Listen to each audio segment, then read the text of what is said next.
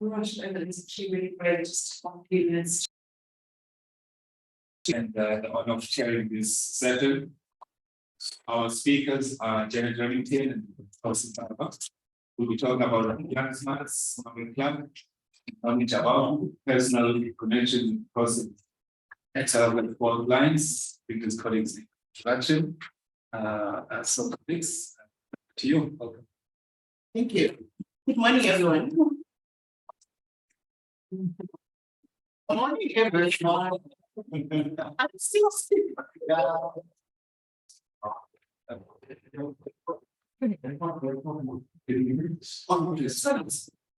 Okay, so I'm going to start with by answering the question that everybody has been asking: how did we come to work on Smuts? And I want to rephrase it by saying I don't work on Smuts. I work on Noni Tabahu, and because there was a connection with Christiaan Smuts, that's how I came in through the window, not even through the door. So in 2001, at a second-hand bookstore not very far from here, I found Noni's first book drawn in color.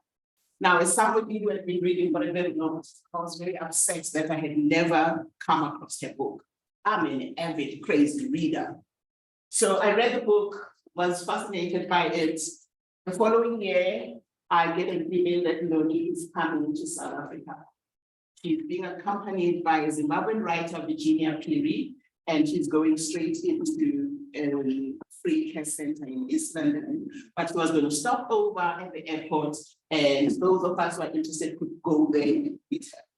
So it's the 5th of May. I happen not to be in South Africa, I'm in Kenya, so I missed that opportunity. So this is 2002. Then come 2004, I'm doing a master's in creative writing. When you do the course on biography, the prof who does that comes in and say, editing the life of. That becomes our essay as we talk about biography. And then in my head, I'm thinking, let me go back to the day that I missed. And that's how my journey began. Because when I started researching her, there was nothing. I asked people, now I'm asking literary scholars, and there was very little to find. So that's how my journey began. It's been very long, but fascinating, and it's led me to Smuts. Because one of the essays that I ended up writing for now the actual thesis was based on the work that she did in 1977 as a columnist for the Daily Dispatch newspaper in East London. And it is in one of those columns that she talks about Smuts, and she calls it column Smuts and I. So for me, it's Noni and I, today with Smuts, the next day with Miss Preston, Margaret Clark, the next day with somebody else. But today we're focusing on Noni Jabavu, Margaret Clark, and Smuts, and you will get to understand why. And the photographs we have on that page are of Noni in what she looked like in 1936, but they met in 1933, and that Smuts went what he looked like in 1934, but they met in 1933, and we'll cover that. And the one photograph that you could find of Margaret is the one that was taken in 1912. So we'll go into details later. Thank you very much, Kosi, and everyone. Great to be here this morning. And like Kosi, I also climbed in through the window in relation to working on Smuts. Come to him only fairly recently in a bit more depth. And I have also worked on Noni Jabavu, not nearly to the same extent as Kosi, of course, and I like to call her the doyen of Noni Jabavu studies. We have to bring our and also in the last few years, I've worked on Jabavu in relation to a bigger project around Black South African travel and the politics of mobility as explored through a whole panoply of texts from 1850 through to 2020. And Noni has featured quite strongly in that research.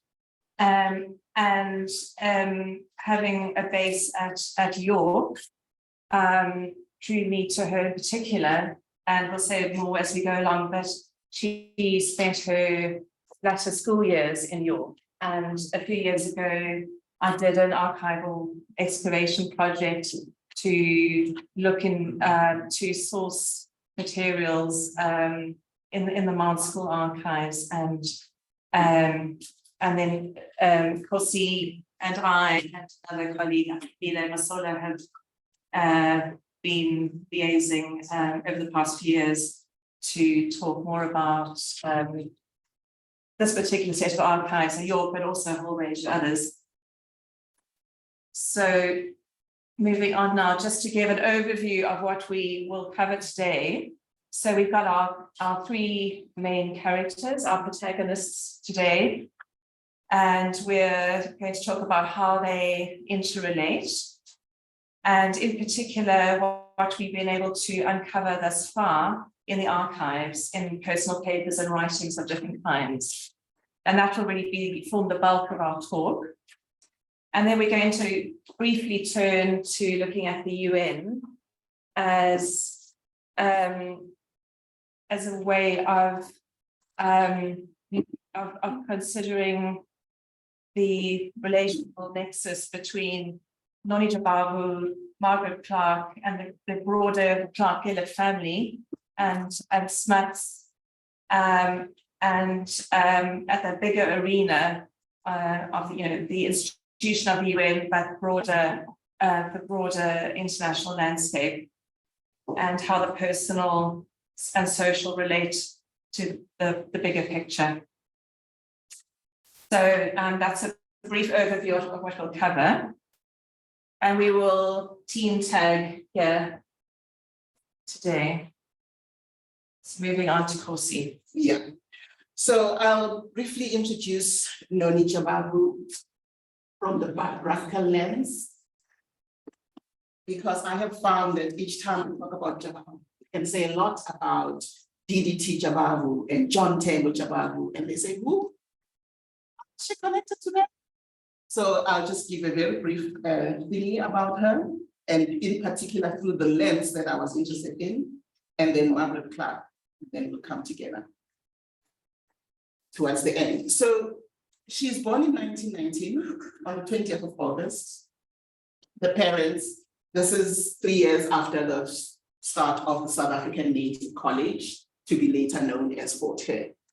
And the reason I have this slide first is because of having gone to one of the very first sources I got about her life was at the Johannesburg Library in town, where they keep the Daily Dispatch newspapers.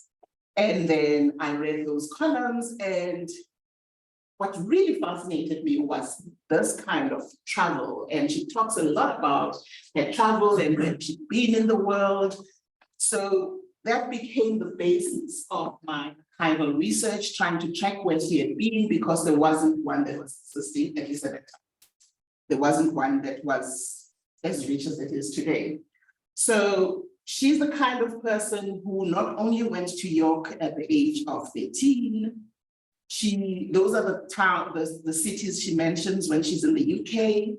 And of course, in South Africa, there was Alice Middledrift, but she was at York University in 1977, spent some time in Cape Town and Johannesburg. And in Uganda, she lived there in 1955 when she moved there with her then husband. I'm saying that then because they later divorced.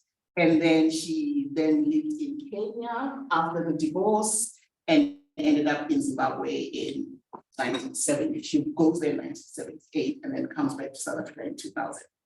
She spent some time in Jamaica and Trinidad, and when they went to Jamaica, they went as a couple. The husband is Michael Cadbury Crossfield, who is a filmmaker, and he was fascinated by filming what was happening in Jamaica as the new president was being elected and things were changing in Jamaica in 1962. So in Europe, she talks about spending some time in France, in Switzerland. She had a flat in Italy that she later sold. in Latin America. She went to Cuba, Venezuela. She spent a lot of time in Mexico, where she had found a writing room, so to speak, as she was working on her second memoir, The Orca People. And then in North America, in the US, Canada, and other travels. And then she dies on the 18th of June at the Lynette A. Elliott Brain Care Center. So my interest was really about her writings, because that's how I first came into her. So this gives an idea of her writerly and what I'm calling writerly and creative outputs, because I was pleasantly surprised to learn that she had worked at the BBC. I'm a radio person, I grew up on radio. Television arrived in my life when I was 19 years old. So reading about the fact that she was on radio, her first broadcast was in January of 1942. And then she worked on and off for the BBC until 1963. She wasn't really employed there. And she worked on various programs over the years.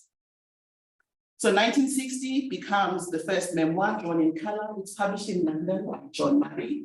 It is based on her return to South Africa in 1955, when her brother, a younger brother, dies.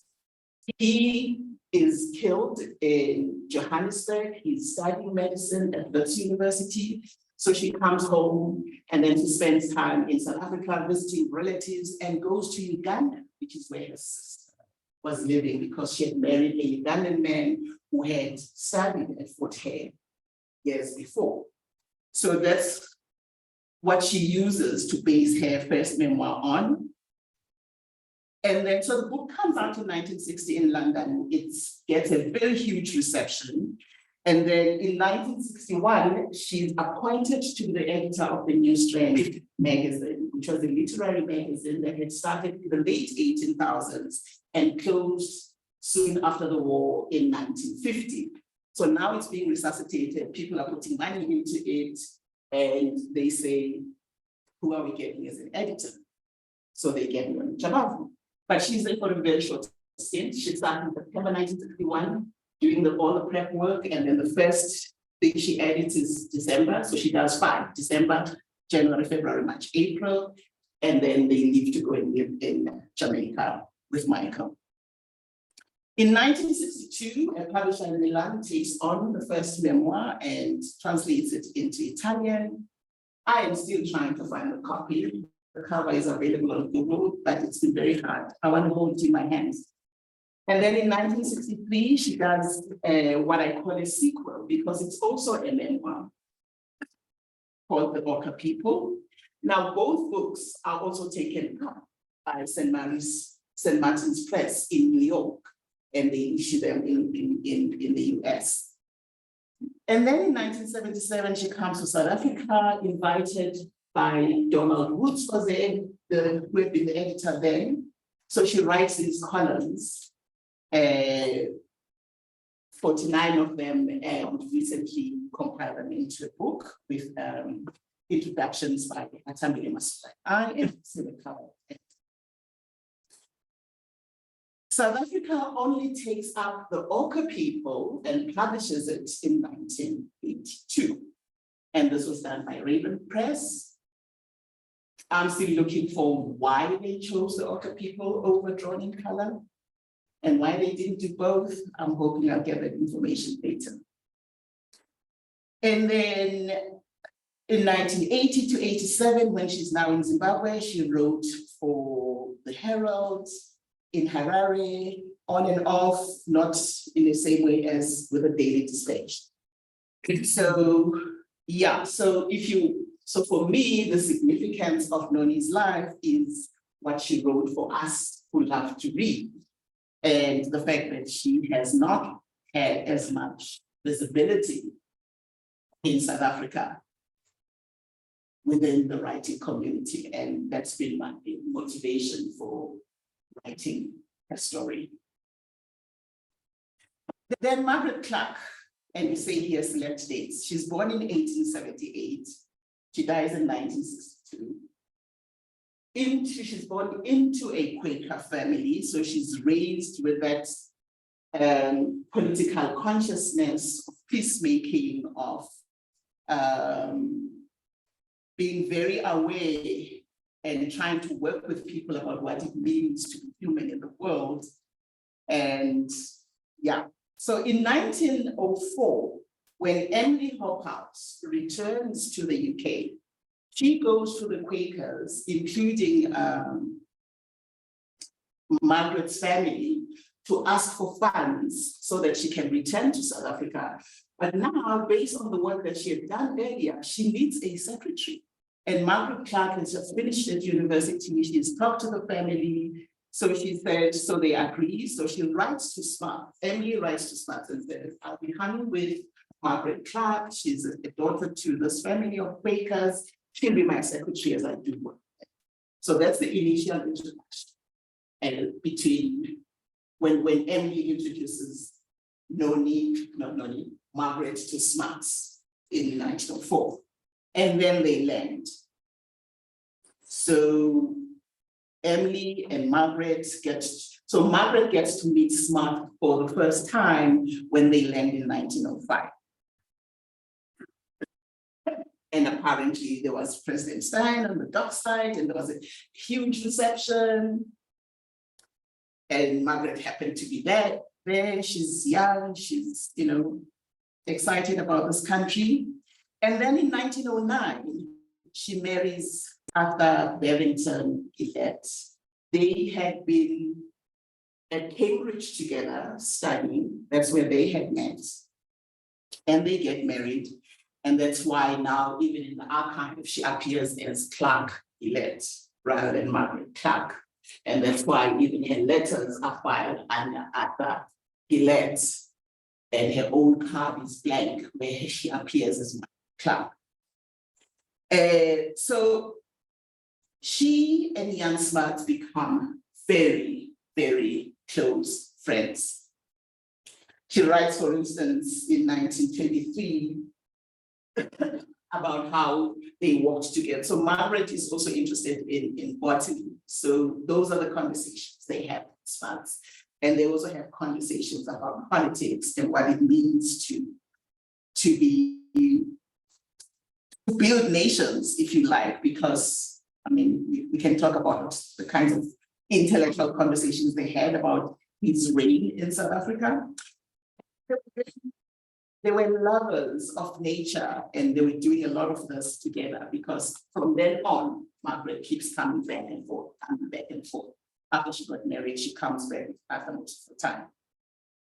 And then over 45 years, they write to each other, and the letters are in the Pretoria archive. And according to Peter Bukes, who wrote a book on Smuts friendships with women, he says that there are over 2,000 letters just between Smuts and Margaret at the archive. So to go back then to the first meeting point of the three of them, because now we know about how Margaret gets to meet Smuts. Clark Gillette family are in South Africa in 1933. The Jabavu family traveled from Eastern Cape, where they were living, to go to Cape Town, to Smuts' home. And the three families meet at a home that was called Salter, spelled backwards for at last, that we learn from Peter Bukes' book that it was funded by the Quakers because they had needed to have a home to just retire into. And according to Peter Bukes, Alice Clark, Margaret's sister, had led the fundraising event that could help buy Smuts the home. So Margaret and Arthur, then they're there with their children, and then Noni joins them, and they live together to go to the UK in 1933. So Noni then becomes the additional child. She uses the word my in-local parents. So when she's going home between Mount York, where she ended up doing her education, she comes back to Oxford on 102 Banbury Road. and she becomes part of the family. And when Smuts visits Margaret and Arthur, of course, Noni gets to see Womyan that she calls Womyan. So interestingly, even Margaret called Jan Smuts Womyan, and Noni called him Womyan. So that's how then the three come together. Thanks, Kosi. So we'll dig more into the archives now to bring a few items to life and just talk through some of the steps in quite an extended process of earlier connections actually between the Jabavu family and the Clark Gillets and the broader Quaker community in the UK.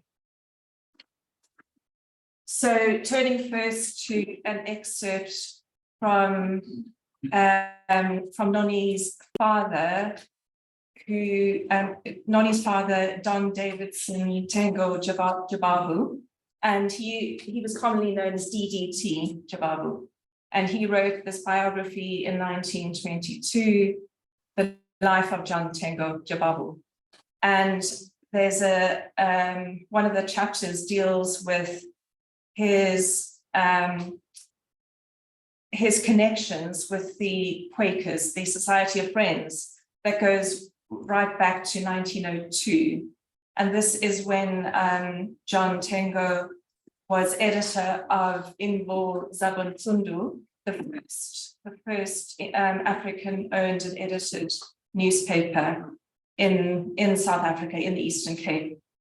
And during the Anglo-Boer War, the South African War, it was closed for over a year under court-martial because it was deemed to be anti-imperialist. So in the biography here, DDT recounts that his father used to tell the story of when Joshua Rowntree, one of the most prominent Quakers of chocolate fame, came to his office, the newspaper office, and there was this show of solidarity, both pacifists.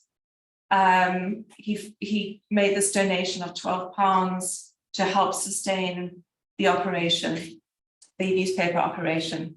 So that was the first encounter with the Quakers. And then later when John Tengo went abroad to the UK, it wasn't the UK, Great Britain then, to petition the imperial government to support African rights, as there was the big build-up to the creation of the Union of South Africa. There was the multiracial delegation that went over to London in 1909. John Tengo was one of the delegates, and reconnected with the Quaker networks in London. And now this is a picture of DDT, standing on the lawn in his home in Alice. He was the first Black professor of Fort Hare University College, as it was known then, in the Eastern Cape.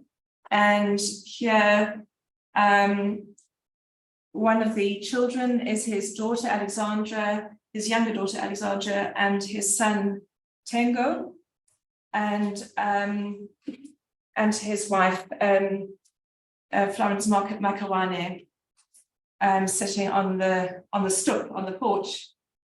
And just to briefly turn to the next page, which is an annotation by Noni Jabavu on the back of the photograph, which gives an account of who's who in the photo.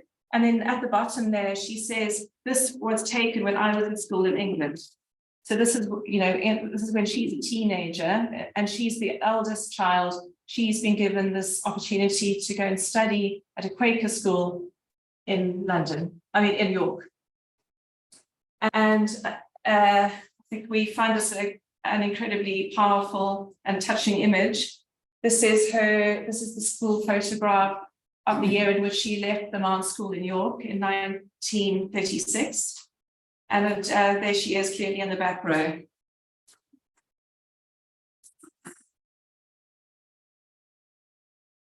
Now, we just wanted to quickly bring up a couple of slides that illustrate the extent of the activity and social relations between various members of the Jabavu family. Smuts on the next slide, and the Clark Gillets. So the Margaret Clark comes from the Quaker family in Street, Somerset, and they've got this large family home, Millfield House. They have a lot of guests. So the grandfather, John Tengo, he arrives from 1909. He's there again a few years later. Noni's father, DDT Jabavu, lots of visits between 1910 and 1914. Noni's mother, Tantiswa Florence Makawane Jabavu, she comes over to Britain and studies also in Britain, and has a fair amount of contact with the Clark Gillets and other Quaker communities. And then now just briefly turning to Noni herself. So here we see her in the visitor's book in 1933. This is just after she's arrived from South Africa, coming over as a 13-year-old, and just before she starts school. And her adoptive sister, she calls her in loco sister is Helen, same age, they started school together. And here quite a lot of entries for Smuts. And this is just, of course, for the Millfield House. Margaret and Arthur have their primary residence in Oxford. But they have holidays, a lot of holidays in this house. There's summer holidays, and also quite a few Christmas gatherings where you have Smuts and the Jabavus at various points joining them for Christmas. And here is an excerpt in the blue section from Noni. This is her writing retrospectively in 1977. In one of her Daily Dispatch columns, and she reflects on spending time with Yanni at the Clark Gillet's home, and having a sort of fairly endearing picture of the interaction, or her memories of him in that uncle kind of role. Okay. And then turning now in a bit more depth to one of her Daily Dispatch columns that Kelsey cited earlier, Smuts and I. And she gives an account of her meeting Smuts for the first time when she was a teenager, 13. And I think it's a really profound piece, and there's a lot more really quite sort of tender detail around this encounter, and clearly also shows the relationship between Margaret and Jan, that they have this real rapport.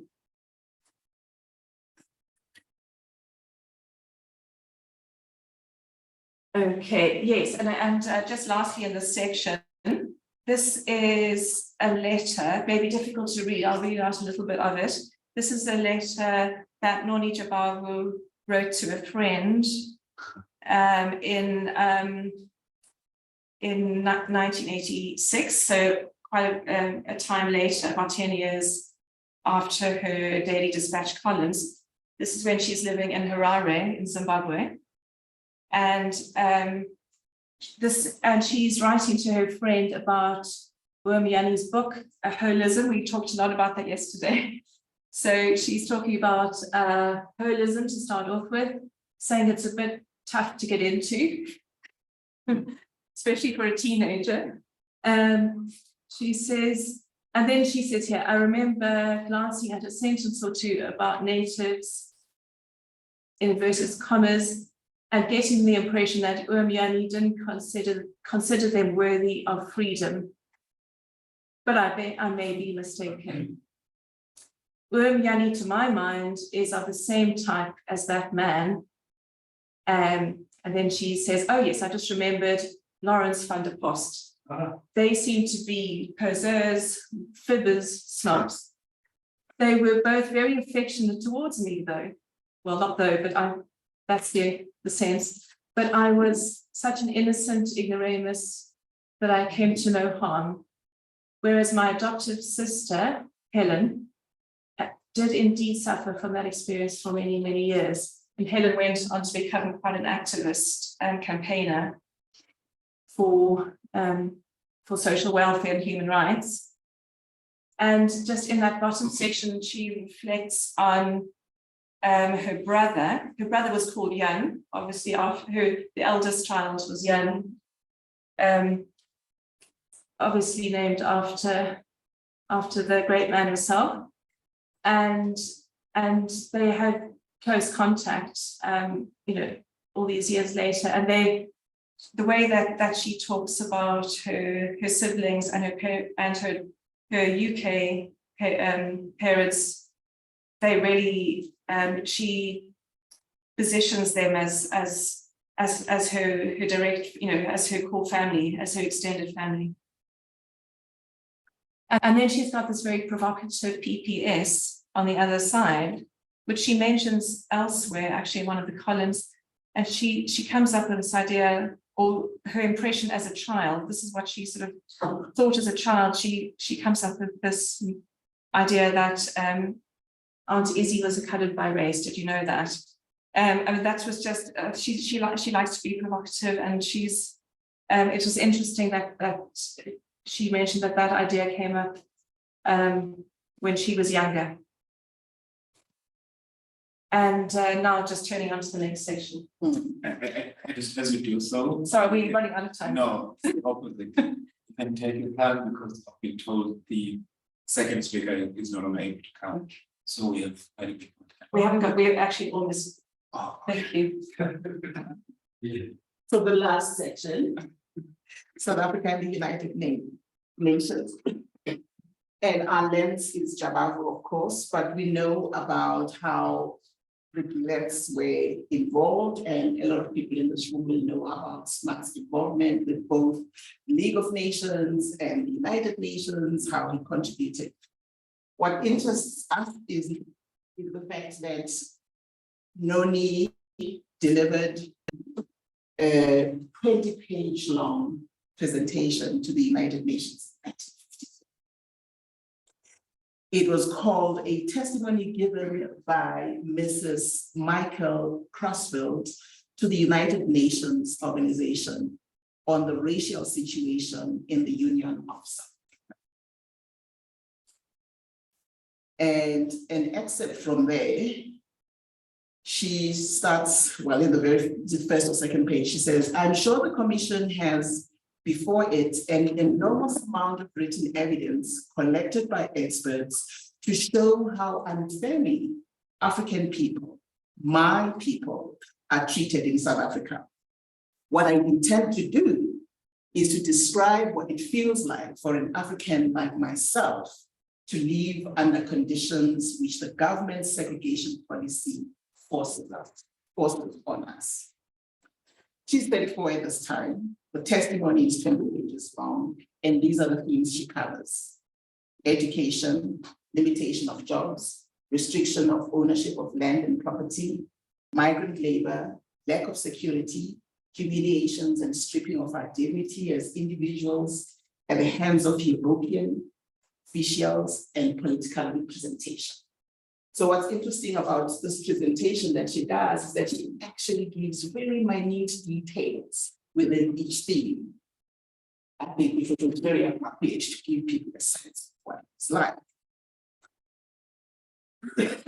So what we are concerned about when it comes to Smuts is how do we read the Smuts character social microcosm traversing conventional differentiations, which is race, class, gender, political leanings, etc., in relation to the wider segregationist policy environment and Smuts or generally health views, which is a big question.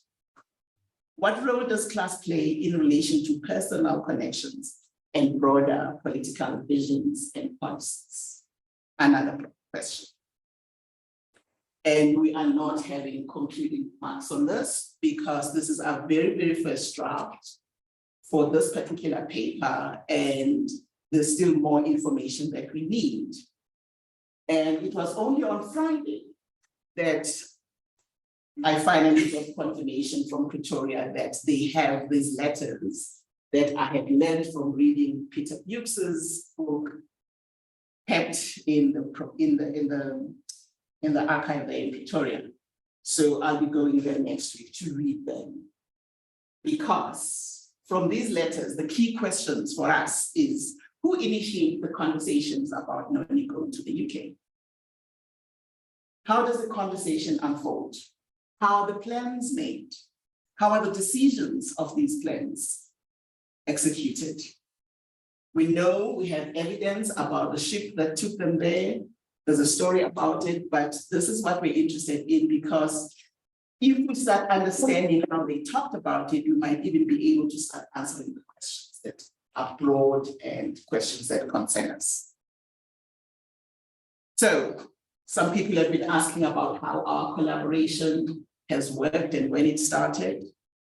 So Janet organized a festival in York in 2021. This is COVID.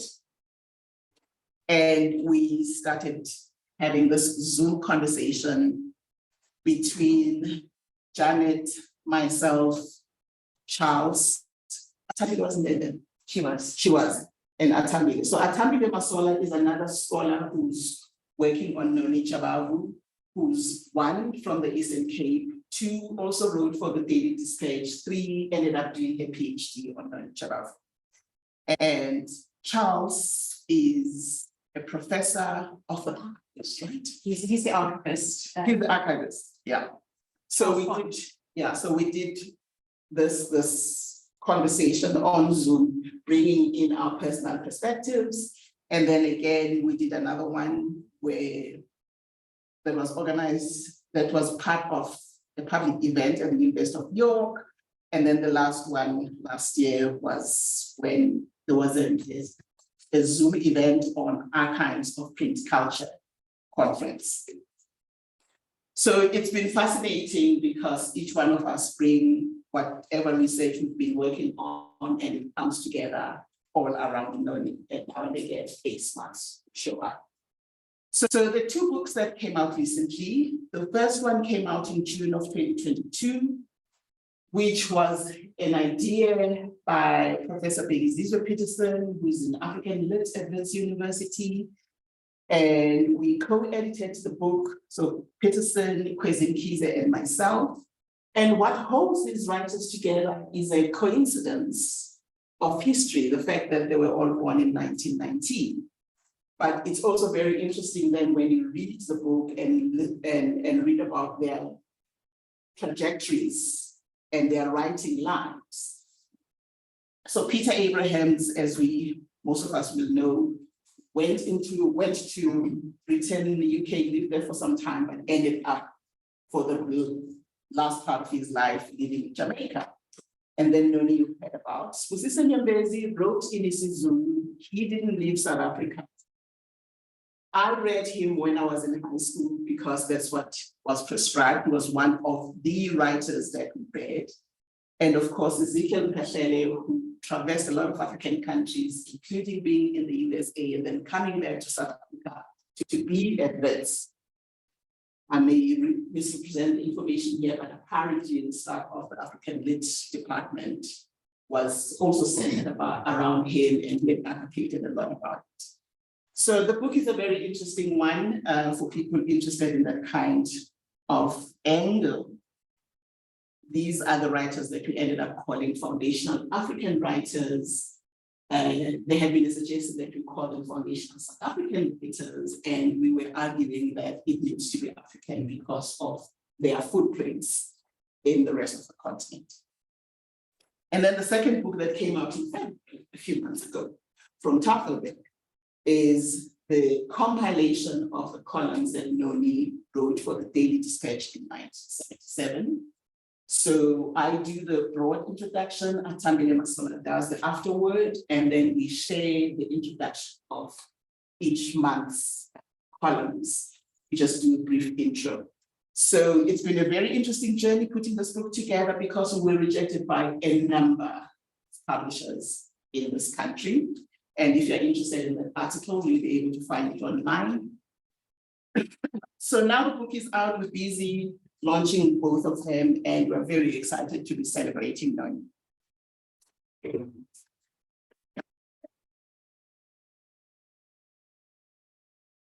Thank you very much, Dennis. Colleagues, questions, comments, inputs? With plenty of time to speak.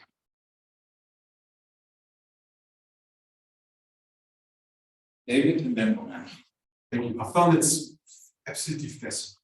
Just some of the insight if you just her life. I mean, it's just and the background of family, the professor for the and that it's just incredible.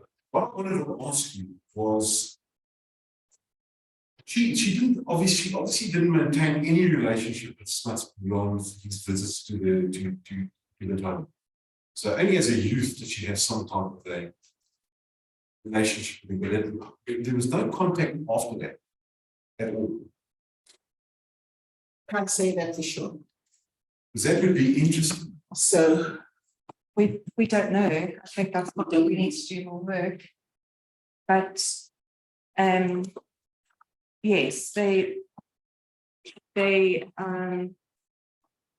don't have the full records of our visits and encounters, but I guess it's not inconceivable that Jabavu and Smuts would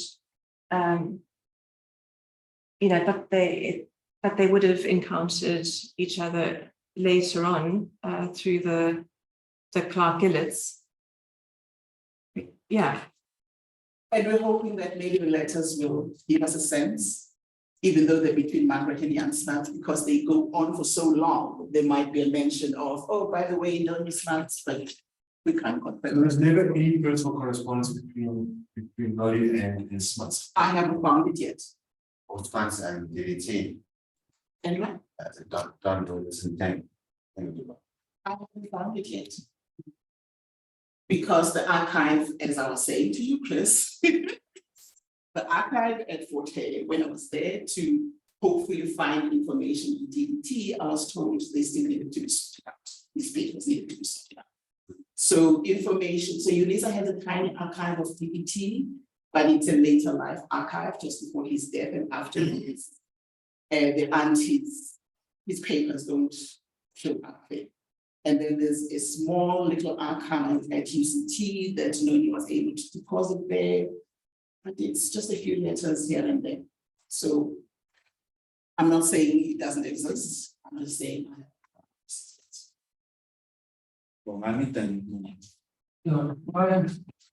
find this to be quite fascinating because one of the interesting questions is relationships that Jan Smuts had with Black people in social settings. And we know quite a lot about Jan Smuts' relationship with Black people in the political sense. But I mean, this is quite interesting because this is a social relationship. At least, I mean, I think there is another one that may be worth exploring, which is Jan Smuts' relationship with Queen Mojaji, which was a very personal relationship too, to such an extent that he visited Queen Mojaji at her place and he had to have behaved in a very respectful way towards her. When it appears to me that perhaps, unlike his politics, the way he related with the people in social settings might have been different.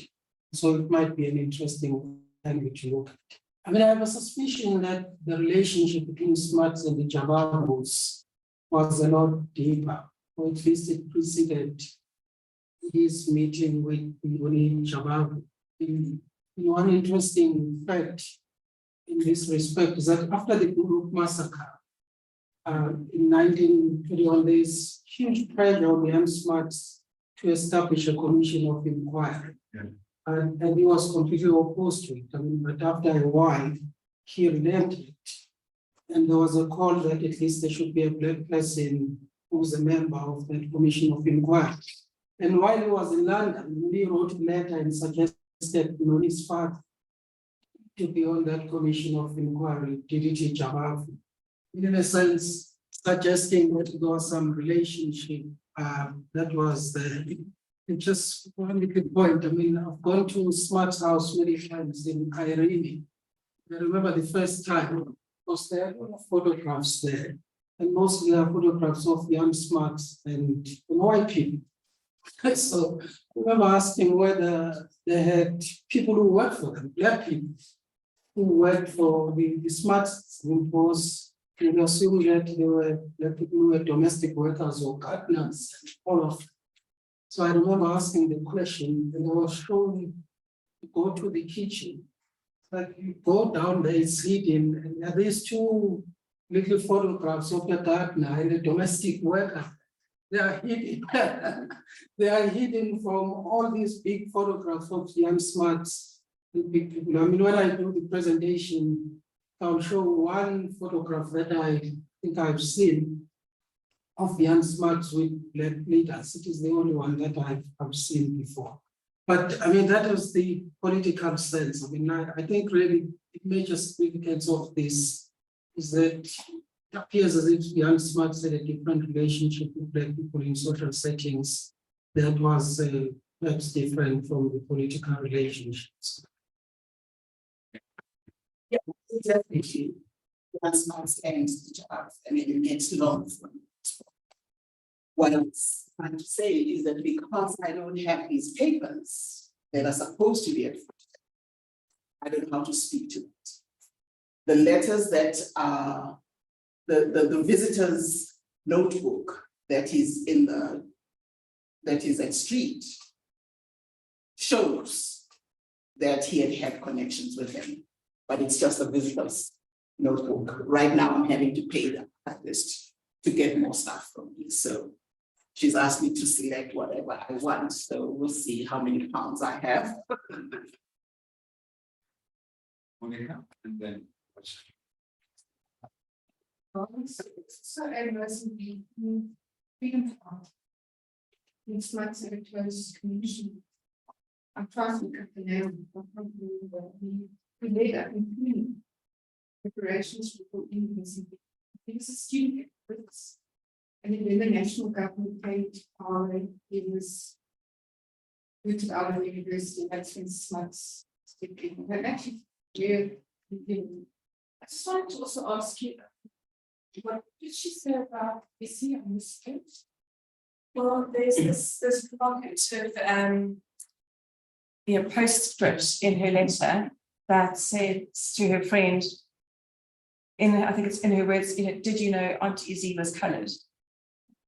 So elsewhere in one of her columns, she writes a little bit about that was her impression as a child, that she was trying to figure out who was who in this family setting. And then she assumed, she thought, she was used to be in multiracial settings, and Alice in the university environment, she writes about that also, how, the household had academics and, neighbors who were white, black, mixed race colored. So she was used to this, blending of groups. And as a child, she got this idea that Aunt Izzy, Jan's wife, was coloured. Anyway, so she brings it up at various points, she sort of throws it into the mix. So I did, yeah, it'd be interesting, yeah, it was in her letter, so I thought, and that particular letter has so much in it, so it just seemed to be worth putting it up there. And it also, I think, just shows like the kind of fluidity of race, and also just the social settings, class positioning, where in 20th century South Africa, there was, there were this level, there was a fair amount of social interaction in that kind of scenario. So, Roger, please. Yeah, thank you. It's fascinating. And I may be wrong, because I certainly don't know enough about Noni, but from what you're saying, she sounds a curiously unpolitical person until we get to 1953 and making that statement at the UN in Geneva. And I'm wondering, where does that come from? Is that anything to do with her journeying in the West Indies, where we had at the very beginning, which presumably might imply she had into contact with Pan-African influences? So that's one question. The other one, I just wanted to go back. There was mentioning about, in one of your slides, about something about a house at last being bought for, was that for young Smuts that didn't? Was a query there, because he had his house at Irene by then, but I'm just reading that because it's curious. One thing we know very little about is Jan Smuts and money, except his biographer said he didn't take any money.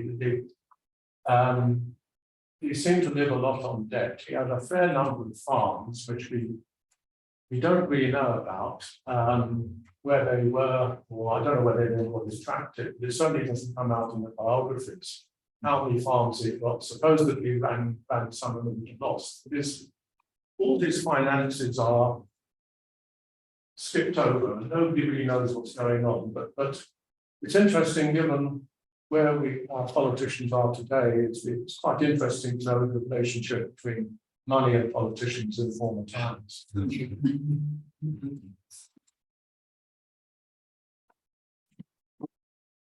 Let's start with the testimony story. I was equally fascinated to read the paragraph in Peter Pearson's book, because he makes the point that when Alice Clark started fundraising, and because he's now lost the election, they brought him a home to retire at. And can't remember the words that's used, but he was a little bit embarrassed, something like that, that his Quakers, his friends, had to do this. So it was a fascinating other detail for me. But the other thing that's in the same book about money is Hughes talking about how Emily Hodges was assisted by Jan Smuts Foundation because she was doing this work, having to fundraise, but at a personal level, he ended up having to part with a lot of choosing to part with a lot of money to support her personally, and because she was living here, there, and there. And yeah, even though their relationship was fraught, because Emily was challenging him a lot about how he was working with his parties. So those are the two instances that I found around money. And yeah, that hope, I know about the Irene place and funds as well, but the departure from Cape Town was fascinating to discover, at least for me, at that point. The other question you asked was about Noni's Pan-Africanism. Yeah, West Indies. Her travels in the West Indies, whether she was influenced by Pan-Africanism and so on. Somebody likes using the word, of course Noni was political with us, because she was not a deliberate activist doing meetings and doing this and doing that. I think it's very hard to be a South African who grew up under those conditions and not have a political view. But did she choose to be political in that way? As far as I can see for now, no. And what I really hope is sitting in somebody's desk somewhere in the world is the autobiography she was writing, because she kept referring to it. And she would say things like, oh, but I'm reserving that for my autobiography, you know. So she was very deliberate about the choices she made on what she wrote about. So even when I learned about the fact that she gave this speech in the UN, I said, oh my gosh, this is the most political big P kind of thing that she did for now. But I also say, in my reading of her life and the work that she has done, is that maybe she didn't have to be an activist in that way, because there's a way in which growing up in South Africa the way she did, where, and I like to use these words, the world was at her doorstep, the doorstep of her home. That was just the world. And she goes to the UK. It's a school for girls, which was, you know, a thing, because there was a time when people thought girls didn't have the brains to have an education. So there's already that kind of reversing of what the big politics is about. And when she works at the BBC, it's at the time when women at the BBC are saying, we need the women's now. This BBC is too many. It's the time of the war. We need to talk about things. So one of the programs that she does on women jazz musicians, Black women jazz musicians, is part of the Women's Hour within the BBC. So there's a way in which she moved, and I would want to argue that because of her class, her connections, she moved in spaces where there were the initial changes that therefore she didn't have to be the big activist. So she was already living in those spaces of the changes that other people were still fighting for. That's how I answer that. So, Thank you very much. This is a really interesting discussion building, and I completely agree that there was a private Smuts, and it included his friends as well, where he leaned and became very close and intimate to really radical feminist Quakers, who often upbraided him, but he kept a separation between his political life. And of course, as I'm going to argue in a moment, he simply did not think that blacks should be political figures on the national stage. The one exception actually was DDT Jabaru, who over the segregation bills he did. But of course, DDT Jabaru was a compromised character by mid-1930s, because he was brought into the liberal compromise with Herzog. So it'd be really interesting to know, you know, how Noni talks about her father in 1935, 36. But there are other people involved. So there's somebody that I'm trying to trace. Her name is Radhabai Subraya. And there's reference to the Gandhi material that Radhabai stays at Smuts' house when she's studying in Oxford. She's the daughter of a leading liberal Indian politician in Madras. And you know, she's also, she's obviously of an elite family. Her children go to Eton and so forth. But the curious thing is that it's the references that she stays at young Smuts' house. But what makes it difficult is that the time period that she was in Oxford was 1912 to 1914. And I don't know whether Smuts had a house in England in 1912 to 1914. I don't believe he did. So I don't think the reference is wrong, but it may be that she's staying with Gillis. It may be that there's a mistake in his house. And I do think that it is interesting that she refers to him as Wurmia, because of course later he was known as the Obas. And I don't know whether that's simply a matter of age, or whether he directed people at that time to be called Wurm rather than Obas. But it's a very paternalistic relationship, right, Jenny? And it's interesting how she picks this up. I also think that Roger's point about money is also intriguing. There's that old Cadillac sitting in the garage in Irene. Otherwise, it's sleeping outside on a narrow bed. Yeah. And, you know, I think I may be wrong, but I seem to remember that as Prime Minister, he did all the entertainment was done at his own expense. So whether he had private funders, who knows? But it really is quite an important question to raise. So if you could think about, I'll give you the references, like other people who may have been staying at young Smuts' house at this sort of period of a be really, really nice. Thank you so much.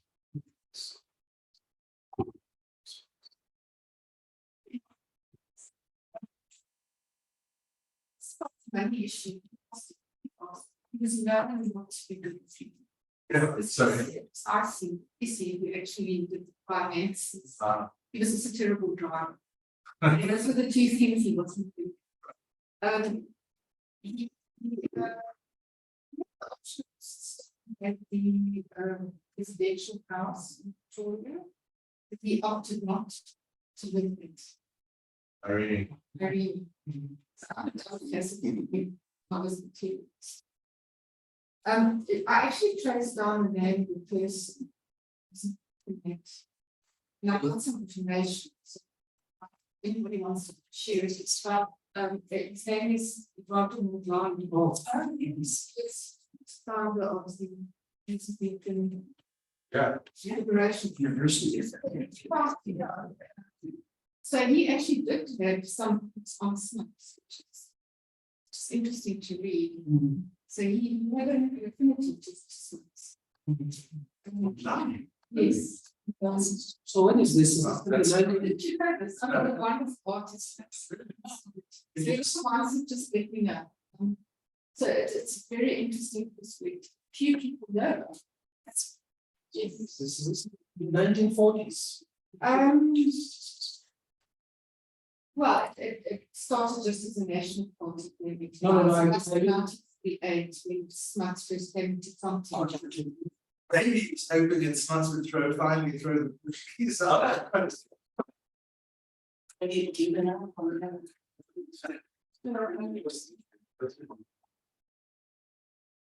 Do you know anything about why Ellen was so traumatized by her meeting with Smuts? The sister, she wrote her sister. Not a great no, but the sense, I think, an impression is that maybe it was around the disconnect between the close relationship her family had with Ulmian and she had with Ulmian as a child, so that seeing a very tender, approachable figure, and then looking at his bigger policies. And so, you know, I think something around that disconnect perhaps, but I think that needs, some more investigation. The Gillets, her siblings all went on to do very interesting things and became quite involved. Well, her brother Nicholas in the UN, he became quite involved with UNESCO and other UN organizations. We've lost our chair. Yes. Yes, your hand was up first. I'm fascinated by this whole thing. Like I said, I'm really interested in sort of the patterns of intimacy between people across the color line, segregation and everything. But I was also really interested in what you said in your ALA presentation about criticism of Noni Jabavu from sort of subsequent African writers. I think you mentioned it was like a Don Matera or something that was just a very sort of dismissive, you know, it was like a one-liner kind of it's marginalized. Marginalized. I'm interested in, I guess, the precise terms in which those critiques came. I mean, are there people, to the extent that other Black writers criticizing Noni Jabavu, are they explicitly? I mean, I'm just thinking there's a lot of possible evidence for that, right? She has this very breezy style. She's mentioning, I mean, she has these columns where she mentions sort of this very, very close relationship with young Smuts.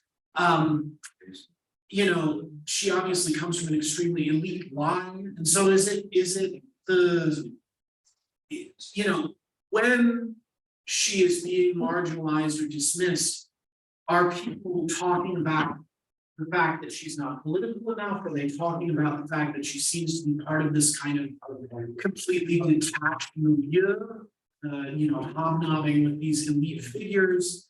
Or does it not sort of enter that role? Because there's just so much here in terms of, I mean, I think about like the research that I've done on journalistic figures in like the 1930s and the 1940s.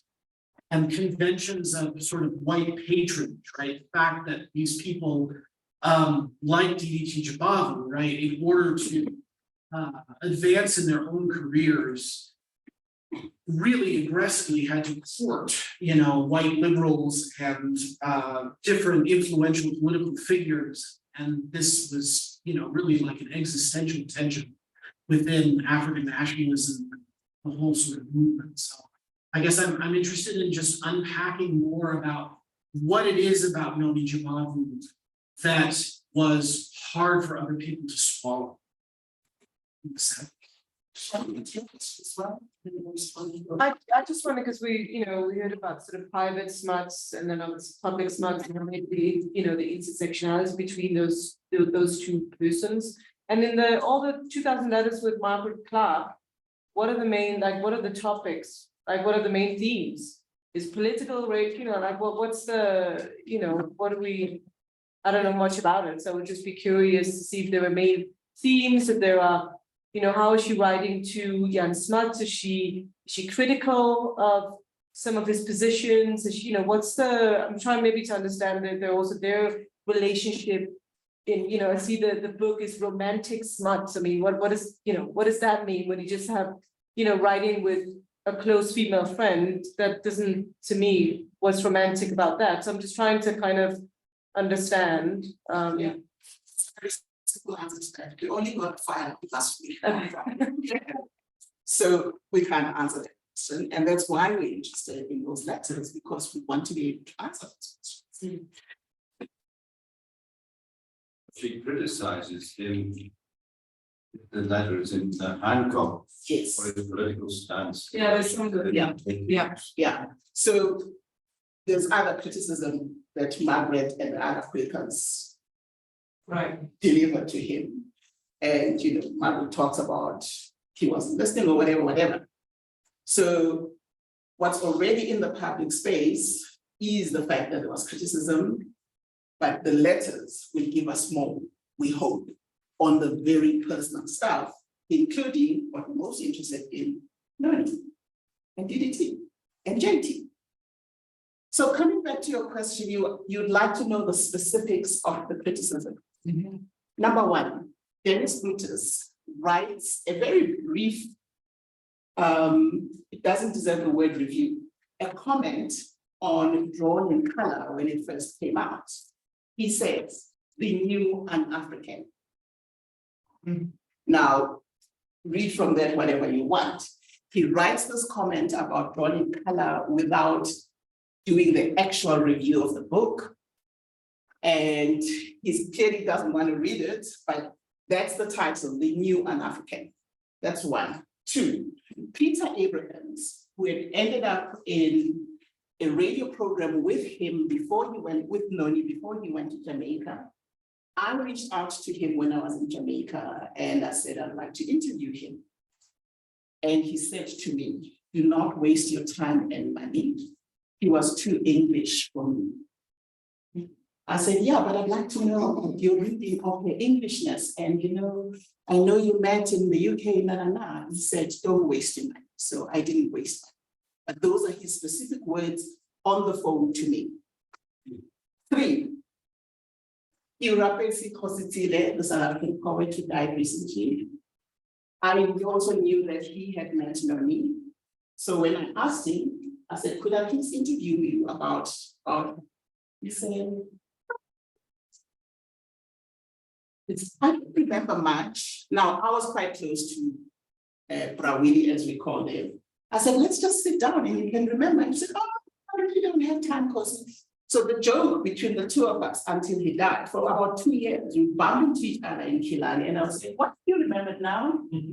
And we just laughed. he refused to commit to anything. So I don't know what his criticism was. I just know that he couldn't remember anything. I suspect he didn't want to share what he remembered.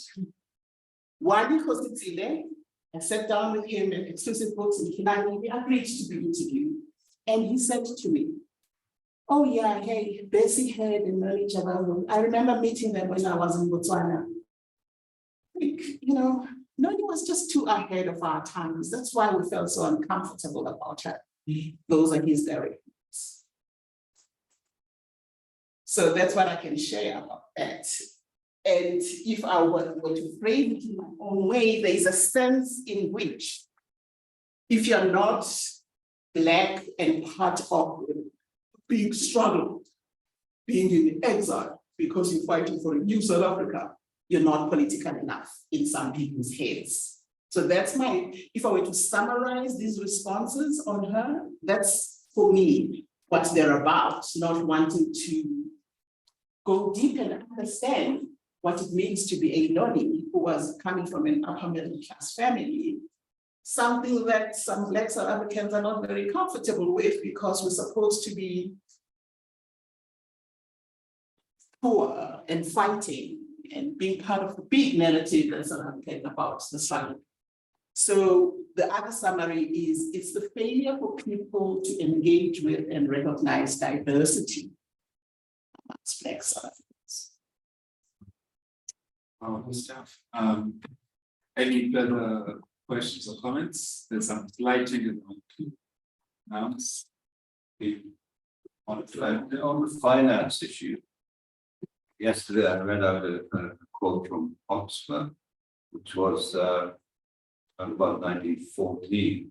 And it's clear that the word was out there that Smuts had benefited considerably financially from buying these lands. It must be known among the,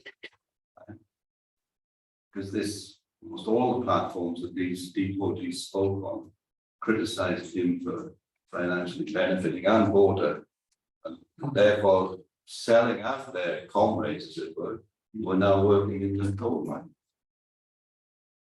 But they didn't say how much. They were hand in hand with the capitalists who would basically cause strife, and benefited financially from it. So he's not. So I suspect the newspapers at that time, would have criticisms of him, how he benefited, because this just seemed to be a constant theme. Just thank you very much, everyone, for your questions and comments and suggestions for further research. I think got a lot that we've taken away. This was lovely.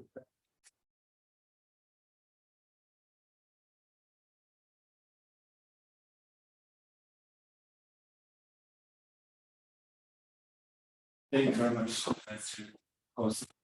So we will not, unfortunately, be able to hear about Smuts and the atomic bomb. Colleague joins me. As an accident, ankle and complications set in. Can't travel risk. Yeah, we usually good to have. So the next speaker will be Sol, who's kindly stepped up. But before that, before we get to Sol, we can take a 10-minute break, coffee and a tea break, and then back here at 10:55. You know, we'll be realistically, and then we will hear from Sol, and then go for a photograph. All of us with photograph outside, I think by the pool, after Sol's talk. So 10 minutes tea coffee.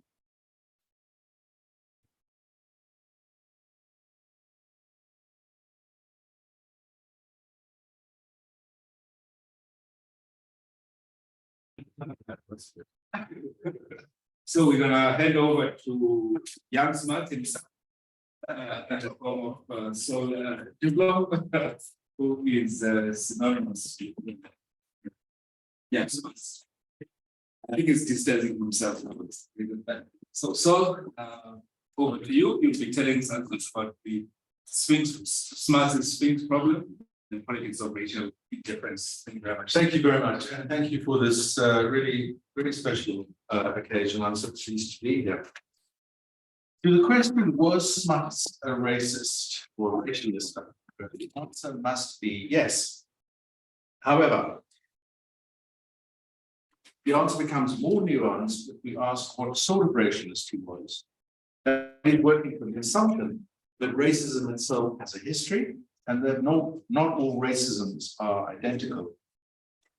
Today, I want to make the case that Smuts' racialism was deeply based in his civilizational worldview, his metaphysical philosophy, and above all, his persistent temporizing.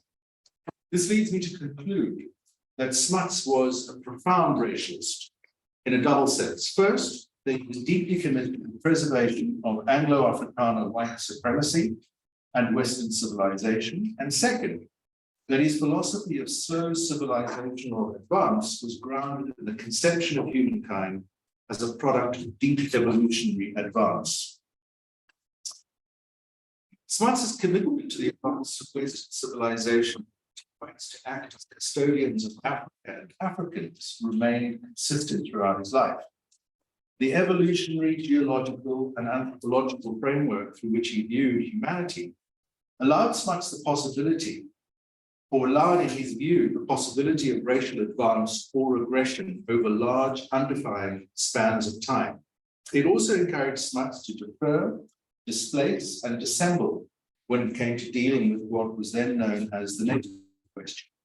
In his first public speech in 1895, the 25-year-old lawyer argued that it was not possible to, quote, safely apply to the barbarous and semi-barbarous native the advanced principles and practice of the foremost peoples of civilization.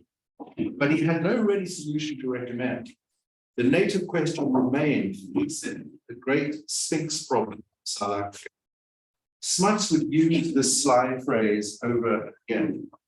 Delaying tactics and rhetorical facts were a constant throughout his career and ultimately contributed to his political defeat in 1948, when he had no compelling answer to the populist appeal of them. On race, Smuts himself was Sphinx-like in its ambiguity. Now, most biographical accounts of Smuts avoid the topic of race, or else parse it in such a way as to find a kind of balance between his racial policies at home and his espousal of freedom abroad. Sometimes this is classed as hypocrisy or seen as cognitive dissonance. Other times the temptation is to avoid Smuts' complicity in racial segregation by excusing his ideas as of their time. One of the few historians who made a study of Smuts' views on race at the center of the discussion is Noel Garson, whose conclusions are judicious, meticulously presented in terms of a kind of ethical balance sheet.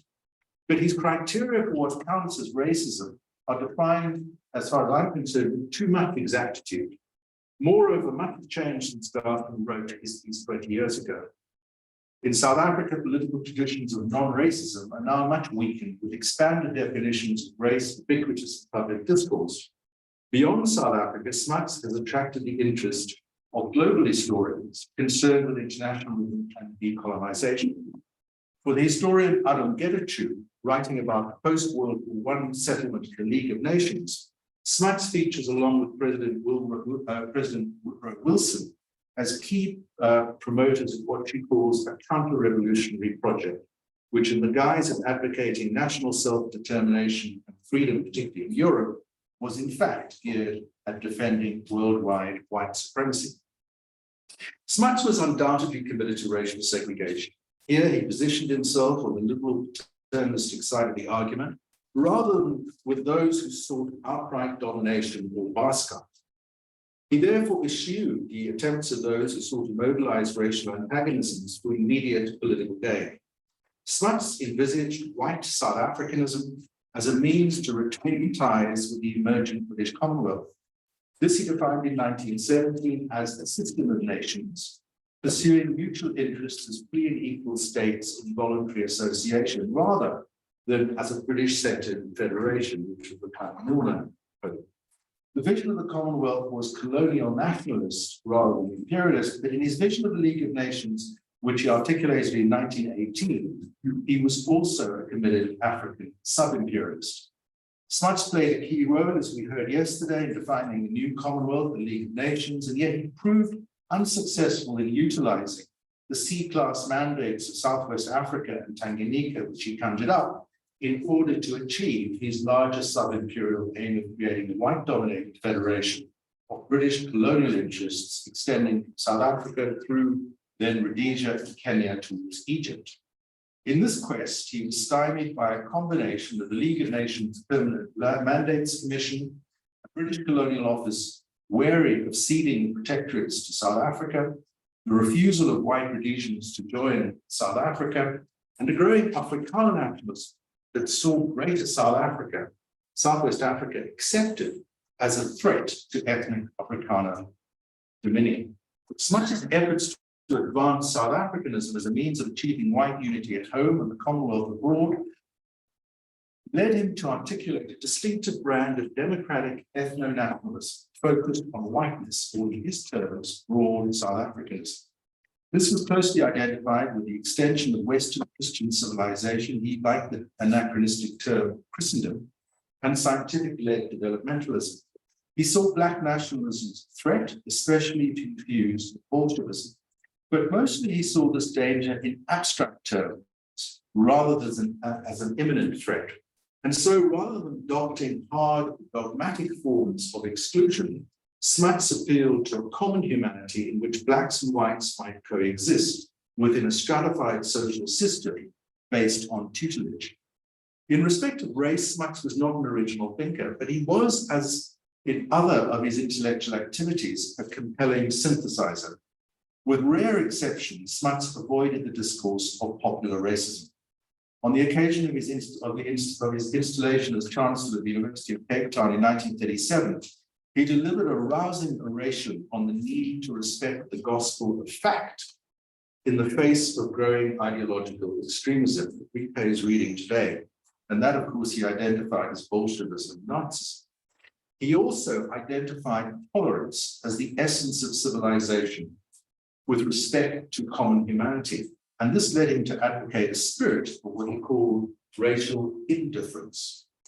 Smuts' interest in evolutionism and spiritual unity culminated in his integrative theory of holism, which we heard about a great deal yesterday, which stressed organic connections through cosmological time. This assumed the idea of gradual progress, while also allowing for its opposite, retrogression.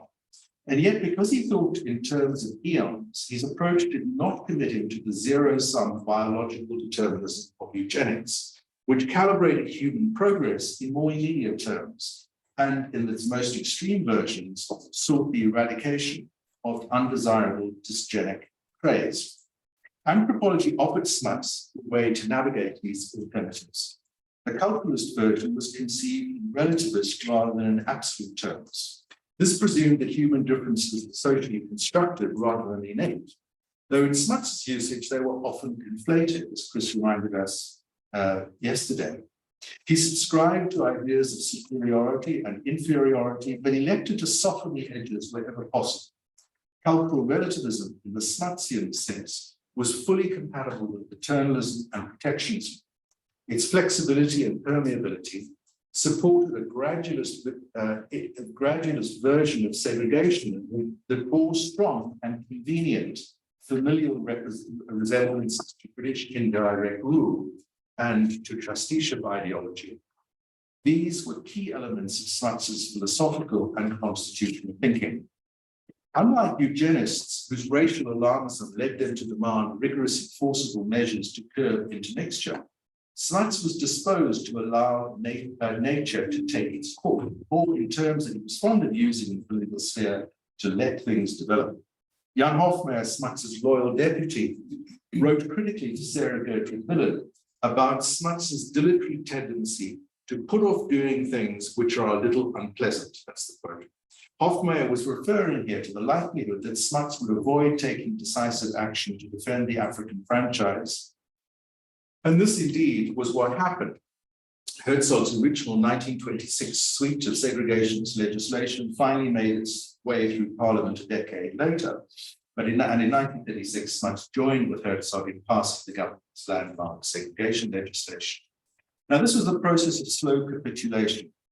At the 1929 so-called Black Peril election, Herzog represented Smuts's greater South African intentions. I hope I can dispense with trigger terms, but I think it's important to have the words in virulently racist terms, castigating Smuts as the man who puts himself forward as the apostle of a black Kaffir state stretching from the Cape to Egypt. In the lead up to the election campaign, Smuts sought to calm the growing racial hysteria by arguing that it had always been his policy to keep the native question out of party politics. This tactic failed, and Smuts duly lost the election, outmaneuvered and unable to mount a principled defense of the non-racial franchise in the Cape. Herzog had no compunction about indulging in crude racial threats, whereas Smuts abjured populist racial politics. He was disinclined to deprive Africans of their existing rights if the assurances he gave the meeting of African voters in the rural district of Herschel in April 1929 are to be believed. And I think they are to be believed. Yet he was also of the view that blacks should not have a role in national politics. Their political interests should instead be represented indirectly through decentralized advisory bodies. There's very little in Smuts' archive, written or spoken, to show that he willingly used racist ideas for political purposes. He frequently counterposed terms like civilized and barbarian or barbarous. The latter word was pejorative, but in the time, from the 18th century onwards, these were really seen as stadial categories. Though, of course, by the time Smuts was using it, they had undoubtedly acquired offensive meanings. Towards the end of his career in 1947, Smuts wrote privately to Daphne Moore, one of his many women confidants and interlocutors, reflecting on the searing criticisms leveled against him at the inaugural session of the United Nations. He wrote, "I continue to swim in my sea of troubles and may yet drown in it. On one side, I'm a human and a humanist and the author of the preamble to the Charter. On the other, I am a South African European, proud of our heritage and proud of the clean European society we have built up in South Africa, which I am determined not to see lost in the black pool of Africa." Now, leaving aside the plangent, even self-pitying tone of this passage, he reveals an awareness of the fundamental contradictions in which he found himself, a point upon which several sympathetic women confidants gently upbraided him. Scholars like Schuller Marx and Bill Schwartz have pointed out that Smuts' silences on race, as well as on whiteness and masculinity, are just as telling as his deliberate or conscious statements. Like the American poet Walt Whitman, Smuts was simultaneously anti-slavery and critical of abolitionists and humanitarians. Both Whitman and Smuts were pro-white Democrats whose respective views of their nations were deeply shaped by the experiences. Whitman was minded to defer the problem of race, Sarah Kirchwell puts it, to hope that black people would somehow go away. Smuts adopted a similar approach. As Liz Stanley remarks in her study of 400 letters, another cache of letters written by Smuts to May Elliott Hobbs, part of his circle of radical women friends, along with the Clarks and the Gillets, there is a resounding silence about Africans in his description of daily life, and that came up in the discussion just a moment ago. Fields plow themselves, cars drive themselves, clothes wash themselves, food cooks itself. This form of silencing is more characteristic of Smuts' approach to race than Schuller Marx's analysis of what she calls the almost visceral racial fears that punctuate his writings. Now, I think quite rather a lot depends on our interpretation of almost in Marx's characterization of these racial fears and angst. They are undoubtedly present and able to break through at times in his correspondence public addresses, though sometimes one suspects for performative reasons. This leads us to ask whether Smuts feared black predominance in the immediate or the distant future. My own view is that it was the latter. Smuts' intellectual confidence, arrogance encouraged his sense that he could disabuse his antagonists of their wrong-headed views. It also encouraged his continuous temporizing, his preference to construct the native question in abstract terms. In 1906, as the prospect of closer union and segregation was beginning to clarify, Smuts wrote to the Cape Liberal politician John X. Merriman, I sympathize profoundly with the native races of South Africa, whose land it was long before we came here to force a policy of dispossession on them. And it ought to be the policy of all parties to do justice to the natives and take all wise and prudent measures for their civilization and improvement. But I don't believe in politics for them. I would therefore not give them the franchise, which in any case would not affect more than a negligible number of them present. When I consider the political future of the natives in South Africa, I must say that I look into shadows and darkness and am inclined to shift the intolerable burden of solving that Sphinx problem to the ampler shoulders and stronger brains of the future. You know that's arrogant because he knew that he was the cleverest around. And as David Katz remarks, this non-policy, as David puts it, was short-sighted even by the standards of the day. But Smuts tried to hold to this line throughout his political life. It was a dilatory strategy that finally caught up with him in 1948. Smuts's disinclination to concede political agency to blacks, to confer with black leaders on the basis of equality, meant that he avoided, despite Lloyd George's urging, an opportunity to meet with Sol Plaatje and other ANC leaders in London or Paris in 1919 in order to discuss what the British Prime Minister thought of as their legitimate grievances. Smuts battered away the suggestion on the grounds that the ANC was unrepresentative, and he expressed irritation at their leader's decision to vent protest outside of South Africa. He treated ANC President Kuma in much the same way in 1943 when Kuma sent him a copy of African's Claims with a request for an interview. This was rebuffed by a note asserting that the document was propagandist. No useful purpose would be served by any meeting. In 1946, Kuma was in New York as the guest of Paul Robeson and the Anti-Colonial Council on African Affairs. Kuma and Smuts were both headed for San Francisco for the inaugural meeting of the United Nations. They met apparently by accident at a press function in New York. Smuts was said to be taken aback. Kuma had the last word, explaining his presence in New York by saying, I've had to fly 10,000 miles to meet my prime minister. He talks about us, he won't talk to us. Smuts's reluctance to meet directly with black African leaders presents a contrast, however, to his close encounters with Gandhi, forged in the first decade of the century as the Indian protest movement of Transvaal gathered momentum. Leaving aside the complex negotiations that ensued after their first meeting in 1908, there is also a personal and philosophical dimension to the encounter. Gandhi used the occasion of the interaction to hone his ideas about satyagraha and home rule. Smuts also committed to higher theories of ethics, philosophy, embarked on a process of statecraft, which a decade later would evolve into white ascendancy and sovereignty in the context of Commonwealth. Gandhi and Smuts were both critics of imperialism, though not of empire as such. And they both came to appreciate the constraints imposed on each other by their respective positions. Theirs was a distant friendship underpinned by mutual regard.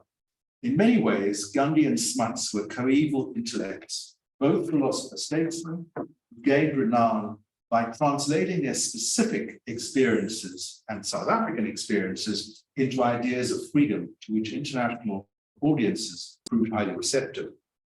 Smuts's personal regard for Gandhi did not dissuade him from taking a hard line against Indian rights in their loyally political negotiations. Of course, they're both lawyers.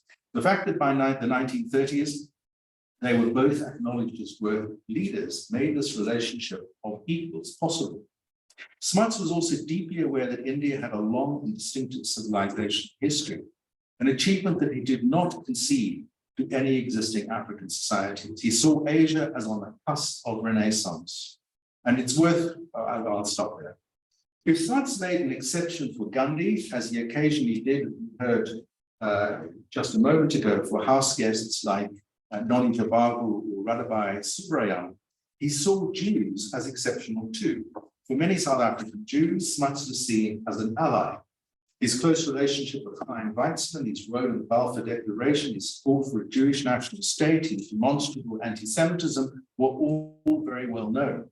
But even so, Smuts's philo-Semitism bore distinct traces of stereotype. In 1922, Smuts laid the foundation stone for a Jewish war guild memorial in Johannesburg, at which many communal figures were present. He said, "I always envy my Jewish friends, amidst much laughter, for the easy way in which they raise money. It has taken a lot of effort to raise a small sum of money for a Delaware Wood memorial," Smuts added by way of explanation. "You Jews, on the contrary, make no noise, and no effort comes to you quite naturally," laughter. Smuts went on to praise the little land of Palestine as a national home, while assuring his audience that anti-Semitic feeling, his words, would never find a place here. The Jews would always be welcomed here. They were part and parcel of South Africa. Now, how to interpret this laughter? Relief, embarrassment, deference? We can't be sure. But this example of maladroit jocularity was not unique. In 1930, Smuts traveled to North America. Speaking in New York at the Civic Forum Town Hall, he would breathe some of the themes about race relations that he just set out in Oxford, but to a very different and less appreciative audience. In response to a question from the floor, Smuts advised African Americans not to be hasty. He compared them to docile animals, the most patient of animals, next to the ass. Tuskegee Institute principal Robert R. Moton rose to challenge Smuts for this hurtful statement, saying that the audience would otherwise leave with a bad taste in their mouth. Smuts compounded his error by explaining he had not meant to give offense, and that he was in fact expressing, quote, admiration for the natives. Edgar Hauser's analysis of the response to Smuts' speeches revealed that the depth of African American leaders' anger towards Smuts' condescending paternalism. W.E.B. Du Bois, who had been following the South African situation for many years, Du Bois had met and shared platforms with Plaatje, remarked, "It's no use telling us to go on dancing, singing. The question is, how far are the Negroes in the Union of South Africa to become free men?" Smuts refused an invitation from Walter White to debate with Du Bois, offering a dismissive, "Life is too short." William Pickens of the NAACP likened Smuts to the average politician from Mississippi. And yet, Edgar and Hauser point out that not all who attended the Harvard University meeting were quite as critical.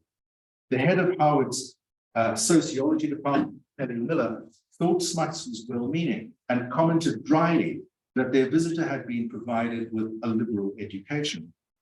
Alain Locke sought to look beyond Smuts' infelicitous remark, his word, and considered that his visit to Howard and the discussion it elicited was overall constructive from the point of view of understanding critical, if distant, racial situation in South Africa. Du Bois appears not to have attended either the New York or Washington events, and he nevertheless had a considered understanding of Smuts and of the South African situation. Having observed Smuts' contributions to the redesign of Wilson of the League of Nations, Du Bois wrote in 1925, "Smuts is today in his world aspects the greatest protagonist of the white race.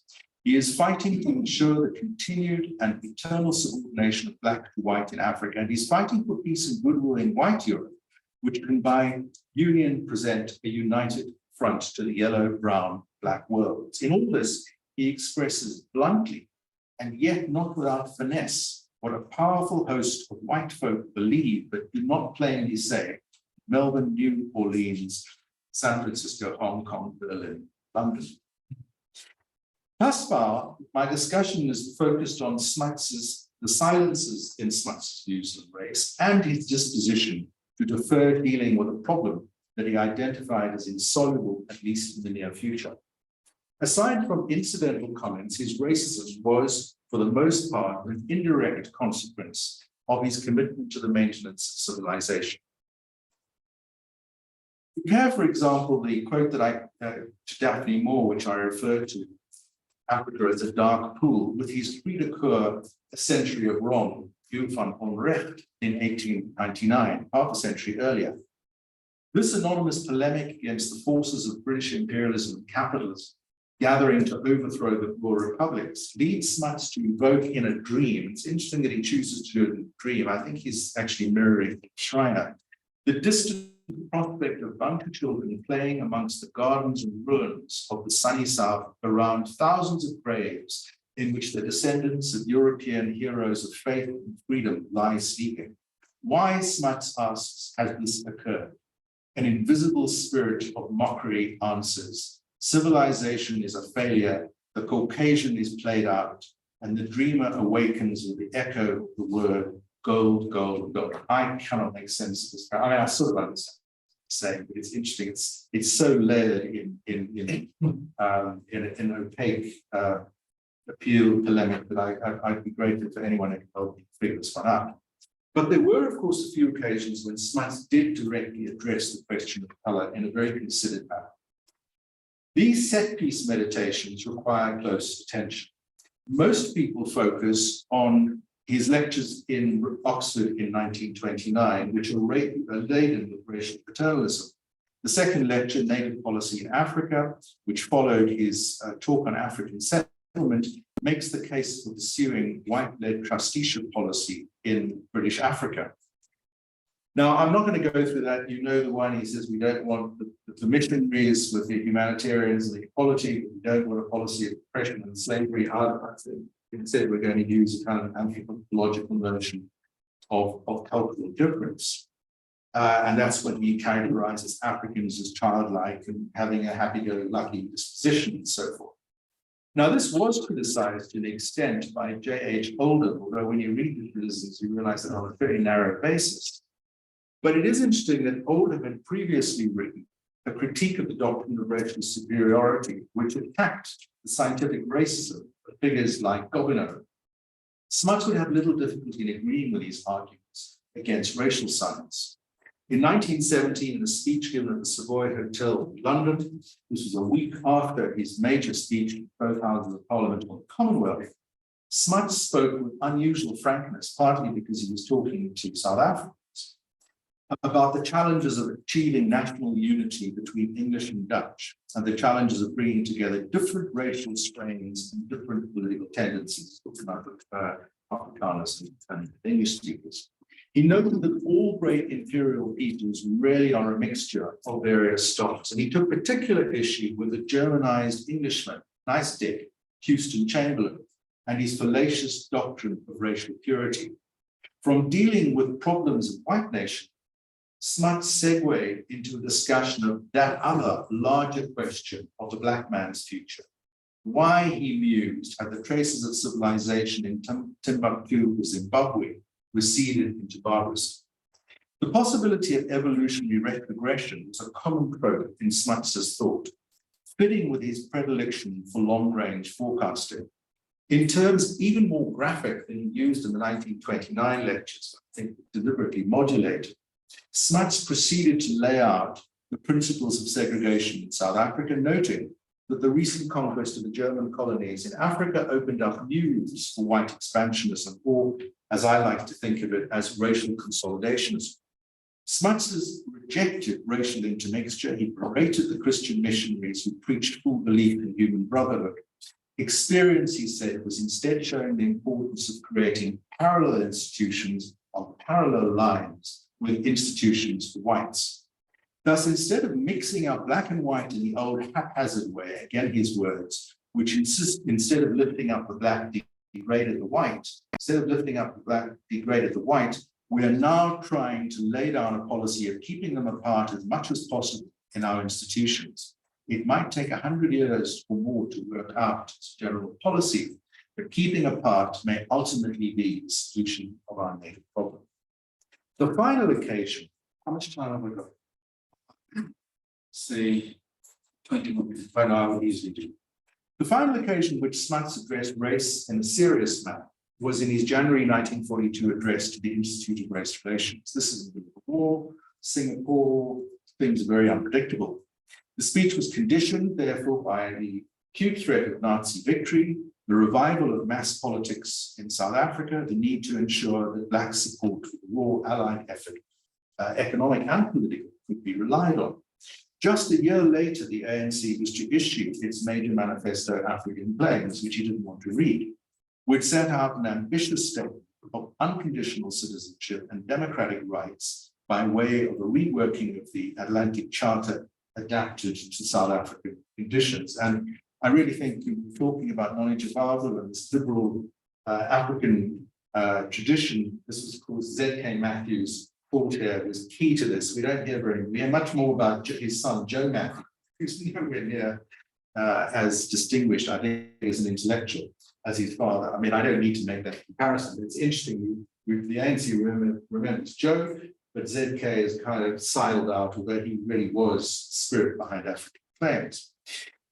Now, Smuts' address is often remembered for his statement that isolation has gone, and I am afraid that segregation has fallen on evil days too, which was widely interpreted at the time as signaling a relaxation of racial restrictions in urban areas. Insofar as he addressed the idea of race, Smuts condemned Nazi race theories outright. The form of Smuts' argument accorded closely with his previous attempts to find a middle way between extremes. In this case, a compromise between what he called the Heterofolk ideology inflaming militant Afrikanerdom and renewed liberal democratic demands for racial equality. And yet he could do no more than offer the tired trope of trusteeship as what he said, another viewpoint for consideration. For Smuts, trusteeship was a matter of ethical duty and religious obligation carried out by the Guardian on behalf of the poor. There was no acknowledgement here of African agency, nor of rights, certainly not as Smuts conceived of these in his majestic contribution to the preamble to the United Nations. He educated whites with a targeted audience, and he appealed to their better instincts in the currency of enlightened self-interest. There were some notable rhetorical shifts, reflecting the growing mood of liberal expectation and intimations of post-war reconstruction. Garson notes that in 1942, Smuts dropped any mention of miscegenation or barbarism. Instead, difference was coded in more flexible anthropological discourse of culture. Smuts' address gave liberals, black and white, reason to hope that substantial reform is now part of the government's agenda. His address was widely reported in the African press, but his words had little or no discernible impact on African politics.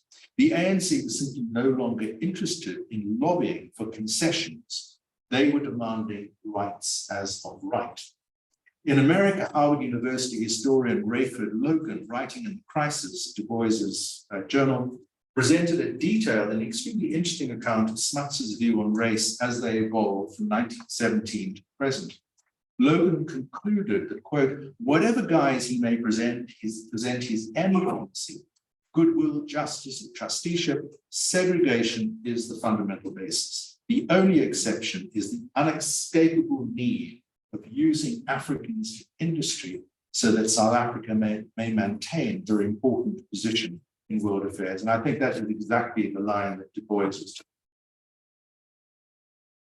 When Smuts recommended then a spirit of racial indifference to a predominantly liberal University of Cape Town community, he was seeking to inspire, but also dissemble and resorting to elliptical reasoning and promises.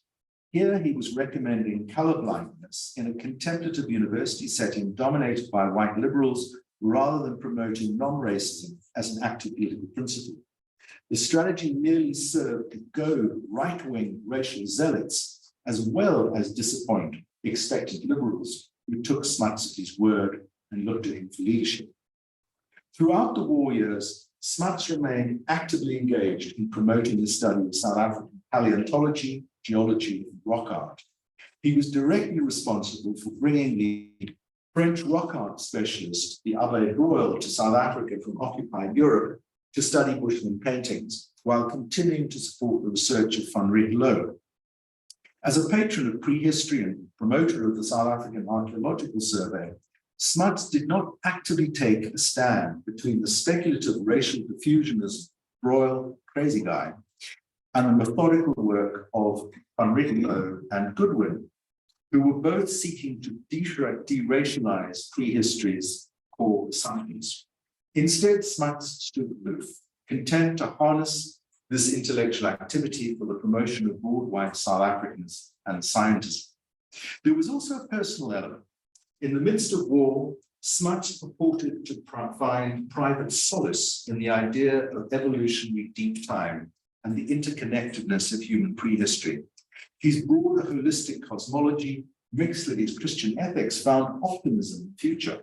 He actually found time to write a foreword to Henri Royal's book, Beyond the Bounds of History, which is a magnificently produced but mad account of South African rock art.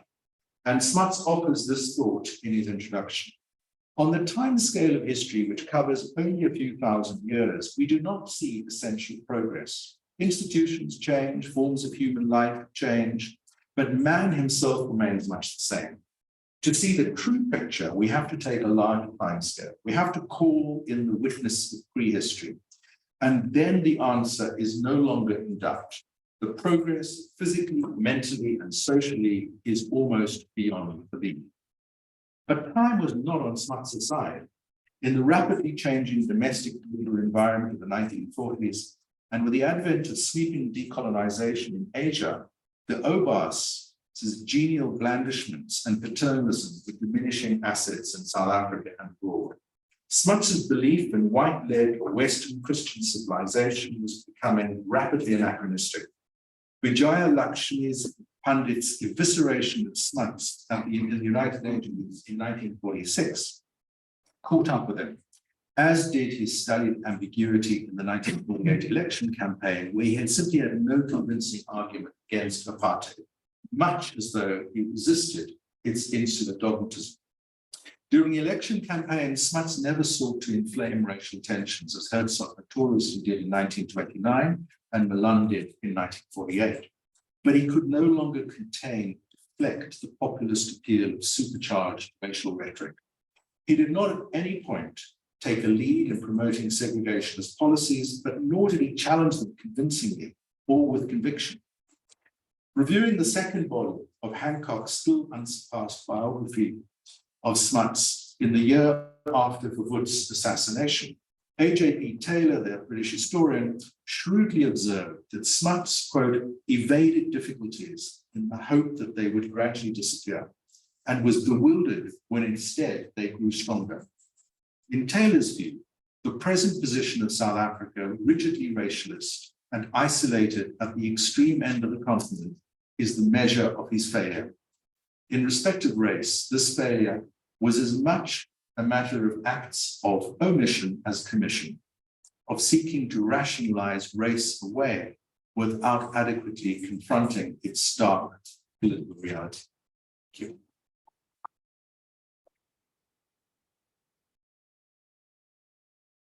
Thank you very much, Sol. For questions. Yeah, plenty of.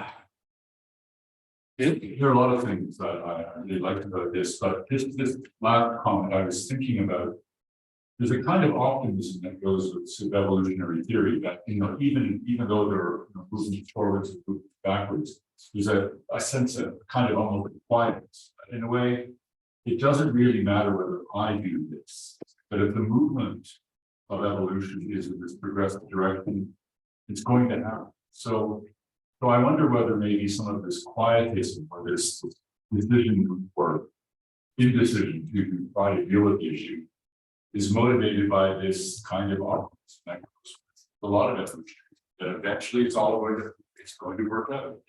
And it may not be in the short term, probably couldn't be in the short term, because evolution doesn't quickly. And what do you think about that as a kind of hypothesis? You're absolutely right. I can go back to Maynard Keynes and say in the long run, we're all dead. So if you're a politician, you've got to think about your politics in the moment. And he was a failure on the question of race in that one. So I mean, I entirely agree with you at a philosophical level, but I think the practical basis of you being a political leader was filled with failure. Sure, I'm just trying to get a sense of, when you were talking about holism, what, it's going to happen. So long term, short term, it's going to happen. So maybe you can afford making difficult decisions or try to avoid decisions by saying, well, it's not up to me anyway. Yeah. Well, this is why, this is what you raised in your discussion yesterday, when you said that when you looked at holism and you said you wanted to talk the politics, was the phrase that we used, the political implications, they used another phrase. And I think that unfortunately, this was, I don't think that holism was in any way a racist track, but I think it was an alibi which he could use. Sometimes he used deliberately. It was great for the United League of Nations, Commonwealth, and actually for South Africans. This notion of a kind of underlying interconnectedness. But I think it was also a deliberate act of dissembling. I mean, is it good enough just to say in the long, that's the old South, who was it? The South African, Alles sal regkom. Who? It was Alles sal regkom. It's a common expression. Yeah, was it even Kruger? I don't know. Can't remember. Yeah, you can take it as a version of that. Everyone will come right in the end. Well, I'm not saying that it's the right view, but I'm just saying that that's absolutely sorry. Thanks. Of course, see, Monica. Two things. You mentioned his relationship to paleontologists, but I'd like to dig in deeper there because I'm aware of what the paleontologists were doing in his time, and even later, instead of trying to use science to prove just how inferior their people are. So do you have a sense of how closely he had those conversations with them? That's one. Two, I remember reading long ago about how Gandhi looked at Black Africans. So in my head, there's a similarity between the two of them. They are connecting because of their statesmanship position, but they also are similar in that way. And sorry, just the second part, they are similar in the way that they look at Black Africans. Right. Because they can be used extremely offensive language. That's right. I mean, Gandhi did modify his views. I mean, so he was In time. When he was in South Africa, he was running his newspaper just next door to Dubai, and they had nothing. I mean, the two had no substantial contact. Certainly, one of Gandhi's, he was a lawyer. He was being paid by the Indian middle class elite to protect their interests. And as a lawyer, he was thinking, well, I have to lead with this idea of civilization and of course the Indian government to say that our rights are separate from the Black majority. He did change his views somewhat, but you're absolutely right. On the paleontology, it's a dangerous question to ask because I've written half a book about this, paleontology and science and so forth. But broadly, I think that he was intervening at a time when paleontology was dividing. The Albert Royal, the great French rock art specialist, was a cultural diffusionist who went, for example, to the Brandberg in Namibia to find the white lady of the Brandberg, which he said was, the sign of civilization that it will come from Crete. And he was a very great rock art specialist, but maybe being a Catholic priest meant that he couldn't see that the white lady of Brandberg actually had a penis. And that everybody else who were rock art specialists were saying, this is absolutely an African, this is part of African rock art. This has got nothing to do with the foreign civilizations. He was completely blinded. And there was a lot of that. And there was a lot of racism involved in this idea that all civilization, and the great Zimbabwe as well, could only have come from foreign civilizations. But at the same time, he was very supportive of the work of Van Rietveld and Goodwin. And Van Rietveld and Goodwin were, although they were kind of aimed to post-war, they were involved in a much deeper South Africanization of the whole terminology and the sequencing of the Stone Age.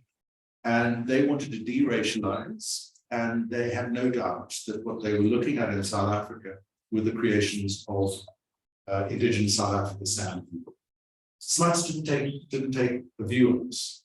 He didn't have to take a view on this because he was able, as Will says, to simply talk about this great span of evolutionary time change. And he was able to say, for example, that the Bushmen are highly talented people who, like the cycads, are evolutionary fossils who will die out. I think what we're also seeing is that Smuts, and I think this comes back to his background in a farm in Rubik West, was more comfortable with the relations with colored people that he learned on the farm, the paternalism. I think he never understood Nguni-speaking Africans. I think that was part of the problem in this whole conception of how he deals with national politics. I think, for example, he was scheduled to see Abdurrahman. I haven't been able to trace that down. So I think that the story of paleontology is a really complicated one. But for me, and this is the argument that I try to develop, is that what Smuts is really doing, he doesn't need to take a side on race. It's also very destabilizing when people are beginning to look at the Iron Age, because that changes the whole history of sequence of habitation and means that, you know, the myth that there were no people on the Highveld, for example, and it exploded, is very, very deeply troubling to white supremacists. But what Smuts, I think his move here and his scientism is really to say, if whites become expert on the land, about the land, from grasses to native peoples to rock art or whatever, we become custodians of past civilizations. It doesn't really matter who those civilizations were. We are the custodians, and therefore we're the civilized people who are, in a sense, indigenizing ourselves as South Africans. And this gives us a prior right. And I think that is I think is what really motivated him. And that's about his view of white civilization in Africa is reinforced. I think that allowed him to dispense with these arguments about inferiority. Excellent. Sorry, it was a very long answer. I like it. But it makes me see him, when you ended about actual commission, this last thing you just said, for me, it feels like an act of commission, you know, because he's choosing a particular framing to talk about his omissions. Yeah, well, he's saying that science and development is South Africa's whites' ability and right. And that is also how he frames this expansionist view to Africa. And that's where he fits so well with British colonialism. It says, you know, let us move through the whole of East Africa because we are the best. The Hilton Black Commission, all of that development, we are equipped. And in this process of industrialization and development, Africans will benefit from sort of trickle down thing. That is exactly what it was about. Monica. I jump around to I sort of ask you, asking under the bridge.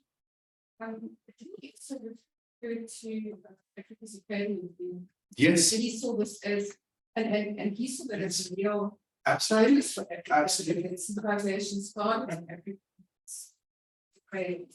And then he also started he uses quite a bit of some of his writings about all this experiment with. Yes, that's right. So he knew that was the sort of colonization Yes. of Africa.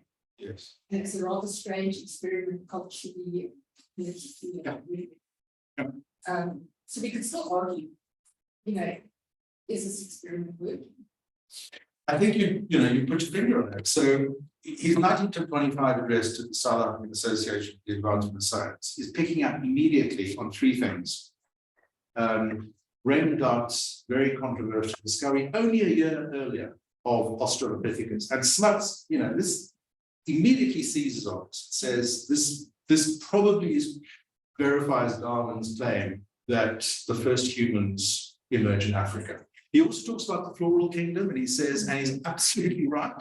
He says, look, this idea that vegetation comes from Europe, it's nonsense. It comes from the Antarctica, and there he's picking up on probably the greatest South African scientist that most people haven't heard of, Du Toit, the Wegener thesis, continental drift. He sees this immediately, and that's another way in which he says, and he's looking at the Highveld and says, Africa is the divide. And he's using it, I think, in two ways. It's a horizontal divide and a vertical divide. So the Highveld, he says, you know, he understands the whole system here in the Indian Ocean. So the divide is a double sense. He's saying that Africa is the basis, the crucible of the formation, not only of humans, but also of geology in Gondwana and so forth. But the divide is also one that runs north-south. And it's the spine of Africa that he is interested in taking white civilization up through. When it is this experiment, it's an admission of vulnerability, but it's also an implicit threat. It's saying, if you don't back me, if you don't allow this to succeed, then what you will have is this, and this dreadful phrase, I mean, the pool about the dark pool about.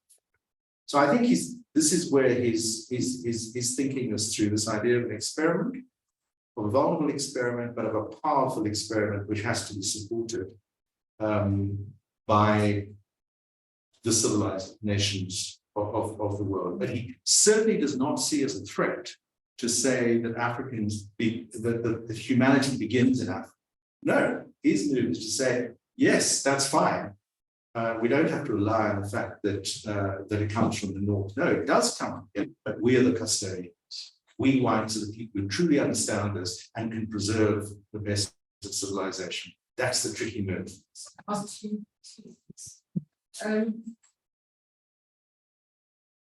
Okay, so my personal viewpoint is that colonialization shouldn't be had.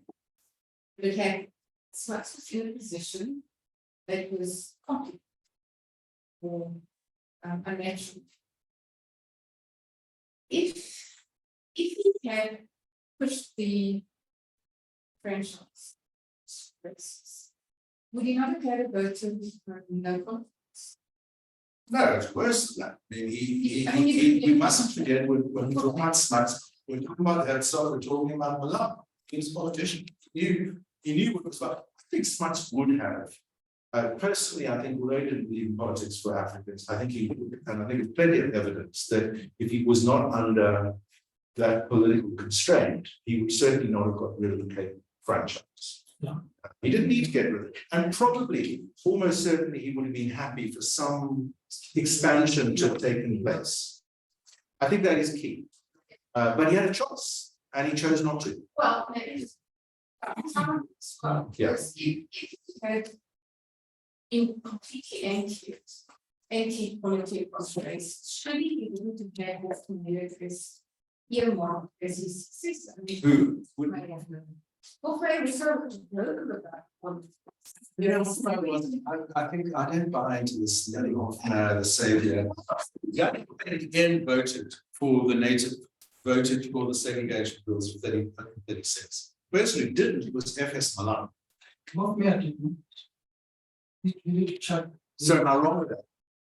Hofmeyr is not vote for the House. I think you're right. I think you're right. Sorry, I'll take it. Thank you. It's not scary that Hofmeyr's view. Yeah. I would say, talk both right now. I mean, Hofmeyr is there, who's basically giving quality across race. So what? I'm still lukewarm about it. Yeah. That Hofmeyr would and take it forward, but then the nationalists. Yeah, and it's perfectly true that the nationalists focused their in 1948 on Hoffman. Yeah. I mean, that was basically many of them were sort of. Yeah. So I'm sorry, you're absolutely right. But I still think that Hofmeyr was not the great liberal hope that Alan Paton has him. He was extremely competent as an administrator, and he was liberal, but okay. But Hofmeyr became the symbol of what would happen. I mean, you're absolutely right. If that has such a success. Yeah. But what I would say, I suppose, I've got another, argument which I don't think anyone has ever believed, but it's in that book on the world of possibilities in the 1940s, that there was a new kind of social democratic radical movement in the 1940s, along with the Afrikaner nationalists. And this was much deeper And it went through health, the Blackman Commission, and it went through a new idea of developmentalism. It was mixed with those servicemen who went out to fight, many of whom learned ideas of what we're fighting for, we're fighting against. And Smuts could have done, he could in the 1940s, and that's what I think the point of that 1942 speech was. He could have taken a huge gamble and fulfilled his promise about segregation having fallen on evil days. Probably he could have lost the election in 1940. In 1943, he may well have, but he would have gone down in history in a completely different kind of way. We mustn't forget about the torch command also. There's a movement in that time. He could take an advantage of that also. Well, by the time of the torch command, yeah, he could have, and you're right. The torch commandos, the ex-service veterans who are marching, come back and they say, look, we've fought against the Nazis and now we've got Mala-Nazi in power. And, you know, the torch commando becomes the template in some ways for the Defiance campaign. But the problem with the torch commando is that faced with choices when they're marching, in the end, they decide to keep it white. It's largely white. And that was another missed opportunity. Conversation. I suppose I just want to pick up on Smuts' legacy. You ended up saying, you know, that he's some sense of failure. You know, didn't have any convincing argument against apartheid. He evaded difficulties. He hoped they would disappear. And I'm thinking about, well, how do we judge Smuts' failure? Like, what is it that's a failure about him? And I mean, some historians, Chris, you know, I'm also thinking about the work that Chris and I have done. Some historians, Schuler Marx, Peter Anker, they see that there's this great sort of inconsistency between Smuts as a white South African in favor of segregation and then his own sort of self-perception as a liberal citizen of the world, right? And I think what Chris and I are also trying to sort of show that, segregated trusteeship kind of allows for the, this sort of international statement of segregation to align with the sort of liberal organizations. But I'm thinking about, and also in the context of your paper, how, Smuts, in one sense, this is, he seems to have failed in politics in South Africa in some sense. But at the same time, he also kind of, we could use Smuts as a lens to expose liberalism as this kind of supporting, racial, colonial sort of agenda. It's not constituted by it. So I'm just trying to think about this kind of legacy and thinking about the, when we look at Smuts, failure, South African politics, failure for whom does that mean, if it had gone Smuts' way, would have been less segregated, there'd been less, sort of racism, it would still be sort of liberal racism, these sort of, which I'm kind of curious about, also in light of what your excellent paper. Look, I mean, everybody, the old cliche is that all political careers end in failure.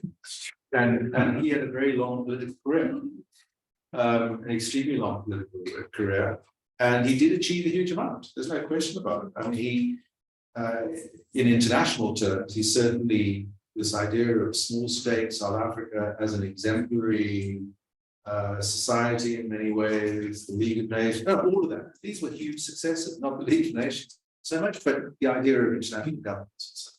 And I think domestically, we talked right at the beginning about Eskom and Van der Bijl and the CSIR. So the idea of South Africa as a development state happens during the war years.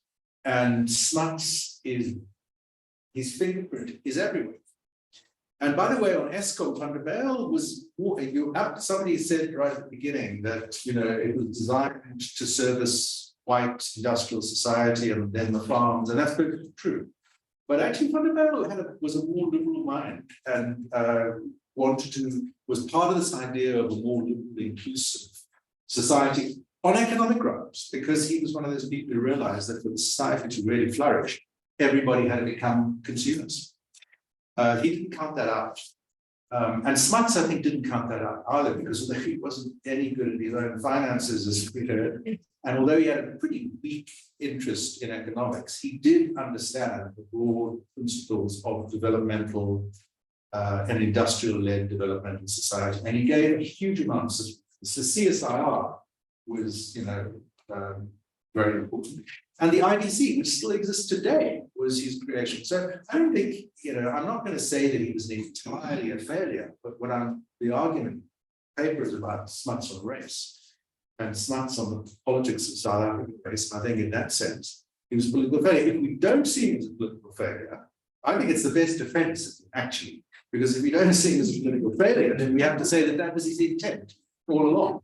And that's the Adam Gettitude argument. And I don't entirely agree with her. She's brilliant, but she's a political philosopher who is not interested, like many political philosophers, in the countries in which they're actually writing about. I mean, that's a little unfair. She's a Princeton, she's a North American political philosopher, Wilson and Smuts, and it's a magnificent book. But she's textually based, and she's not really looking at the constraints. And she's very reliant in many ways in analysis actually of Du Bois. But my reading of Du Bois is that Du Bois actually, for all that he's criticizing Smuts, has identified Smuts at another level because he sees Smuts as an intellectual.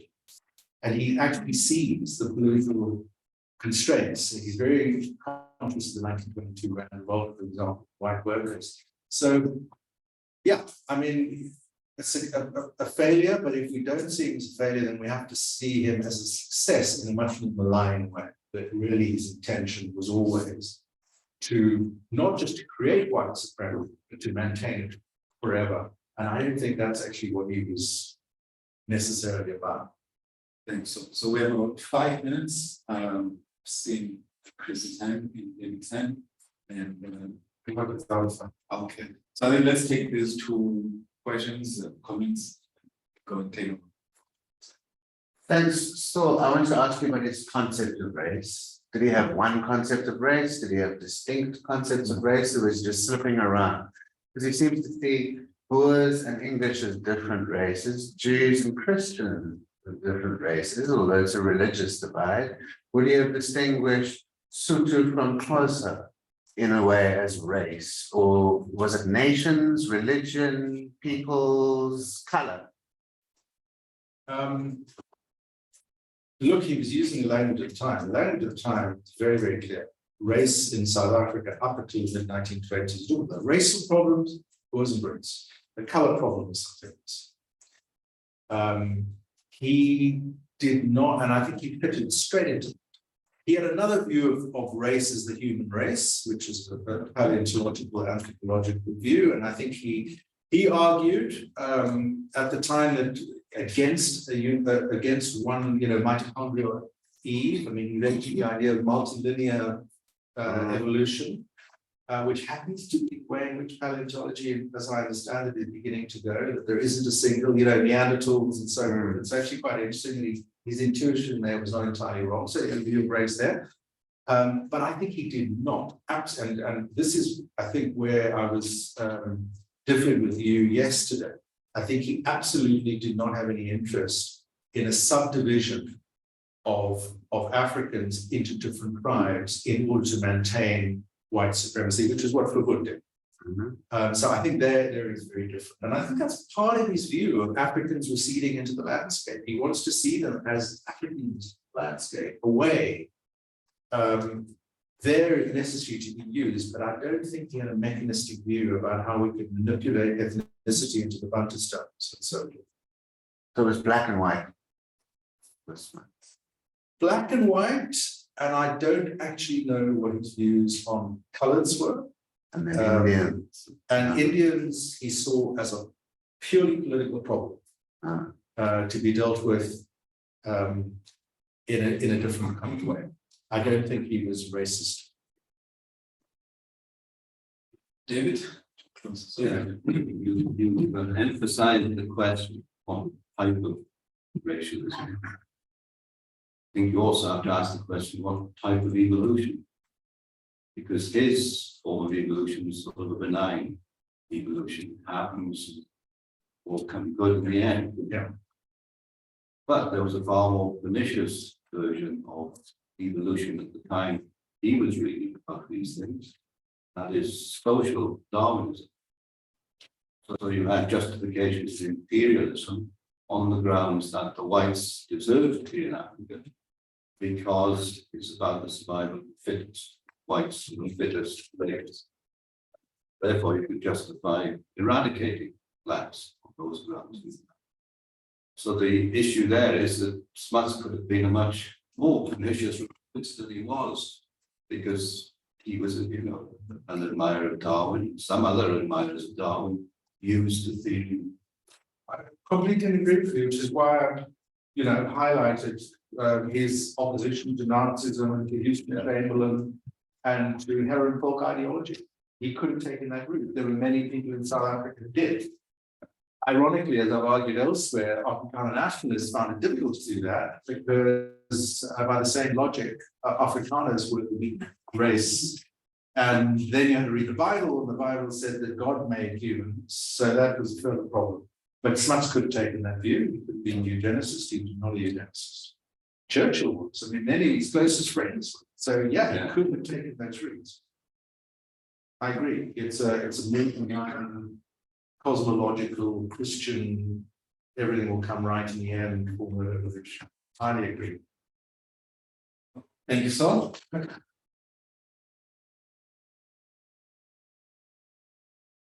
So we is going to find a book, take a group photograph, and then proceed to lunch, and then have a free afternoon. Then there'll be a bit of free time for lunch, will arrive for white hats. That's actually so. Photograph, free time, lunch, free time, back here. Free pay. So yes, yeah. Free time. Time to be able to take a walk. You can go to the museum.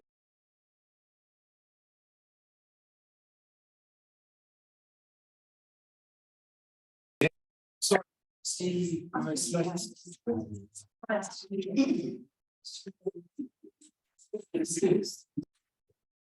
Use this.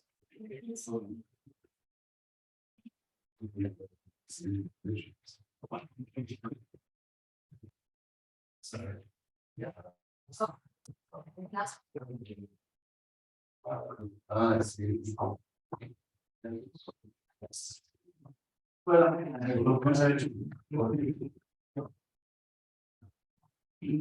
because we don't. Yeah.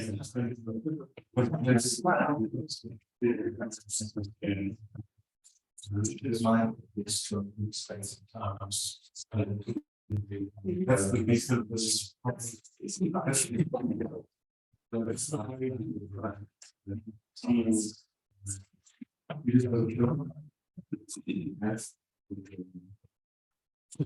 So some people sit next to the other.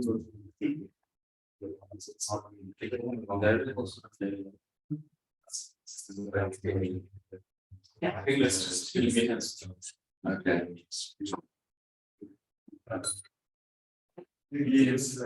Okay, so let's go.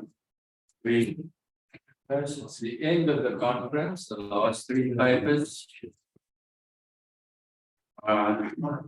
In this session, It's just. looks like very important topics on the legacy of Smuts.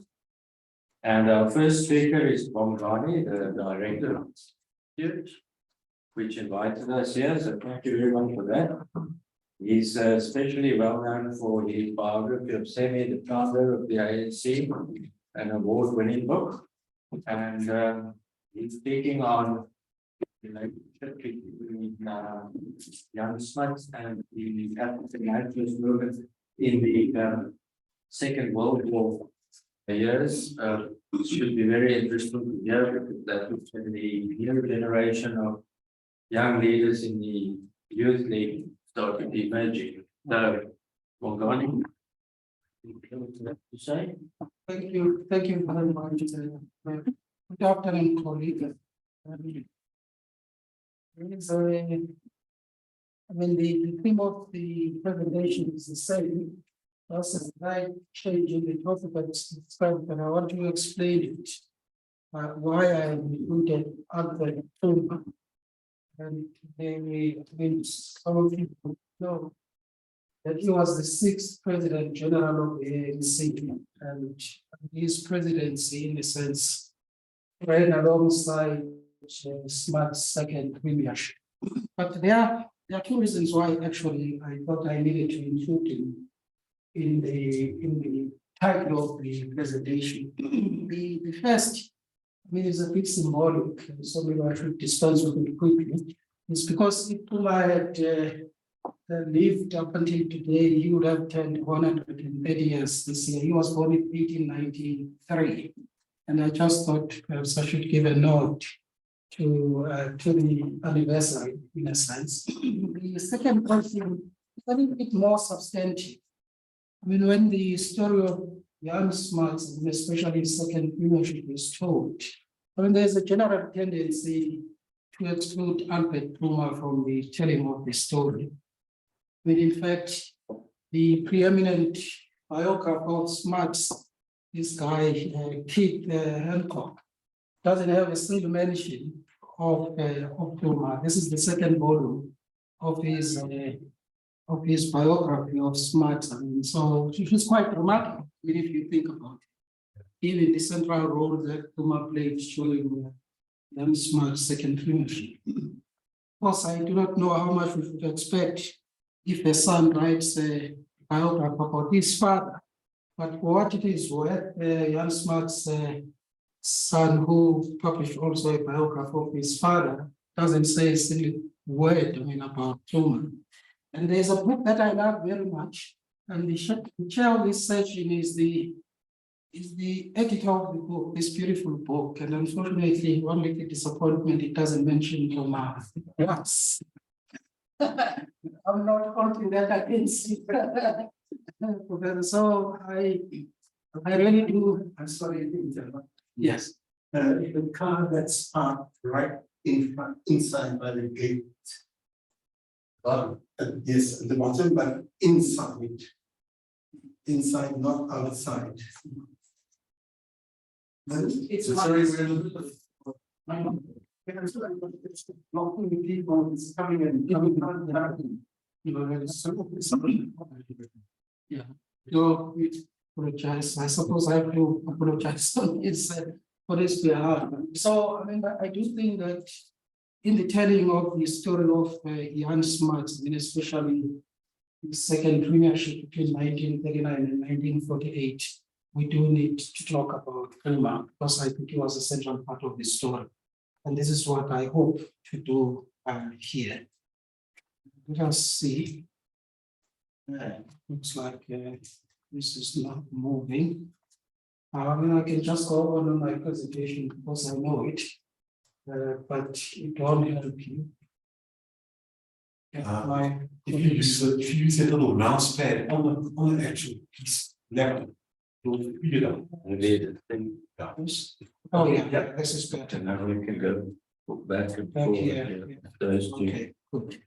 Now, this is an interesting photo, actually, and I thought I should start here. I mean, it touches on the conversation that we had this morning. I think it is possibly one of the only photographs where Smuts is with leaders of the African nationalist movement. I mean, it was taken in 1947 in Pietermaritzburg. There is Albert Lutuli, was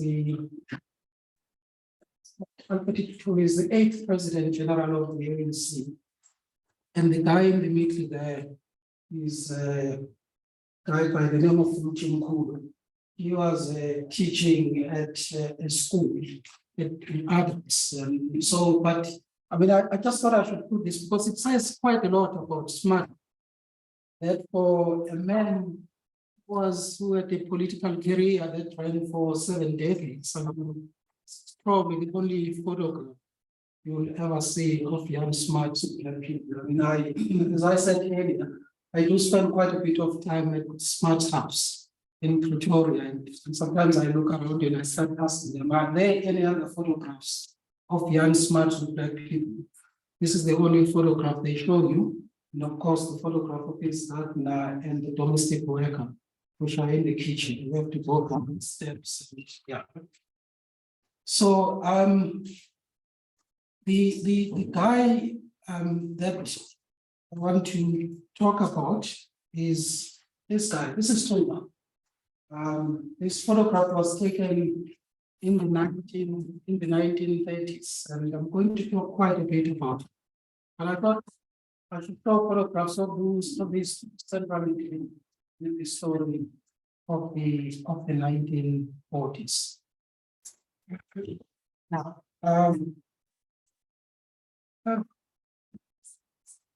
yeah. Now I want to start with a provocation. I want to start with a provocation before I get to the introduction. By going to that speech of January 1940, and I've come up with some quotation from that speech, and I think we have to think about whether Smuts was actually a late, and I think there's something to be said about that. And so, before we've talked about this speech, he says, in part, attempts, as you know, have been made to get around this fear, and this is the fear by white South Africans of being swept by black people. By the policy commonly called segregation, the policy of keeping Europeans and Africans apart for their own self-preservation. The high expectation that we entertained on that policy has been sadly disappointed. So this is what Smuts says in January 1942, and he continues. How can it be otherwise? The whole trend both in this country and throughout Africa has been in the opposite direction. The whole movement of development here on this continent has been for closer contacts to be established between the various races and the various sections of the community. So I just think we should put this here because I think it has implications for what we have to discuss when we think about Smuts. And so to get to the quotation that we have spoken about, isolation has gone and segregation has fallen on evil days too. But there are other phenomena springing out of this condition. A revolutionary change is taking place among the native peoples of Africa through the movement from the country to the towns, the movement from the old reserves in the native areas to the big European centers of population. Segregation tried to stop it. It has, however, not stopped it in the least. The process has been accelerated. You might as well try to sweep the ocean back with a broom. What are we to make of Smuts of 1942, who makes these concessions? I mean, are we to take this as reform later in his life? Or maybe he was just coming to terms with reality as he saw it? I think it is one of the biggest questions that we have to consider when we think about Smuts. I would like take a letter, quoting from a letter that he sent to his friend, MC Gillett. It says, of course, the natives are not without this. This is 1943. They are dreadfully underpaid and feel the economic stress very severely in the towns. I'm going to do whatever is politically possible and may even exceed the limits of political expediency. But I dare not do anything which would outpace public opinion too much on the eve of the election. This is the election of 1943 that we spoke about, which may be the most important ever held in this country. Shall do as much right as possible, but always keep before me the paramount necessity of winning the election. What will profit this country if justice is done to the underdog and the whole country then, including that underdog, is handed over to the rankers? Now, I don't know, I mean, thinking of the discussion that we have had, I mean, over the past few days, and it goes back, I mean, to this question. I mean, what are we to make of Smuts of the 1940s. Because I think the earlier Smuts is a lot clearer. I mean, this is a Smuts who call black people barbarians and all ugly names. But here, Smuts will say, actually, black people have the case. He says so himself, but he says, I'm going to do everything that is politically feasible. I might even do more. But one major consideration that I should have is that there is an election that I need to win. So these are some of the questions, that I would like to address here. And let's not forget, really, perhaps as a last preliminary comment, let's not forget of that commission which he appointed in 1946. That's called the Fagan Commission, and the recommendations that it made. And let us recount at least the most important one. And he accepted all of these recommendations. We should keep that in mind. Firstly, that all Black South Africans should be regarded as permanent residents of urban South Africa. Now, if you think about the legislation of the 1920s, Smuts was saying Black people should not live permanently in urban centers. He's accepting this recommendation by the Fagan Commission in 1948. That territorial apartheid was untenable. That is what this report said, and Smuts accepted that too. And that the migrant labor system was unsustainable, and that influx controls in cities should be regulated. And finally, that past laws should be softened and rationalized.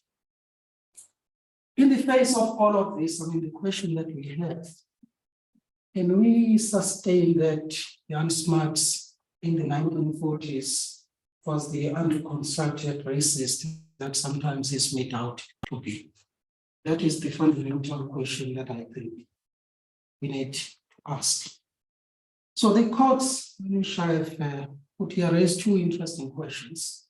And the first question is whether Smuts' views on the race question changed during his second premiership. That is the first question. If the answer is yes, how do we account for the change?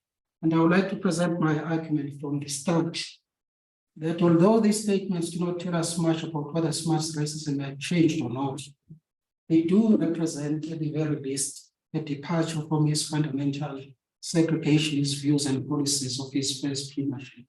And so the question is, what changed? Smuts. Now, before we talk about what changed, let's just look briefly.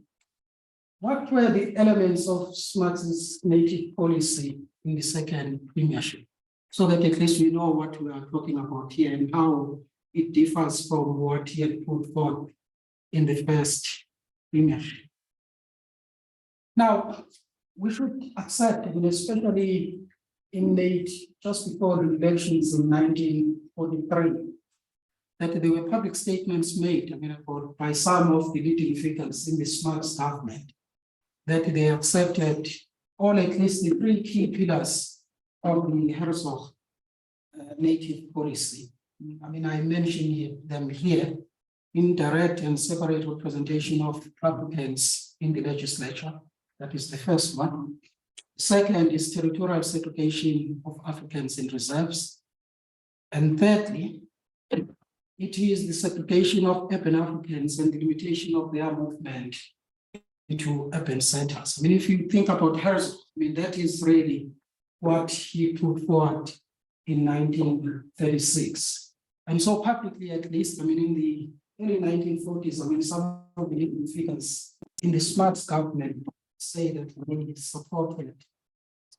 But I think there is something different that Smuts brought in the 1940s. And I think the key pillar of his native policy was an attempt to extend social welfare benefits and services to Africans, which had not happened substantially before. In other words, Smuts, instead of facing the political question of whether to extend franchise or not to Africans, he decided to extend welfare services. And he thought perhaps by doing that, he would stall their demands for equal political rights. But I do think that we need to I said that this is what is distinctive about Smuts in the 1940s. Now, in the speech that I've quoted from, in the 1942 speech that he gave to the South African Institute of Relations, he identified making improvements in education, housing, nutrition, wages as being central to his government's native policy. And I do not think that these were empty, as we would see. I mean, his biography, Hancock notes that the budget that was presented by the Minister of Finance of Mayor in 1944 and 1945 extended social security to all race groups by making old age and invalidity pensions the right of every South African. Of course, the payments were different. I mean, white people were paid more as opposed to black people, but the fact of the matter is that they were extended to black people, which had not been the case. Now, in 1945, there was a special law passed which made education for Africans only a charge upon the central revenue. And if you know, the education of black people before then was self-funded, and there was a poll tax, and revenues from the poll tax would be used, I mean, for the education of black people. And for the first time in 1945, that changed. So the education of black people was funded from the central revenue. Say modest, but I think it is something that needs to be acknowledged. Now, if you think about, I mean, the next slide really is about education also, just how much money was given to education, I mean, during the second premiership of Jan Smuts. I mean, so there were a lot of black people, I mean, were being educated. So you could say the sums were small, but for South Africa of the 1940s, I mean, these were not small measures. I mean, there were similar measures made in areas such as housing, health, and other social services. So to summarize then, it is evident that the Smuts government's native policy of the 1940s represented, I would say, a discernible shift from what he had tried to achieve in the early 1920s. I mean, as I have said, at the core of these changes was extending social welfare services to Africans. Now, of course, there's an elephant in the room here, that what people under Puma were fighting for were not just for the extension of these services, they were fighting for political rights. So what did Smuts say? I mean, it's quite clear. Smuts was quite aware that what he was putting on the table was not sufficient. And he explained his reluctance to extending political rights to Africans by arguing that the time was not right, that it was not politically feasible. I don't think we should dismiss that argument too quickly. I mean, I'll get to it when I deal with the elections in 1943 and the elections that Smuts lost in 1948, because those elections, in a sense, were fought over native policy. In fact, I will argue, if they had not been World War II, I suspect that Smuts would have lost the elections in 1943. That is my suspicion. I mean, what kept his United Party in government was the war. I mean, he was trying to shift the argument all the time to be about the war.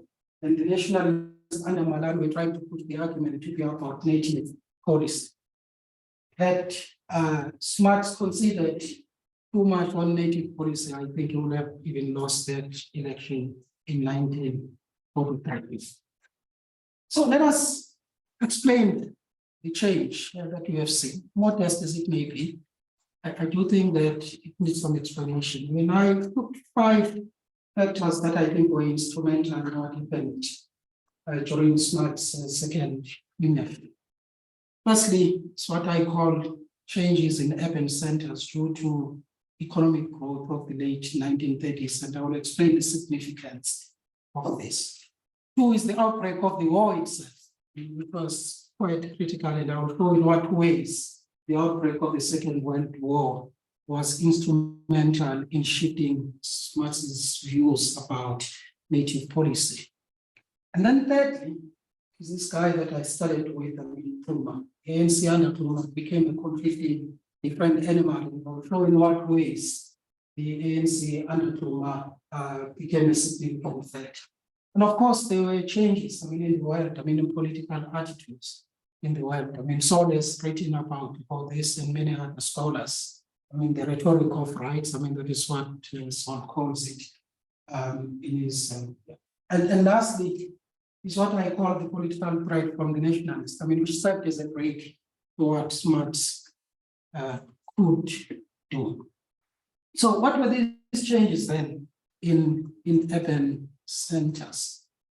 And so if you know that the Minister of Finance, in December 1922, devalued the pound, and the impact of that actually was massive economic growth, which led to quite a number of Africans moving into cities. I give just the example of Johannesburg here, that between 1936 and 1946, the number of Africans in Johannesburg increased by 68%, moved from 229,000 to 384. So can you imagine then, if we are a government, trying to prevent all of these people from moving to the city through imposing influx control, that was becoming a nightmare. So by the time Smuts got into power, again, as premier in September 1939, he finds the situation where there had been influx of Africans into urban centers had become a reality, what he thought was difficult to deal with.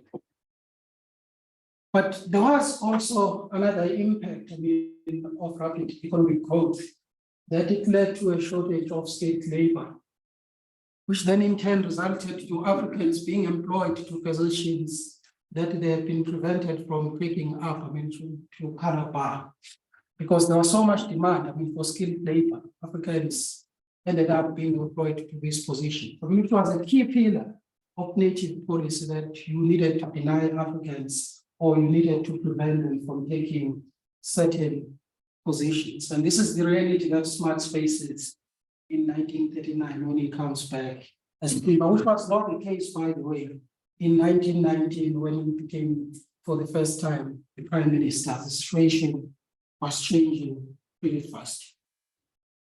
So, the Calabar itself was not built, but employers found a way to get around it. So it was there, but they were employing Africans to occupy positions which by law they were not expected to occupy. Let's deal with the second factor, which is participation in the war. People who listen to radio, there was something called Radio Bantu. The origins of Radio Bantu actually comes from the Second World War, when Smuts was trying to popularize the war even amongst the black population, right?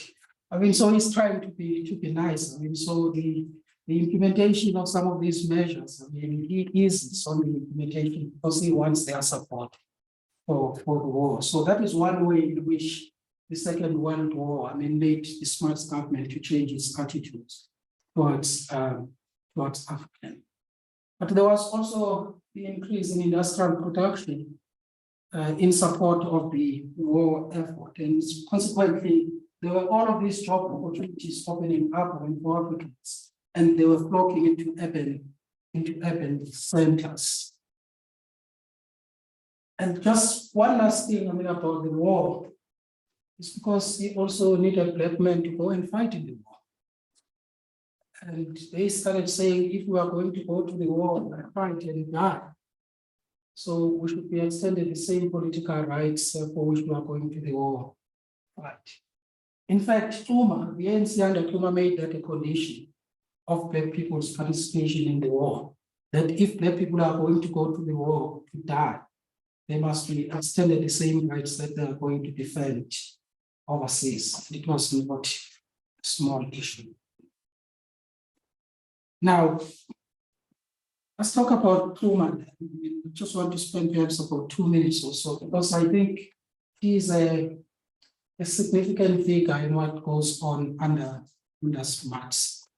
As I've said, when Nkrumah took over the ANC, actually, in the contest, he defeated his opponent by just one vote. It was 21 votes to 20.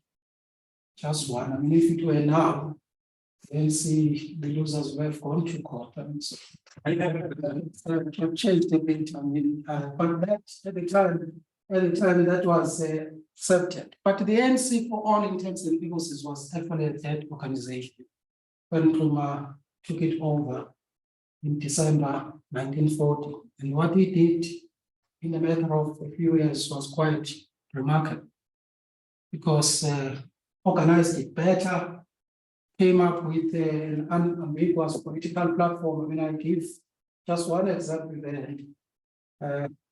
What he called the policy and platform of the African National Congress. And what was interesting, I mean, about this platform is that other than the accommodation which characterized the previous presidents of the ANC, Nkrumah went straight to the matter and demanded the right to franchise to Africans. No qualification, nothing. He said Africans need to be given the same rights that their white counterparts enjoy. That was unheard of in the history of the ANC. Secondly, he said he demanded the participation of all Africans in the building of union policy acceptable to all sections, including Africans. He said Africans should be represented in all government chambers and all government departments. That was remarkable at the time. There was no ANC president who had said it so boldly like Nkrumah did. But actually, he didn't end. He started organizing the ANC so that it would press for these demands. Because he was tired to have an ANC that would come up with nice statements and do nothing. And so the ANC that you see in the 1940s actually is a completely different ANC. That is even before the formation of the Congress Youth League in the 1940s. And so for the first time, the ANC became a serious organization that was taken quite seriously by those in government, including Smuts, even though he didn't want to meet with him or any of the leaders of the ANC. Now, in this conference, we've spoken about this document called the African Claims. That was another policy document that the ANC under Nkrumah produced. I mean, it was inspired and modeled on the Atlantic Charter. Like the first document that I've spoken about, it proposed the extension of all political, social, and economic rights to Africans. Now, Nkrumah requested to meet Smuts to discuss this document. Saul spoke about this morning. Smuts refused actually to meet Nkrumah. He got his private secretary to respond to Smuts, to Nkrumah, and called the African Claims a propagandist document. Said it would have been a waste of time for him to meet with Nkrumah to discuss this. Or those he preferred to meet with were members of the Native Representative Council, which was a structure that was established in 1936, but that did not help either, because at the time, the ANC had become quite a militant organization. I have a photo here of a delegation led by Nkrumah. Here's this second, he has a light suit there, that went to meet with the Deputy Prime Minister. Because Smuts wouldn't meet them, to press their demands. In fact, all of those demands that you saw in the African Claims, they communicated them as they were, without any compromise.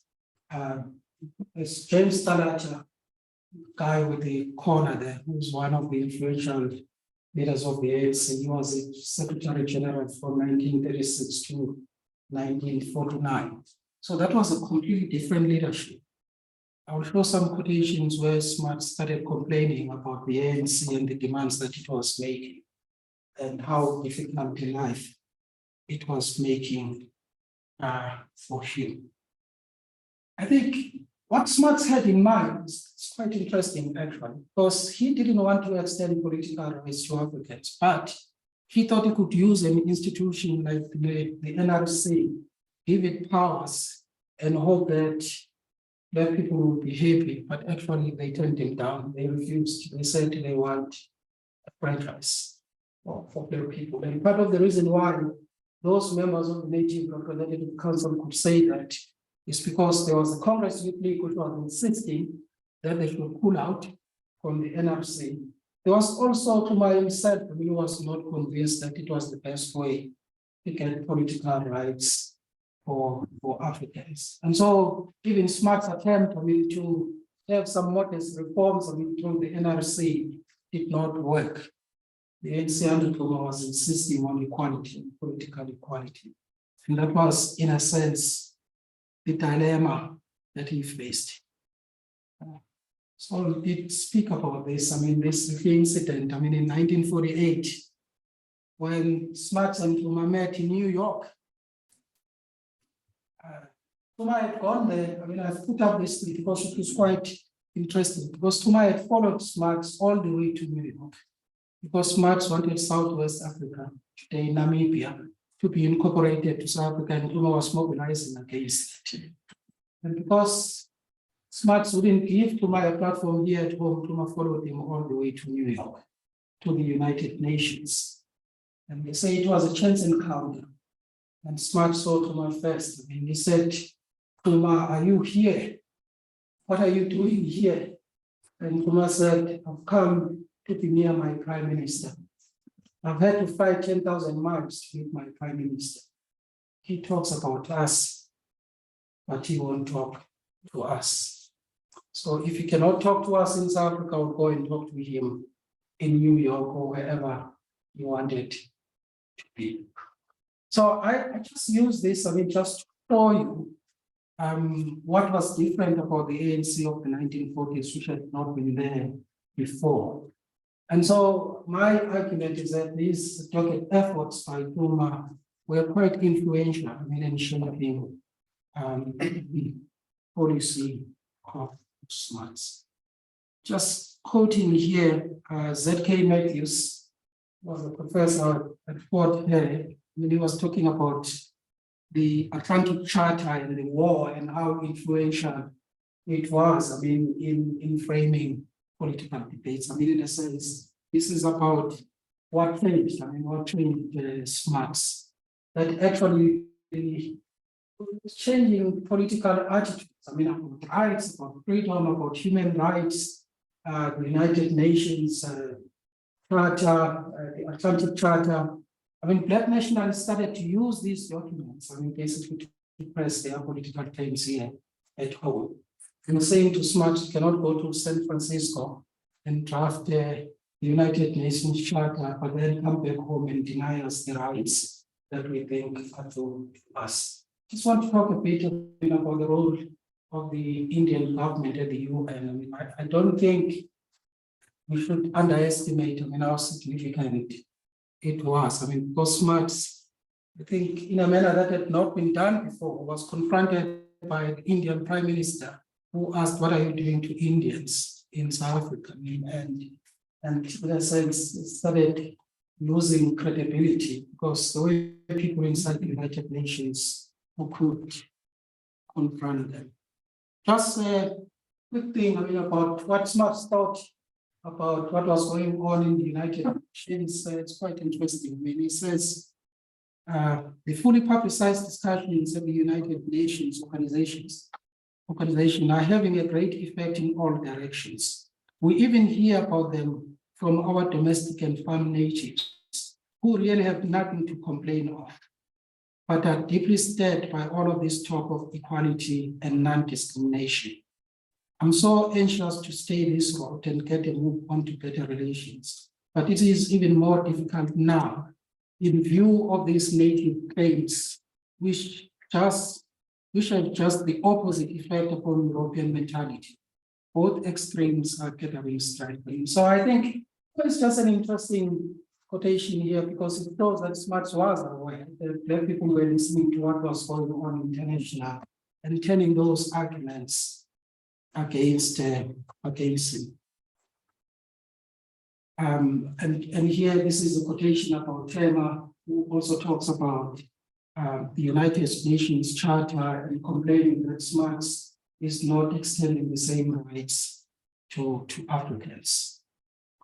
I'd like to talk just for a minute or so about the political threat from Malawi nationalists, because that was an argument that Smuts used all the time. It's quite clear that they were clearly worried about the threat that was posed by the Nationalist Party.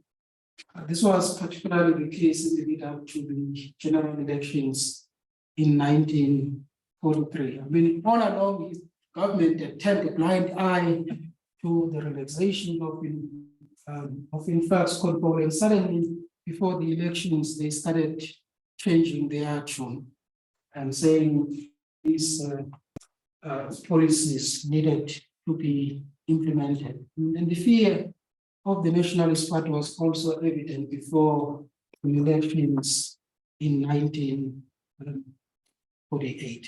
So my argument here is that the nationalist threat, in a sense, acted as a bridge to any ideas of significant political reform that Smuts might have considered.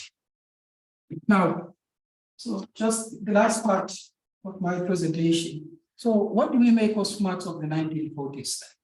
What do we make of this story?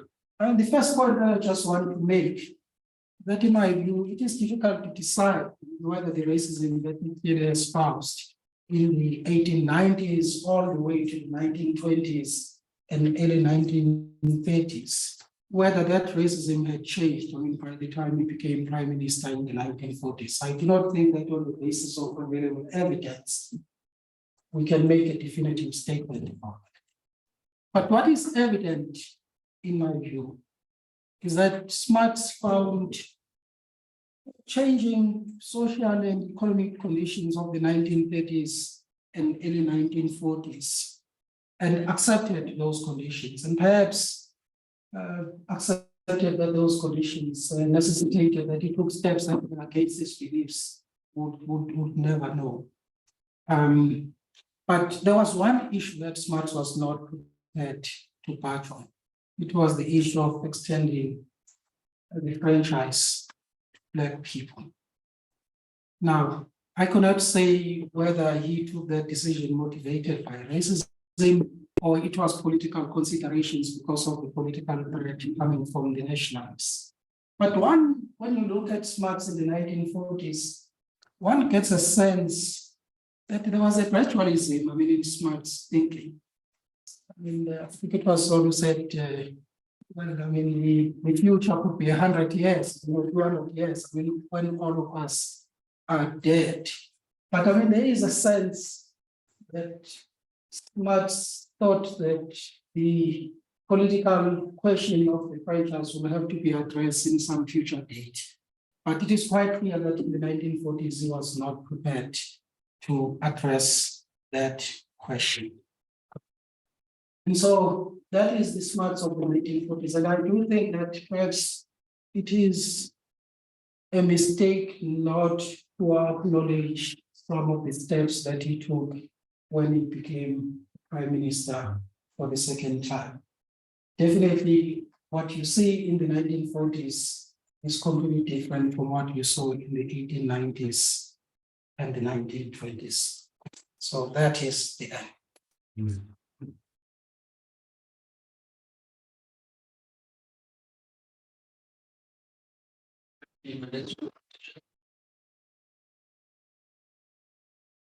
Thanks, Chair. Thanks for your presentation. Wondering if you can just go back to the slide on the Fagan Commission. And in the context of that, what does acceptance of recommendation mean? Given the recommendation you say he accepted. And then also I want to juxtapose two quotes which you shared against each other. And actually say Smuts evolved in the opposite direction to what you say. Just on the basis of what you shared. The first being the letter in which he says the complaints of the natives are valid. And then later when this is referring to United Nations debates, Yeah. This talk is filtering to the natives who have nothing to complain about, and the farmers and farm workers and yeah. So I mean, the first question, the answer to the first question, what did it mean that you accepted? I mean, what is remarkable about that, I mean, they constituted the platform, I mean, for the United Party platform for the 1948 elections. I mean, he lost, but he fought that elections mostly by campaigning for those recommendations that were in the Fagan Commission. So that is acceptable. Besides, that he was prime minister and it was presented to him and he said to accept it, but he went a step further and included those recommendations in the platform of the electoral platform of the United Party in 1948. I mean, there is, I mean, indeed, some quotation. I mean, in the last quotation, I mean, to get a sense of irrelation actually from Smuts, that these natives, I mean, what he called farm workers are talking about the Atlantic Charter and the United Nations and saying this should be extended to us. But I mean, at the same time, I mean, when you read what he said and did in the 1940s, I mean, it is quite clear that he accepted, for instance, that Africans could become permanent residents in urban centers. I mean, a position that was opposed, I mean, by the Nationalist Party, for instance. I mean, as I said, Smuts thought the political question of franchise was an issue that future generations will have to deal with. I mean, one question I thought of, I know is speculative. I mean, I've wondered what would have happened if the United Party had won in 1948. It's one of the interesting questions. I mean, especially given that it had fought that election by basically on the recommendations of the Fagan Commission. And there was also Jan of Mayor. I know so you have some question marks, I mean, about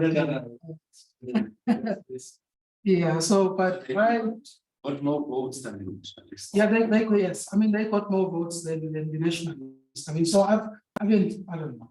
I know this is speculation now. I mean, I do suspect actually that Smuts, this government might have, maybe they might not have got into extending the franchise. I think it was a bridge too far for Smuts, partly because of political problems. Was quite aware that there were political problems. Perhaps partly because of his belief, I do not know. But I think it's quite possible, or perhaps reasonable to expect that black people would have been given more rights than they were given. I mean, the trend, at least in the 1940s, was pointing towards that direction. But he lost the election, so, and there were consequences for that. Thanks. So, well, thank you. You know, I must say, I find it hard to disagree with you. I think where the disagreement was more the question being asked. Yeah. I was writing about Smuts race. You were writing about the politics of the possible. Yeah. And I think my argument is simply that Smuts's views on race were not actually what drove him. Fundamentally, the whole point is he wanted to keep race as far away as possible. So I don't think it was like a change in his mind. I think that, you know, I don't know if you know the book that edited a long time ago called Worlds of Possibilities, looking at the 1940s. And the argument there, picking up on exactly what you're saying, social welfare grants, health, an implicit understanding of the enthusiasm of the possibilities of democracy, post-war democracy, reconstruction, which was the big word, technically driven. I mean, all of this was leading to a different kind of post-war solution. And I just don't think Smuts was leading it. I think he was following.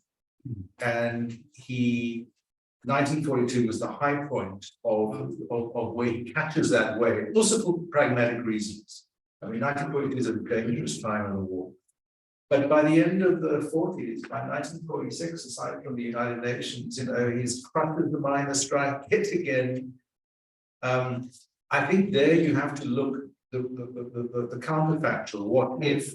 All right, I was a little bit hard off there, and you're right. And I looked at my own book. Of course, I got that wrong, but not entirely wrong. because there were people, there was such a, I mean, there was big pressure within the United Party for people like Malherbe and whatever to get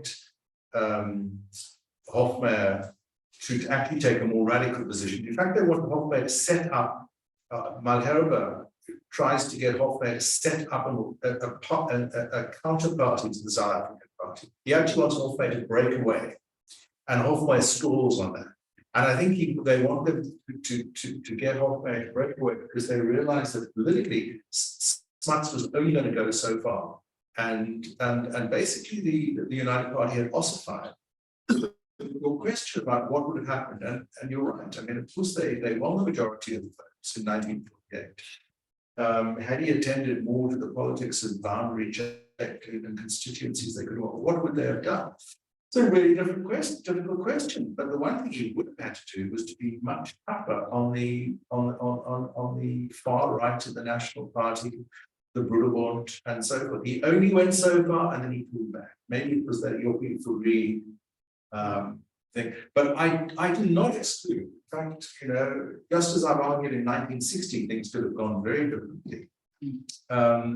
That had they won, and Smuts died in 48 or 47, that there was a wave of social democratic optimism and the reconstruction of the new world, which could easily have come to an accommodation.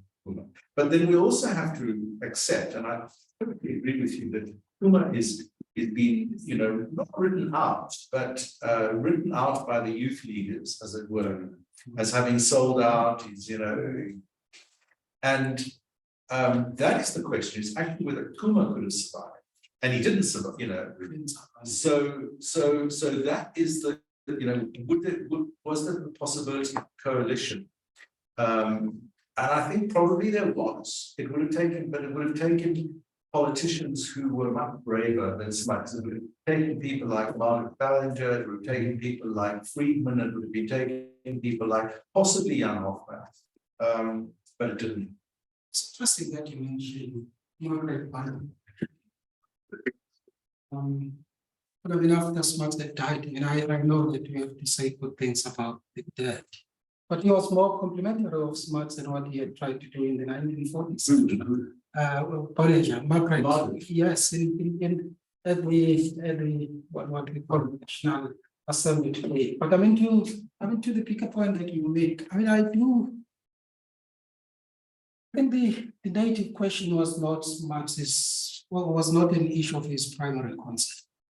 I think every time it was foisted on him, I mean, by all of these forces. But I also think that he was too sensitive to the political threat posed by the Nationalist Party. So was Jan Hofmeyr. Because there was a moment when he thought Puma and the ANC were pushing too hard. I mean, especially around adjourning the National Representative Council. I think, but there is a fundamental character in Smuts that I think we have to come to terms with. I mean, in many respects, Smuts was a gradualist. I mean, you see that across, I mean, all the areas he was involved in. What I suppose my argument, I think it is difficult to make a bold argument that in the 1940s, he couldn't accede to the extension of political rights to Africans because of his racism. I think that is a difficult argument. I think that is a difficult argument to make. And I think there is another character, and you and I have discussed it informally about Smuts. I think he just did too many things at the same time. I mean, if you think of the metaphor of hedgehogs and foxes, I think he was a fox. I mean, so he was involved just too many things and ended up not being successful in almost all of them, actually. And if you compare him to a Herzog, actually Herzog comes across as a more effective political leader than Smuts was. He was smart, I mean, there's no doubt about it. I mean, but I think also this applies in the case of the native question.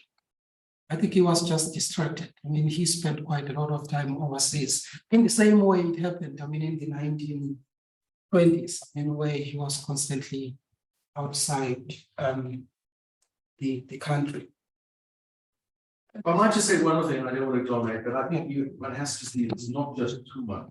You have to look at ZK Matthews. You also have to look at some mistakes that were made within the ANC, partly because of the influence of the Communist Party.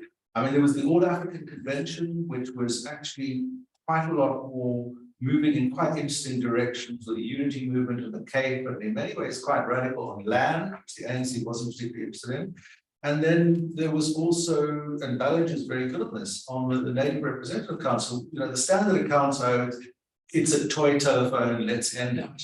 And then of course Milan ends it. But Ballinger is a very detailed account, and others do, that there were some very interesting people on the NRC. And there were all sorts of possibilities. There were a different kind of political realignment in black politics. Roger? I just, on this, I think it's worth remembering, into the briefing file, that Mandela was asked whether the ANC would have been willing to accept a gradual increase in the number of black MPs in Parliament.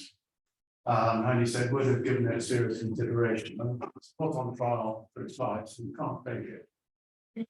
I'm thinking that's God's truth, but it's worth going into the debate. I agree. I mean, if you actually, even when you read long, it's not as critical of Smuts. I mean, what person who has surprised me, and I read the book again recently, is Lutuli. I mean, you just start to Mutarso and said these were racist. But I think in the late 1940s, Smuts was not actually a revived figure in the African nationalist movement. I mean, in fact, when he died, I mean, they came out all out, I mean, sympathizing and mourning his death.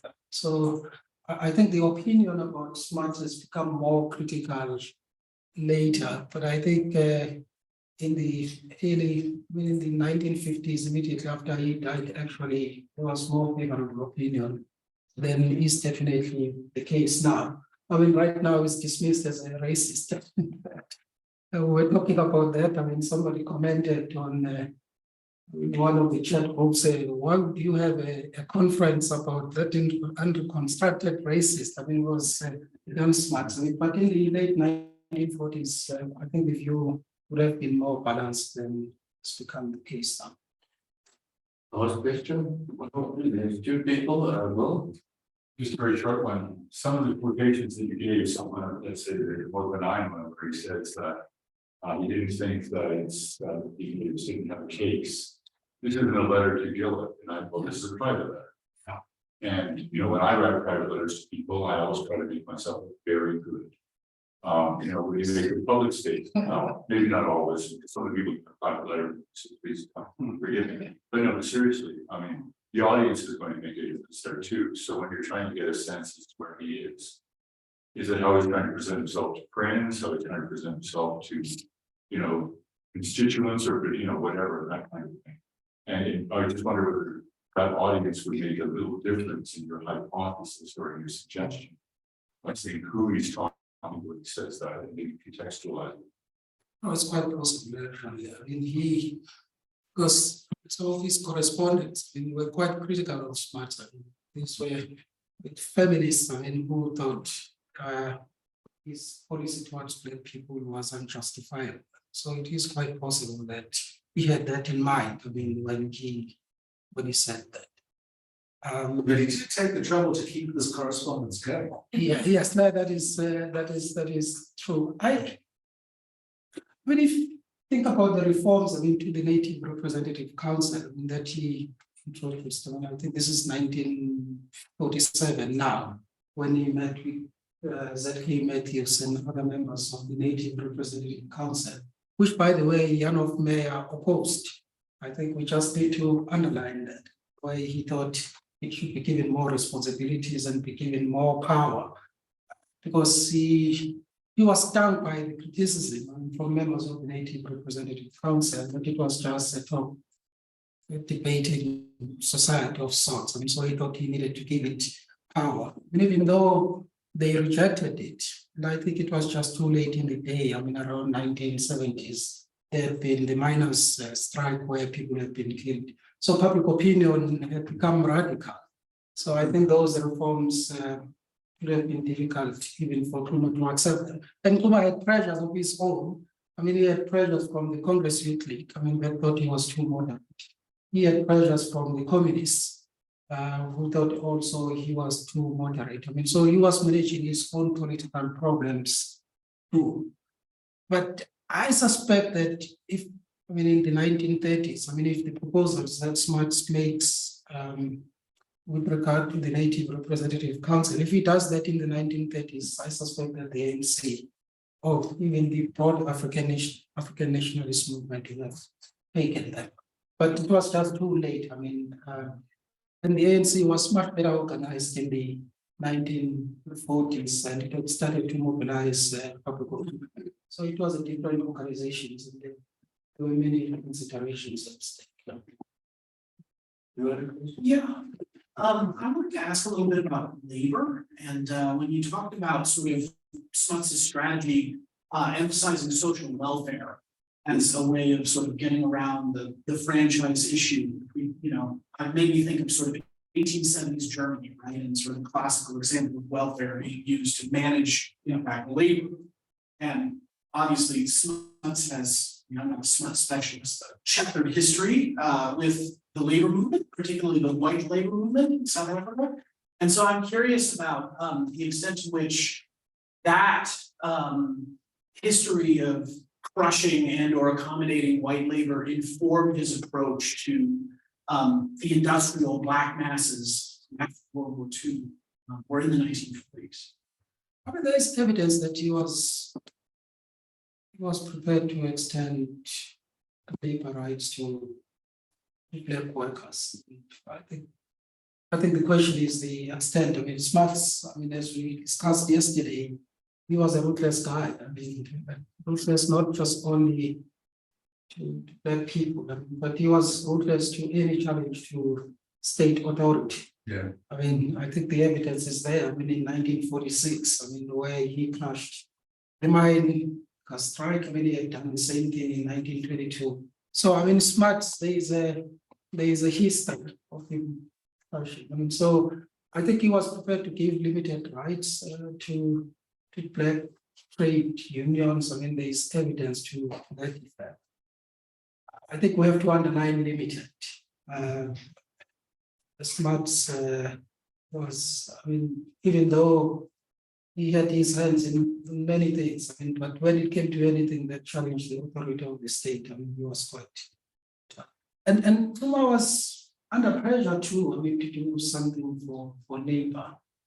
I think the inclusion of large sections, I mean, in the African claims, I mean, about labor rights, I think it is because of the pressure from the Communist Party, but also from a large number of black trade unions, I mean, that were cropping up in the 1940s.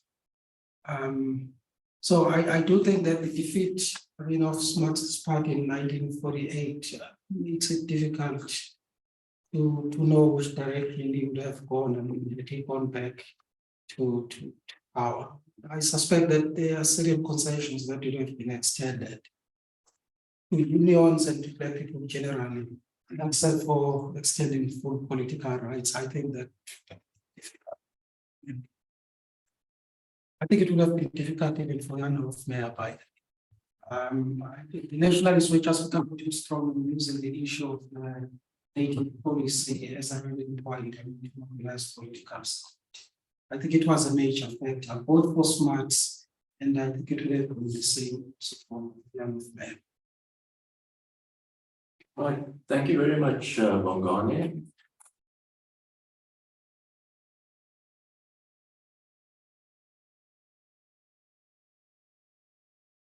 Speaker is Roger. The senior position at university. and also at the university. And in the quite a few books on aspects of the old South Africa and the new South Africa, and also lots of other outwards publications. And he's going to speak today about, well, the topic there is Smuts, afraid of greatness. It's a reference to the very recent biography of Smuts. So thank you, Roger. Yeah, thank you. I'm really a newcomer, really, and it is to the 2015 biography of Steyn.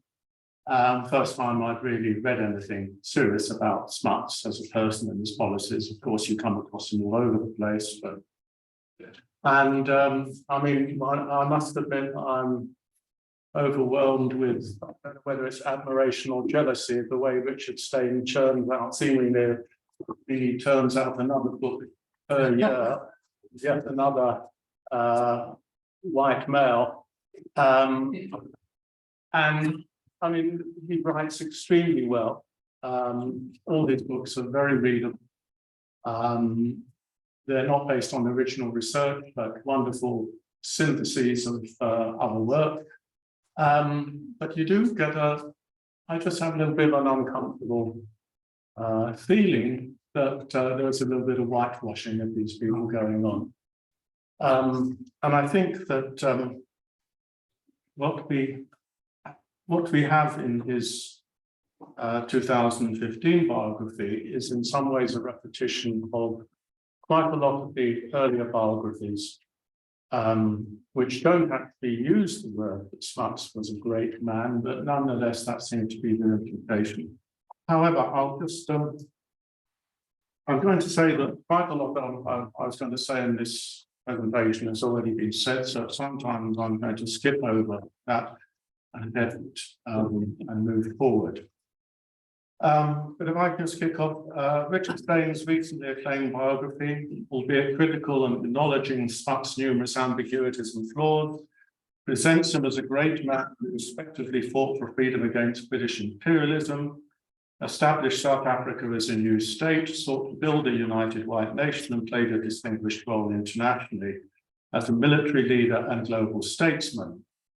Given a current tendency for Smuts to be uncritically dismissed as having laid the foundations for apartheid, Steyn's reassertion of Hancock's presentation of Smuts as a highly complex figure and an outstanding man of the 20th century is welcome. However, this contribution will argue that his characterization of Smuts as unafraid of greatness, the subtitle of his book, is fundamentally wrong. And as Prime Minister during the years following the Second World War, he failed the greatest test that history had put to him. It's argued here that the reason why Smuts is so widely criticized, even reviled today, is that despite his professed liberalism, he was alongside of history. And regarding the issue of the black vote, despite his long-held realization that what in its time was termed the native question was the most important existential issue confronting South African society. And I argue, like has been, Saul was arguing yesterday, that he consciously and consistently ducked the issue. There's a lot of retrospection in this judgment, obviously. Got all sorts of problems about historical judgment, the whole man of his time issue. So how we answer his position is with difficulty because of the contradictions of his liberalism. Let's just remember that. I talk about it here, his reputation as a liberal and a Democrat. In 1943, Alexander Campbell, a left-leaning British journalist then based in South Africa, described Smuts as one of the greatest democratic leaders in the world today. Writing at the height of the Second World War, at the time of the opposition National Party was openly flirting with fascism and urging Hitler to victory, this assertion would have been regarded as commonplace amongst many of his readers. It was Smuts who had ensured that South Africa would enter the war. He was a close confidant of Churchill, and he had long become a great man of the empire. It was Smuts, if anyone, who would be able to persuade his countrymen to move forward to democracy after the war. It was well known internationally that there was a highly developed system of racial segregation in South Africa, more thoroughgoing and rigorous than anywhere else in the British Empire. Nevertheless, for all that Smuts had been at the heart of governments which had enacted a massive legislation which buttressed racial dominance, it would not have been regarded as unduly contrary by his readers when Campbell described Smuts as the man most likely to move South Africa forwards to a more liberal system. And Smuts, of course, had enjoyed a reputation for a long time internationally as a liberal. He'd embraced the British Empire as a canopy for South Africa's freedom following the Boer Defeat. He had come to subscribe to its liberal ethos. He played a very prominent role in the drafting of the Constitution, which had created the Union as a Westminster-style, albeit white, democracy. And he had served in Lloyd George's Liberal-led coalition, and he had furnished his liberal credentials at Versailles by arguing for a more generous treatment of Germany than the Allies had proved willing to give. And in any case, there was always a tendency in Britain to blame South Africa's racism on the Afrikaners, or more particularly upon the National Party. In some, although Smuts was never wholly free of criticism internationally, usually from missionary quarters, as Bill Schwartz said, he was a political figure peculiarly immune to public criticism, despite his combining his professed commitment to liberal democracy with the necessity of white supremacy. I now deal with this issue of him being a supremacist Democrat. In an essay he had written for a prize when he was a 20-year-old undergraduate at Stellenbosch, Smuts had proclaimed that the race struggle is destined to assume magnitude on the African continent, such as the world has never seen. W.E. Du Bois was to make a very similar statement, also at the same time. White unity was a necessary condition for avoiding white annihilation. In his youthful naivety, Smuts was making explicit what was more often left unsaid among all but the most radical of those who proclaim themselves Cape liberals. While out of a mix of tradition, paternalism, and electoral dependence on the small bottom of propertied and male Africans and coloureds who had become enfranchised under the colourblind franchise laws, they remained determined that the white folk would never be swamped. It was only after the Boer defeat in the South African War that Hancock refers to Smuts' pragmatic approach to democracy. And it was spelled out in the extensive correspondence with John X. Merriman, which Stoll referred to yesterday. And this began to be before the grant of self-government of the Transvaal in 1906 and came in the climax to build up the Union. He had sent his memorandum. He had, in 1906, in preparation for his meeting with the new Liberal government in London, Smuts had prepared a memorandum in which he disputed proposals for an electoral system which had detailed an economic qualification for voters by making the case for what he terms the true democratic principle of adult male suffrage for whites, making no reference to the question of votes for people of colour. On his return, he sent his memorandum to Merriman, who responded that while he was agreed with its own content, he could not accept his franchise proposals. These were open to the same objection as the American Declaration of Independence, in that they ignored 3/4 of the population that was coloured. The only course was to make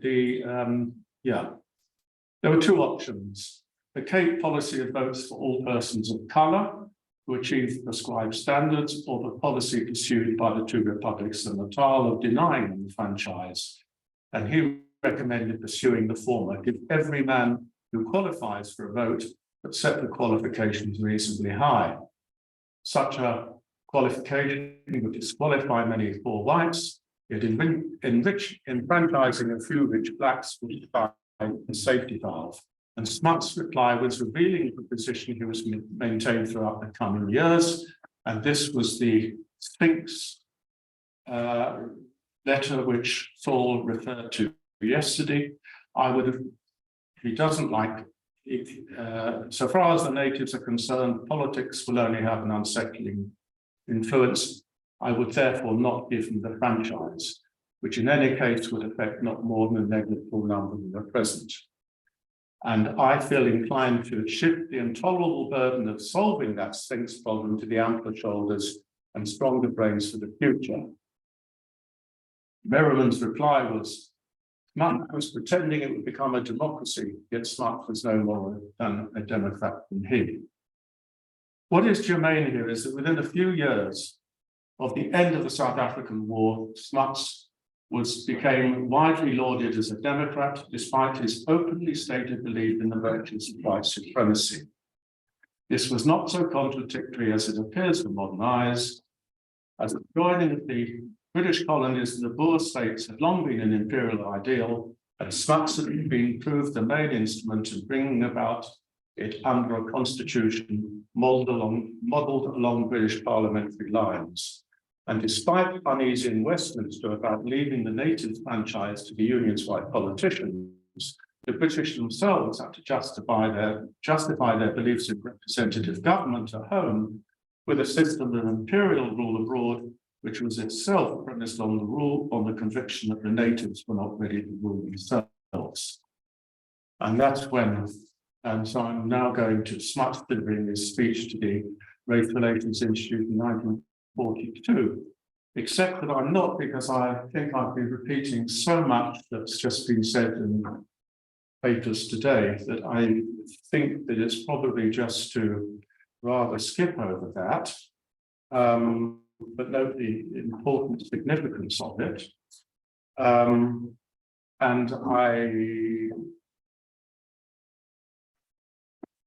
I mention his 1929 speech when he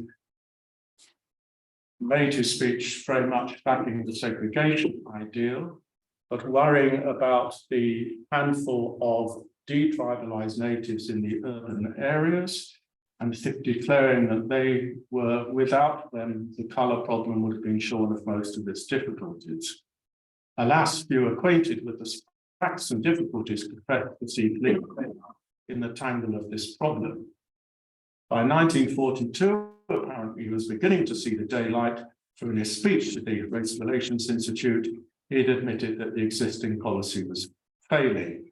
And we have heard in the last presentation what he was arguing. Jonathan Hislop has argued that Smuts' speech then was expressive of a significant shift in South African politics that took place during the years of Smuts' second premiership. And to quote him, these represented the direct opposition of the attempt to drive the black working class out of the urban areas. Rather, they moved toward a strategy based on acceptance of black urbanization. The demands of South Africa participating in a global war unleashed a radical and in some respects quite effective reorganization of the South African state, economy, and racial arrangements. And we've heard about the reformist impulse of the Smuts government during the war with the various changes in welfare policies, and I'm not going to reiterate those, nor am I going to spend much time on the interpretations like Bilfoy talking about this as the beginning of the developmental state, and the interpretations which indicated that Smuts was something of a Keynesian and was prepared to move South Africa forward in a state-directed industrial development direction. But the point is that even after the war, the Smuts regime was strikingly different from that of the apartheid government that followed, as it continued to give space to initiatives which accepted black urbanization and attempted to create adequate urban social conditions for the new urbanized working class. I take us back to the changes in the Herzog saga. Smuts doesn't play ball in 1926 with the proposals by Herzog to change legislation to the four bills. He gets outmaneuvered by Smuts, by Herzog, who takes him into the 1929 election, the so-called Schwarzenegger election. But then by the mid-1930s, he finds a way of managing to agree with Herzog over passage of the key legislation, which basically deprived Africans of the Cape franchise. And I think the key point about that is that by the time he'd gone through all those maneuverings, he had managed to convince himself that the formation of the NRC was a quid pro quo for the abolition of the Cape franchise. I think he needed to justify to himself why he was changing his position for the Union. And remember that he placed enormous store on his role he had played in the foundation of the Union. He regarded this, his son in his biography says that Smuts always regarded this as his most important contribution. So it's very important to him that he felt that he was maintaining the deal which had been struck in 1910. So I think this takes us to so I'm going to now come in some detail to the 1948 election. Because I think previously what I've said has been covered. One last thing, of course, you mentioned the business at the United Nations. And many of the biographies quote after he had lost that key vote at the United Nations, Mrs. Pandit, so the biographers saying that she crossed the floor, recalling an injunction by Gandhi to return home as a friend of Smuts, crossed the floor and begged his forgiveness if she had not met the high standard of behavior set by the Mahatma. He is reputed to have replied, "My child, you have won a hollow victory. The vote will put me out of power at the next election, and you will have gained nothing." In actual fact, that statement, if it was made before that final vote. But anyway, it's nonetheless an impressive statement. Let us go to the 1948 election, an unnecessary defeat, as I say. And now I am going to go back to my text. Despite Smuts' disconsolate remark to Mrs. Pandit, the United Party went into the election of 1948 confident that it would win. Smuts himself had become increasingly convinced of victory as the campaign had progressed. This fed wider expectation. A contemporary commentator expressed the predominant view. The old master continued to stand out as the great personality of the epoch, and it was impossible to see how the country could repudiate him. Yet repudiate him it did, much to the surprise of the National Party. And the fundamental story of the 1948 election is that the National Party won more seats than the United Party, but lost the popular vote by a substantial margin. 38% cast to the UP's 49%. It only secured us an effective majority of 8 in the 150-strong House via an electoral agreement with Havenga's Afrikaner Party, which won 9 seats, thereby outgunning the United Party's alignment with the Labour Party. The imbalanced result was a result of 3 principal factors. The first was the practice of the Delimitation Commission, which decided constituency boundaries of loading urban seats, a loaded seat being one with more voters than the average number of voters per constituency for all seats. This meant that fewer votes were needed to win seats in rural areas where Afrikaners predominated than in urban areas, a factor which favoured the NP. Second, the high migration of whites from rural to urban areas during the 30s and 40s was largely a migration of Afrikaners, this swelling the NP-leaning vote in a significant number of urban constituencies. And that discontent gained momentum from post-war economic discontents. The third factor, which was the most immediately influential, was the race issue. For Milan in 1948, as for Herzog in 1929, the alleged Black Peril was a politically potent battle cry. While most voters understood that a future Smuts government would follow a path of ad hoc pragmatic adjustments to accommodate race pressures, the NP's steadfast stress on racial exclusivism reunited nationalist support, which had been divided by South Africa's entry into the war, in which many Afrikaners had fought with distinction. Once the war was out of the way, it undercut the electoral margin of support, which sheltered fusion from the mid-1930s. Consequently, after 1948, the prospect of a united white nation through the promises of compromise and conciliation was lost, and white unity, if it were to be achieved, would have to be founded on principles dictated by Afrikaners. That's a quote from Newell Stubbs. This brief summary of the received wisdom about the bare facts of the 48 election invite further commentary. To elaborate Smuts's own very major part in his own downfall. Let's deal with those factors in reverse order. First, the race issue.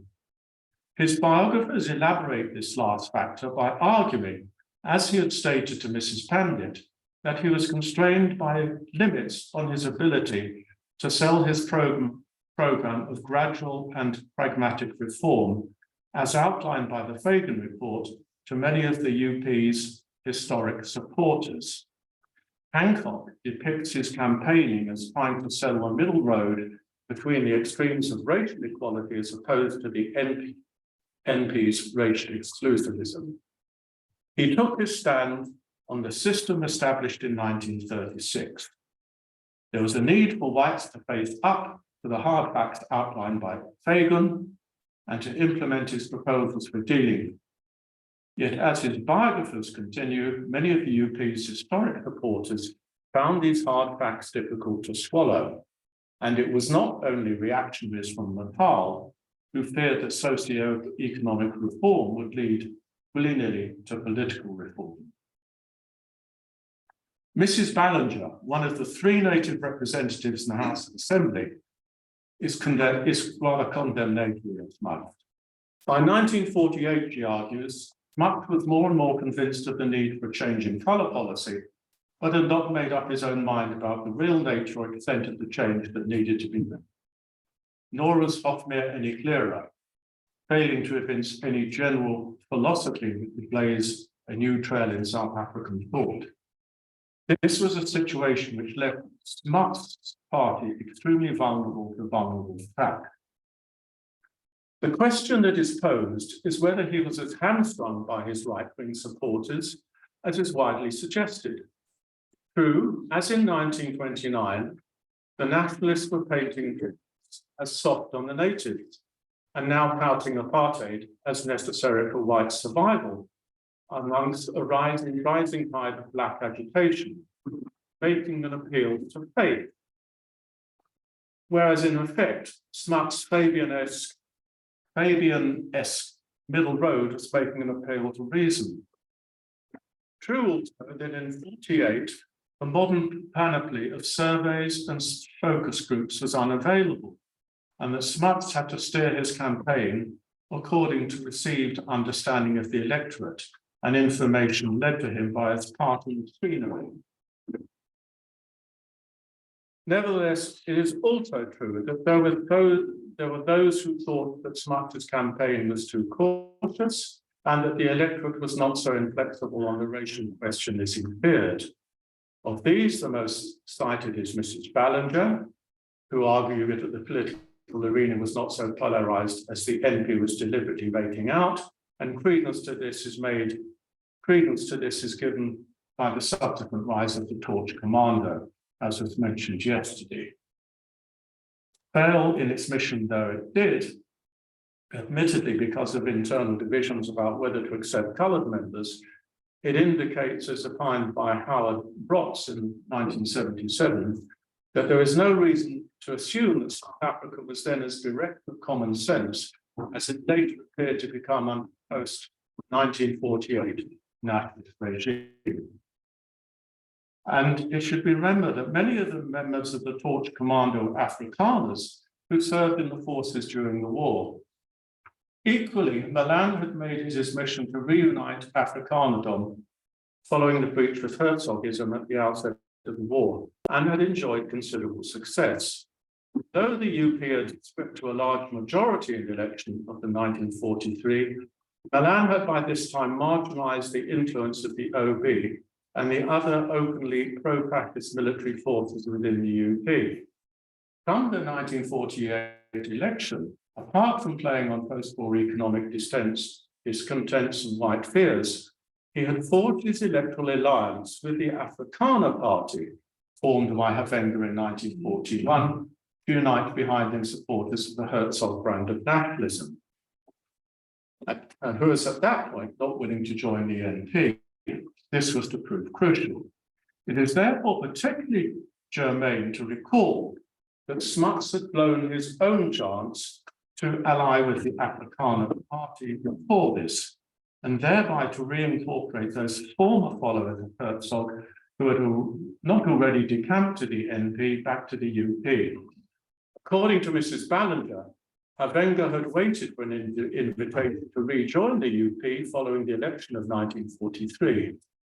However, following the pummeling of the Afrikaner Party in that election, when broached on the issue, the UP leadership felt that Havenga had nothing to offer him. Smuts had just dismissed them as a bunch of fascists. Yet this was a major miscalculation. Havenga retained political ambition, and his cold shouldering by the UP pushed him into the arms of the NP. This leads on to the second issue, the demographic factor, the drift of Afrikaners to the towns during the 30s and 40s, whereby they undermined the UP's electoral predominance. It was not that the UP was unaware of this. Indeed, it had been given a strong warning about this by a string of defeats in by-elections leading up to the 48 election. Yet rather than seeking to counter this by reinvigorating its ability to campaign and state its case, Smuts had allowed the organisation of the UP to wither.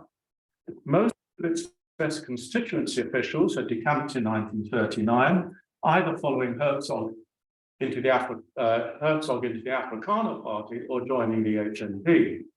Its grassroots membership had shrunk, and it had neglected fundraising and was desperately short of money.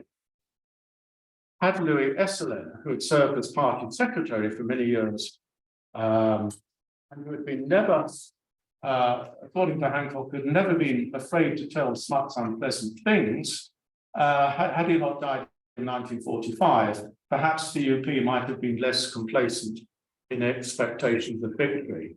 As it was, Smuts even ignored warning from his own constituency officials in Standerton that his own seat was in peril, with the result that he himself went down to a humiliating defeat. Finally, to the third factor, and perhaps the most telling one, Smuts' refusal to tackle the imbalance in the electoral system, which resulted in the significant undervaluation of the urban vote. This was the one issue which UP officials had raised with him, but despite the fact that the large majority he had won in 1943 had given him considerable power to reform the rules and customs of delimitation, he dismissed these pleas out of hand. Hancock records him saying that although he recognized that the existing arrangements were damaging to the UP, They had their roots in the pact of good faith which had been created and must sustain the constitution. He was referring to 1910. The generous interpretation of Smuts's stance is to say that it was an honourable refusal to change the rules of the game in his own favour. Yet in retrospect, we know now that once they were in power, his opponents had no such scruples, and once they had moved into power, they embarked on a series of constitutionally dubious moves to amplify their majority by granting whites in Southwest Africa six seats, which they knew they were bound to win, and of course removing the colours from the common roll. These were a part and parcel of a whole panoply of policies and practices which narrowed the scope even for white democracy. While Smuts defenders might argue that it is unfair to fault him for not predicting this future, the obvious response is that having knowledge of the pro-fascist leanings of significant elements within the NP, he should have been much more wary of the risks of allowing his opponents into power. And the irony of all this, of course, is that during the making of the Constitution at the National Convention in 1908-9, much debate had attended the issue of whether votes should be of equal value, or had been long established tradition, especially in the Cape, that the votes of those living in rural areas should be overrepresented. Because in the 1907 election in the Transvaal, the performance of their Het Volk party, which you might forget about my pronunciation, the performance of their party had proved that a moderate Afrikaner party could attract English-speaking votes. Bilder and Smuts had swung behind an acceptance of equal rights as a price worth paying if it would bring about conciliation and bipartisan support for the new union. Furthermore, because Smuts had been persuaded by enthusiastic backers of proportional representation in England that such a system would ease tensions between the two ethnic blocks of the white population, they had pushed for the adoption of the single transferable vote system. It ultimately pushed for STV had come to nothing because it had suited the personal political interests of the majority of delegates who came from rural areas. And so the convention had adopted a Cape-style plurality system which overrepresented rural voters. In short, the choice of electoral system had been far more a grubby deal than a matter of political principle. So that given that as in 1929, the disproportionate outcomes, in short, the choice of electoral system had been far more a grubby deal than a matter of political principle. So given that as in 1929, its disproportionate outcomes deprived the majority of the electorate of their choice of government, Smuts' failure to correct the system when he had the chance was a major and very conscious act of omission. And nor was this omission consistent with his professed stance that the deal struck in 1910 was sacrosanct. That deal had protected the Cape franchise for qualified Africans, yet Smuts himself had participated in its removal in 1936. His inconsistency smacked at best of hubris, his personal arrogance that he knew best and that South Africa would not reject him. The far more serious charge was that it was a failure of courage. So I go back to the afraid of greatness bit. There is no guarantee that even if Smuts returned to power in 1948, that South Africa would have moved in a different direction. After his death in 1950 and that of Hofmeyr, the leadership of the UP passed to two lackluster leaders who are far more disposed to pander to white racial prejudices than to challenge them in South Africa's long-term interest. If the UP had won in 1948, it is more than little possible that, buffeted by a rising tide of black political organisation, the white electorate would have kicked it out in 1953. Nor should we discount the argument that amidst the turmoil of post-war Africa, white settler regimes, of which South Africa was the most advanced industrially, were inherently programmed oppressive, the more they were faced by threats by rising African middle and working classes from below. Yet in contrast, there were liberal politicians who argued at the time, and liberal academics in abundance who have argued subsequently that there was another way. That had South Africa's white politicians grasped the nettle in the 1950s, they might have negotiated their way forward to a political accommodation with a black majority, which would have provided for protection of minority interests, thereby avoiding the worst political confrontations of the 70s and 80s. We shall never know whether the Liberals were white, but what can be argued is that although Smuts had been aware since his student days that the racial question was the major issue confronting South Africa, he was never prepared to grapple with it politically. He perpetually kicked the can down the road. He was as much unwilling as he was unable to resolve the contradictions between his liberalism as expressed by his promotion of human rights at the UN and his defense of white supremacy. Nor was he prepared to act on his realization that black demands for political inclusion were destined to grow and could not be stuffed back into the box of increasingly impoverished rural reserves. We are left with a feeling of frustration that despite Smuts' immense political stature, that when he was given the opportunity to move South Africa in a different direction, he lacked the courage to do so, that he was afraid of failure. And the irony is, of course, that his career ended in failure. There we are.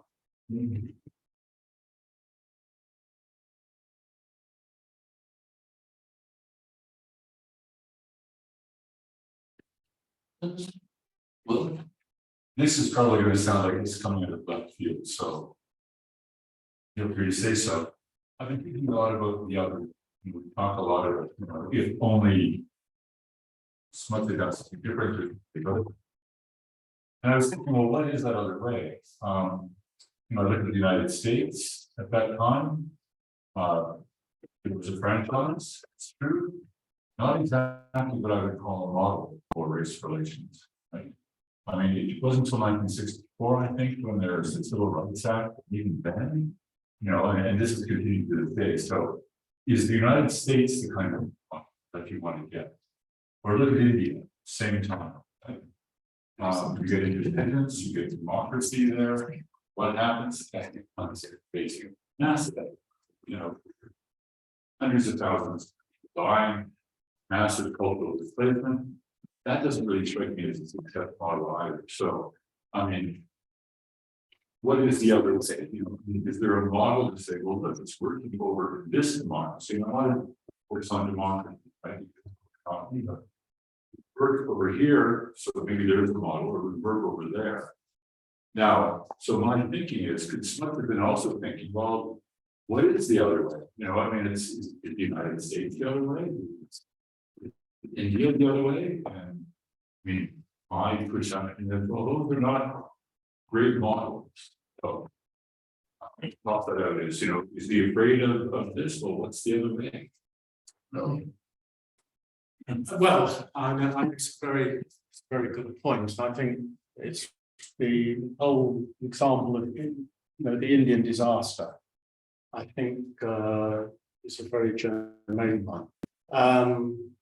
And I suppose the answer to that question is that nobody really knows. When the British were getting out of Africa, there was simply increasing the number of African representatives or on legislative councils, or they were, in the case of the Central African Federation, going with various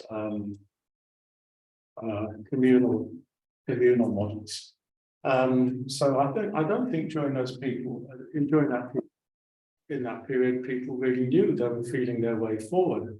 I think there was a whole amount of confusion about which way to go. And so to that extent, I suppose that you could say that white population's fears might have been to some considerable extent justified, or that's the way we think it. So I don't know, Steve. I think it's just, I agree with your overall. It's much critical of the United States for now. I get into that, but did he say things about race relations in the US? They certainly weren't great. Even the qualified franchises back in 1960, where he was asserted that certain Afrikaners was being qualified for the franchise, if they extended that franchise now. So that also was because he would have been disenfranchised in a large part of the white populations, just wouldn't go to qualify.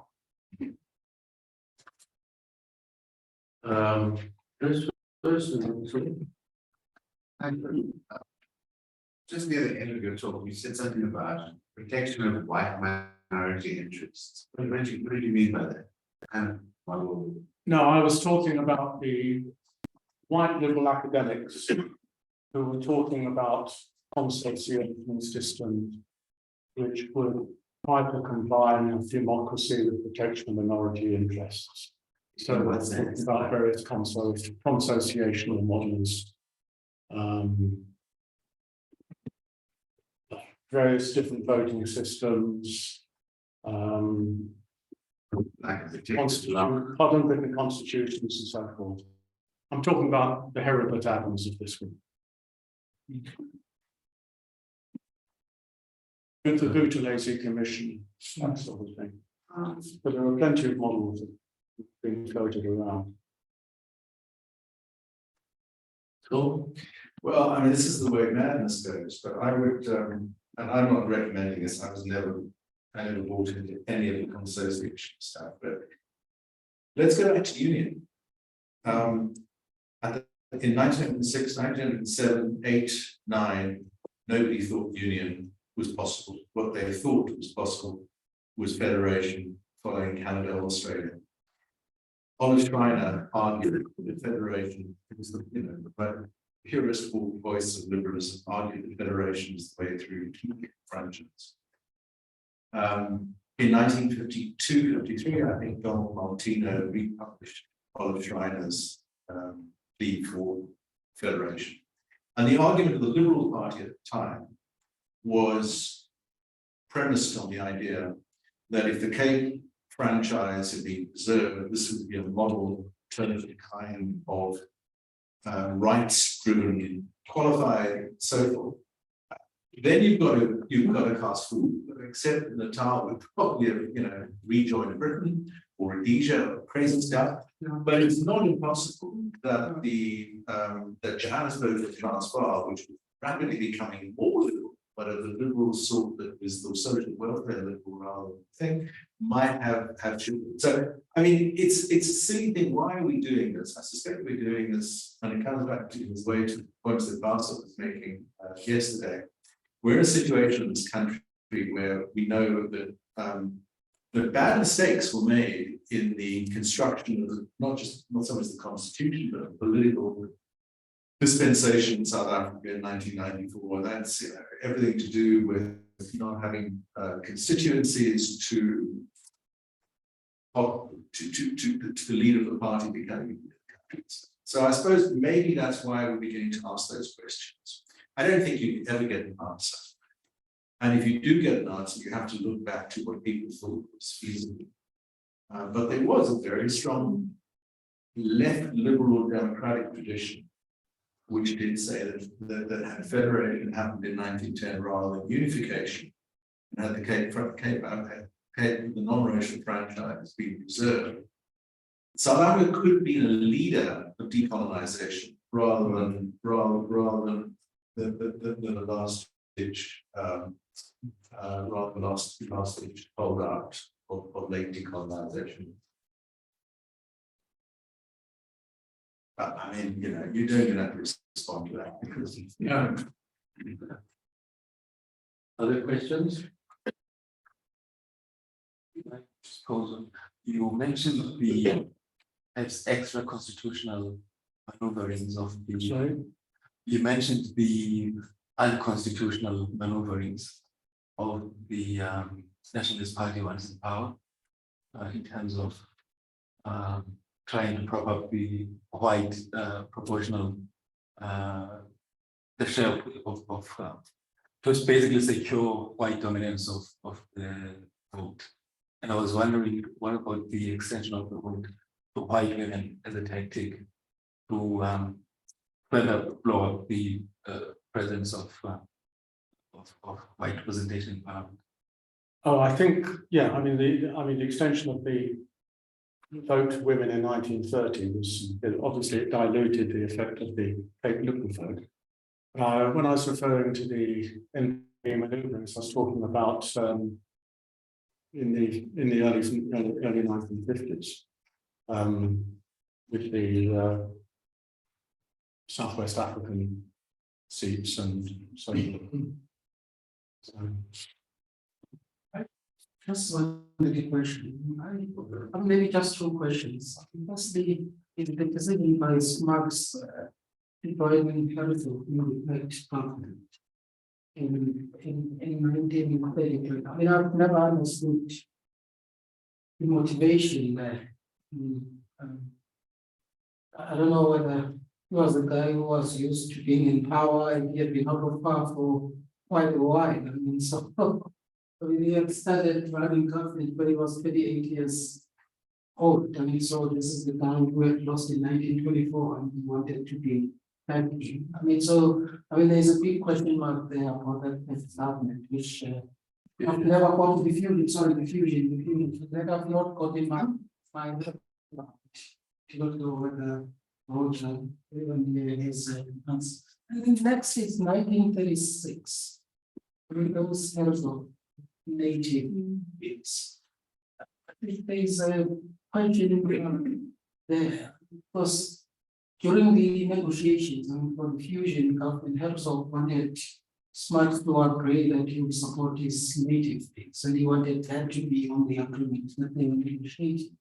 And Smuts refused, and so let's assume that he refused because he had misgivings about what Herzog has put on. But come 1936, he votes for the native bits, and none of Mayor doesn't, and other liberals inside the party. And I think these questions are relevant for what was the alternative. Because it gets confusing in a sense. I mean, left on qualified franchise was the alternative. I mean, the foundation could have extended it to few black people as a start, who generally would have voted even for his party. But when the abstract option was there, I mean, he moves away from it and he moves to operation Cape Black franchise. So those two decisions probably big question marks there. I'm interested. Well, there is one interpretation of Smuts in 1936 arguing that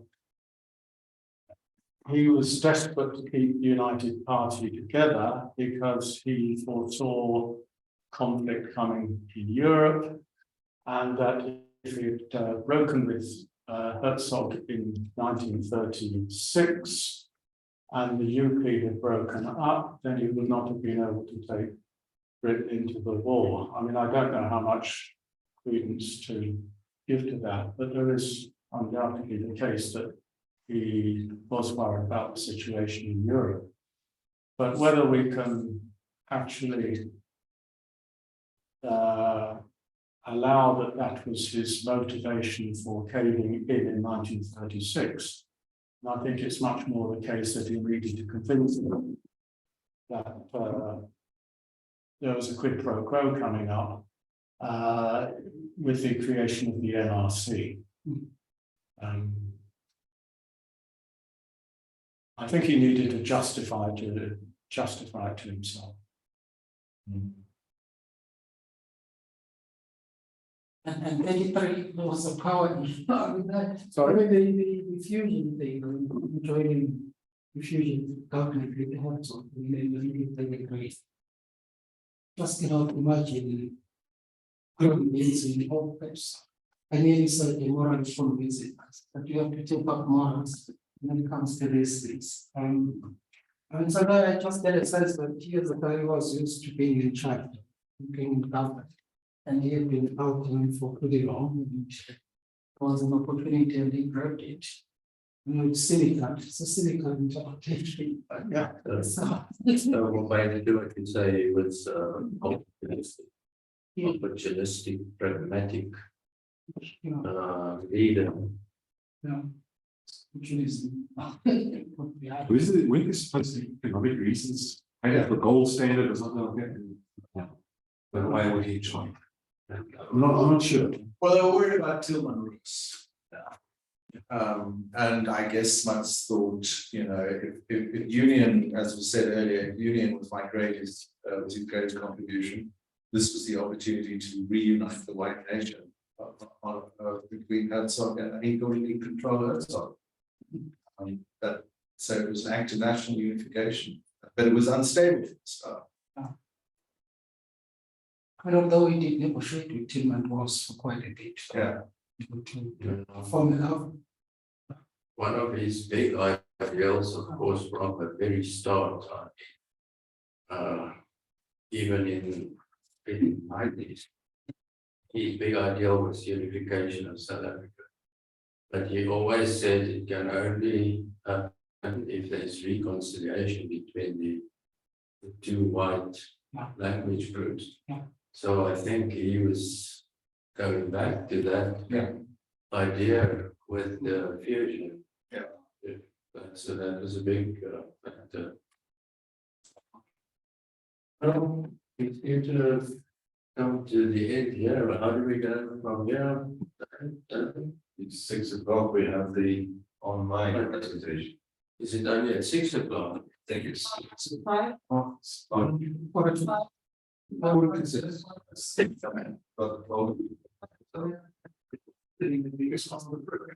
So the might be there, I mean, 5 minutes or so.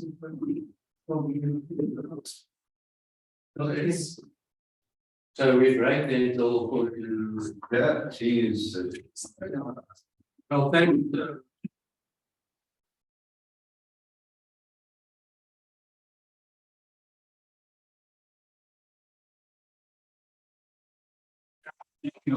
You mentioned this. Yeah.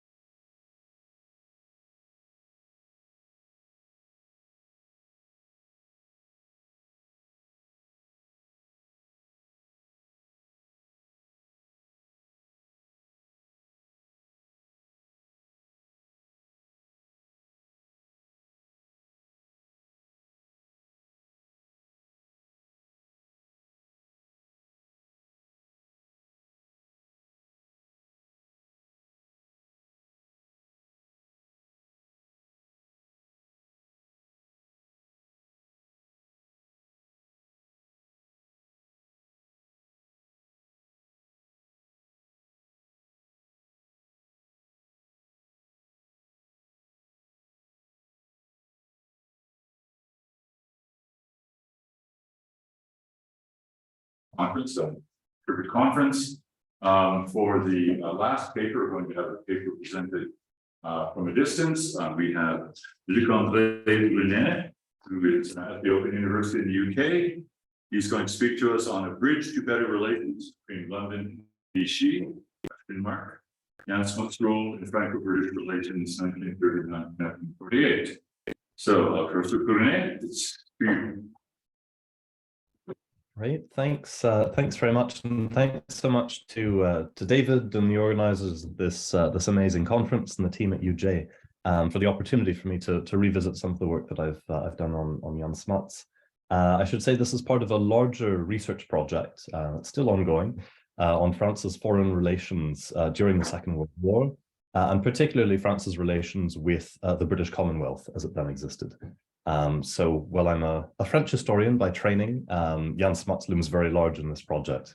So I'm delighted to present my work at the conference today, and we'll look forward very much to the discussion and Q&A afterwards. I also know I will probably disappear in about 5 to 7 minutes when the load shedding kicks in. So apologies about that, but I'll be able to continue my presentation as soon as we have Wi-Fi. So my presentation today, I'd like to focus on Smuts' role in Franco-British relations during his second premiership, and specifically during the Second World War. Now, I think the fact that we're talking of the role of South Africa in relations between two neighboring European powers is in itself, I think, an indication of Smuts' international interests and ambitions, and allows us to consider an overlooked aspect of his role as a statesman. So this paper is based mainly on archival research I've done at the National Archives in Pretoria, the French Diplomatic Archives in Paris, and the National Archives in Kew, London, as well as bits from other archives in the US, Canada, Australia, and Ireland. So I'll start with a bit of background. Hopefully you can, sorry, on my screen, the part of the map is obscured by this. I don't know if that makes it any better. But so as you'll know, Smuts returned to power in September 1939 in dramatic fashion over the question of South African participation in the Second World War. And as Prime Minister, clearly he pursued a pro-British policy throughout the conflict. He was a close confidant of Churchill in particular. He advised the British leader on the D-Day landings, among other key decisions, and he was an influential member of the War Cabinet. South Africa's relations with France, on the other hand, were good, but much less developed than those with Britain. I think this was for obvious historical reasons, among other things. And so diplomatic relations between South Africa and France were only established in 1934, not very long before the conflict erupted. So just a few months after his return to power at the end of 1939, Smuts wrote to Margaret Clark Gillett, praising our gallant allies, the French, asserting, but for French preparedness, I suppose Hitler would have had his way long ere now. But in June 1940, the world was stunned to see France defeated by Nazi Germany. So German forces occupied the northern half of France, as well as the Atlantic coast. An autonomous French government was established in the town of Vichy, with control over the non-occupied or free zone in the south, as you can see on the slide. So this French government, based in the town of Vichy, and led by Marshal Pétain, henceforth controlled French foreign policy and the worldwide diplomatic apparatus of the French state, and it maintained full diplomatic relations with countries around the world. And crucially, Vichy also retained, even after its defeat in June 1940, Vichy retained control of France's navy, which was the second largest in Europe at the beginning of World War II, and control over France's empire, which at the time covered 1/10 of the globe. In London, the British government feared that the French navy could yet fall under German control, which would facilitate a German invasion of Britain. On the 3rd of July, the Royal Navy attacked the French fleet, which was stationed in Mers el-Kébir in Algeria, killing 1,500 French sailors. The French responded by severing diplomatic relations with Britain, a situation that would endure until the end of the war.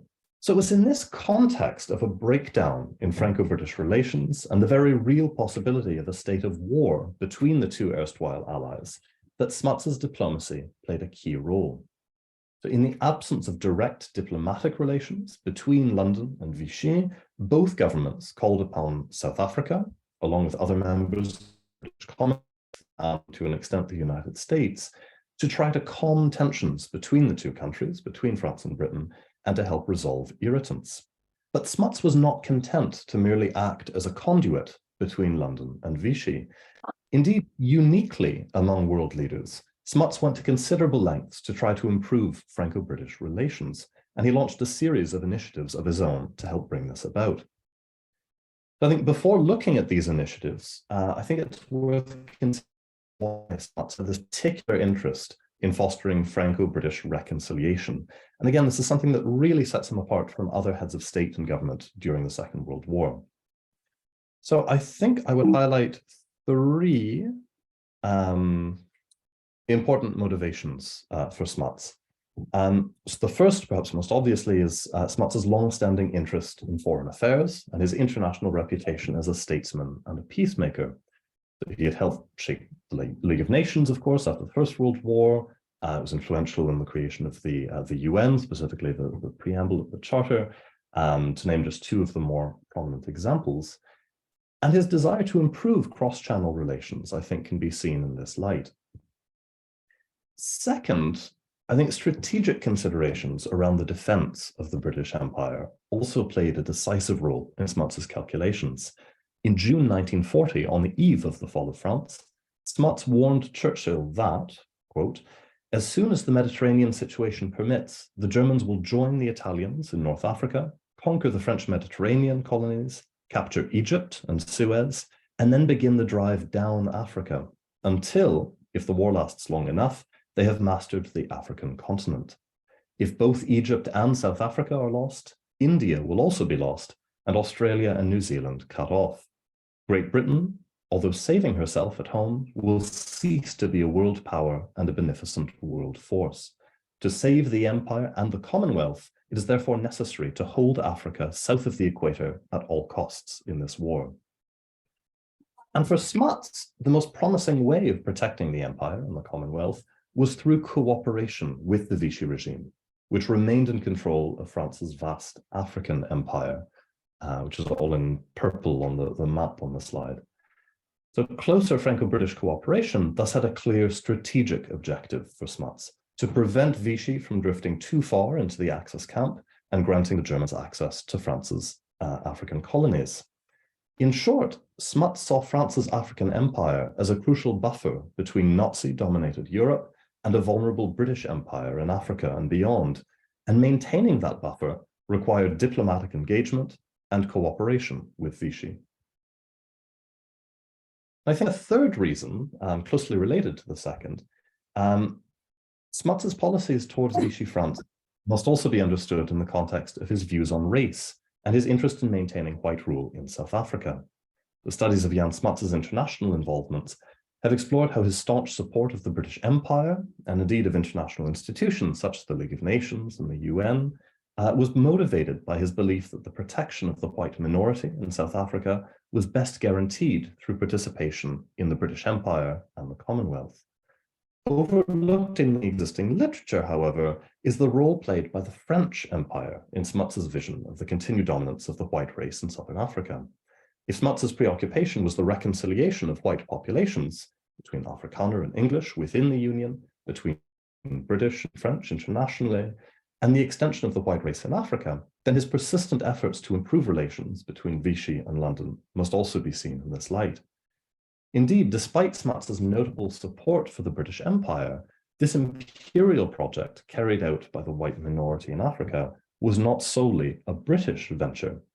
Historians Martin Thomas and Richard Toye have argued that despite their imperial rivalry, the French and British were in fact co-imperialists. In other words, they shared imperial values and a common civilizing mission, particularly in Africa. I think this provides a useful analytical tool for interrogating Smuts's motivations and actions in seeking Franco-British rapprochement.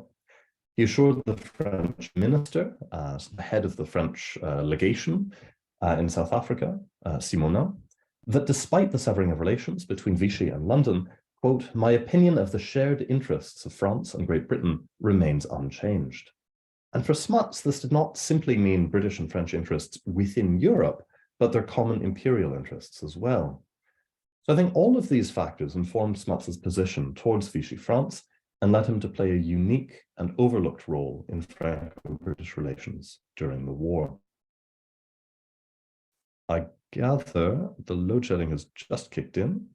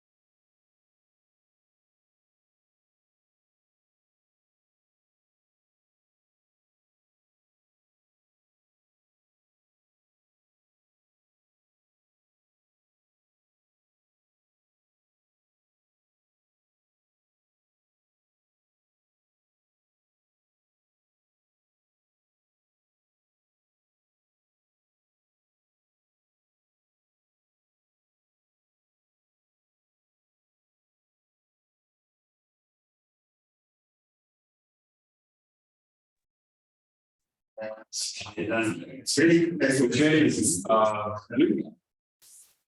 got you back online now, so sorry to interrupt. No worries, that actually fell at a logical point. So I may just kind of reiterate the concluding words for this slide before moving on. So effectively, these three different factors or motivations I just discussed, I think informed Smuts's position towards Vichy France and led him to play a unique and overlooked role in Franco-British relations during the war. So I think we can now have a closer look at what Smuts actually did in attempting to bring about this reconciliation between London and Vichy. And in my paper today, I think I'll focus on three examples that he came up with. So first of all, following Marcel Québir, so the attack on the French fleet by the British, and the severing of formal diplomatic relations between Vichy and London in July 1940, the French Foreign Ministry mounted a concerted diplomatic effort to, as they put it, correct the unjust accusations made against Vichy by the British and to reawaken in our favor the sympathies of other countries, emphasizing that it's in the general interest to maintain a France capable of fulfilling its role in Europe and in the world. French diplomats were briefed to exert their influence on the diplomatic front as well as to the press, to present France as a victim of unwarranted British aggression. The role of France in international affairs was also highlighted on the grounds that the country was not only, quote, an irreplaceable moral and intellectual force, but also a vital component of political stabilization, which neither the European continent nor the wider world could do without. The Foreign Ministry placed particular importance on other English-speaking countries, especially the Dominions, in its diplomatic efforts. The French Foreign Minister, Baudouin, wrote to French diplomats in the Dominions, with the exception of neutral Ireland, which is a very different case, as well as the United States, and asked them to urge the leader of the country in which they were posted to use his influence on the British government to put an end to the hostile actions for which the initiative and the responsibility lie squarely with the British. Of these leaders of these English-speaking countries, France's pleas resonated most successfully with Jan Smuts. On the 3rd of July, before news of the attack at Marcel Québir had even reached Pretoria, Smuts wrote to Lord Cranborne, the British Secretary of State for Dominion Affairs, urging that the question of avoiding a formal breach in Franco-British diplomatic relations should be carefully considered, and that any provocation should come from the other side and should not be lightly responded to. Just hours later, Smuts learned of the British attack on the French fleet, which made such a breach inevitable. Nevertheless, Simonin, the French minister in South Africa, reported that Smuts is ceaselessly using his influence in London and insisting upon the improvement of Franco-British relations. A week after the attack, Smuts expressed to Simonin the need for France and Great Britain to avoid, with an eye to the future, any measure capable of definitely separating them, adding that he had already advised Mr. Churchill of his opinion on that subject and was prepared to act again in the direction of conciliation. Baudouin's messages of France's role in the world and as a force of political stabilization far beyond Europe resonated with Smuts. From his perspective in South Africa, France was a benevolent imperial power that should remain a partner of the British Empire. Now, the South African leader does seem to have had some success in influencing Churchill on this point. On the 14th of July, the French national holiday, so 11 days after the Marcel Québir attack, Churchill gave a speech in the House of Commons in which the theme of Franco-British reconciliation featured prominently, and Churchill privately acknowledged that this was due to Smuts. Simonin reported back to Vichy that Churchill had told Smuts that for the section of his 14th of July speech dealing with France, he had even used the exact wording from General Smuts's message, British Prime Minister. Well, Churchill's speech ultimately fell short of France's demands. Churchill reiterated British support for those parts of the great French Empire which are now cut off from captive France, but which maintain their freedom. Churchill's acknowledgement that the association of interest between Britain and France remains, and that Britain was ready to discharge such offices of goodwill toward the French government as may be possible, was a marked amelioration in light of the previous weeks. So we can see a much more conciliatory discourse from London towards Vichy as a direct result of Smuts's interventions. Now, Smuts also sought a resolution to what was probably the central irritant in Franco-British relations after Mers el-Kébir and for much of the war, namely British attempts to either occupy or liberate French colonies. So this was seen to be especially urgent after the unsuccessful attempt by the British and de Gaulle to seize the French port of Dakar in French West Africa in late September 1940. Smuts had cautioned Churchill against this venture, fearing that a direct attack by the British and a dissident French general, de Gaulle, on a French colony under Vichy's control would force France to declare war on Britain. Churchill countered that such an outcome was unlikely. As he put it, if Vichy did not declare war after Mers el-Kébir or under pressure of our blockade, there's no reason why they should do so if there is a fight in Dakar. While an outright Franco-British war was averted, the episode plunged relations between the two countries to a new low. Yet the episode also seemed to confirm Smuts's assessment that Vichy could be relied upon to repel attacks on their colonies, whether by British or eventually by German or Italian troops. And this reaffirmed Smuts's commitment to a strategy of working with Vichy to ensure French Africa remained out of Axis hands.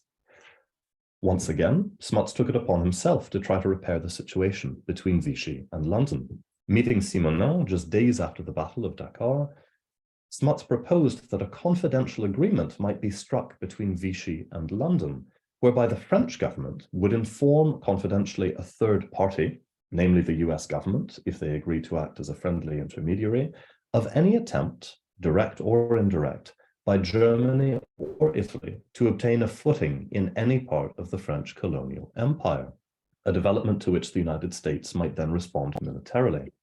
Such a solution, Smuts argued, would avert a situation where Axis forces gained control of strategic French colonies, and as such, quote, General Smuts feels certain that a confidential agreement of this nature would gradually stabilize the relationship between France and Great Britain in an atmosphere favorable to the restoration of normal relations. In addition, Smuts suggested that certain strategic French colonies, Dakar and Syria among them, be demilitarized, or, as the French minister, Simonnin, added helpfully, neutralized, for the duration of the war, and that this neutrality could be guaranteed by the services of a third party friendly to both governments, to both Britain and France, such as the government of the United States of America. Such a solution, Smuts argued, might prevent avoidable misunderstandings and misapprehensions, since it would leave France in control of its colonies, while providing a guarantee to Britain that these would not be seized by German forces. Smuts suggested that an understanding on this point might be preliminary to a more comprehensive agreement, which would be likely to bring about that real improvement of Franco-British relations which both countries desire.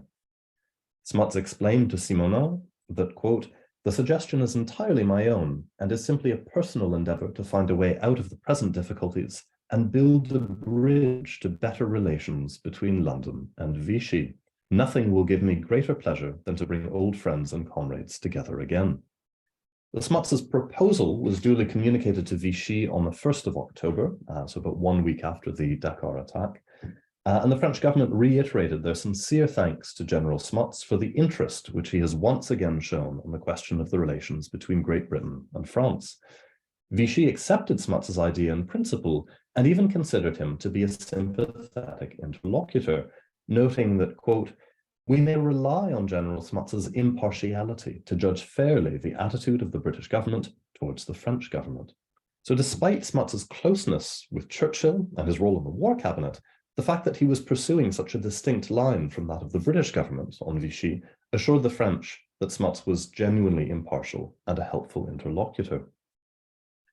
Simonnin prepared a memorandum confirming that Smuts is very pleased to note that the French government is prepared to have recourse to the procedures suggested by him if real danger of foreign attack on one of the French colonial possessions should arise. The British, on the other hand, remained unconvinced of the merits of this plan and preferred keeping the option of direct military intervention in French colonies. Smuts's proposal ultimately came to nothing due to this British opposition, and it remains an open question whether the United States would have agreed to play the role envisaged by Smuts. But this nevertheless reveals how determinedly the South African leader was trying to find a mutually acceptable solution that would eliminate the threat of Axis control over French territories and help foster closer Franco-British cooperation, and the extent to which his efforts were appreciated by both the French and the British governments.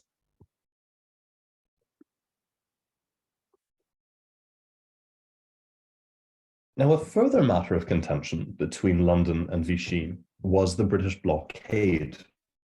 So the French state was officially neutral, and its government argued that the free or the non-occupied zone in the south, as well as the entirety of the French Empire, should accordingly not be subjected to the blockade that was aimed at weakening Germany.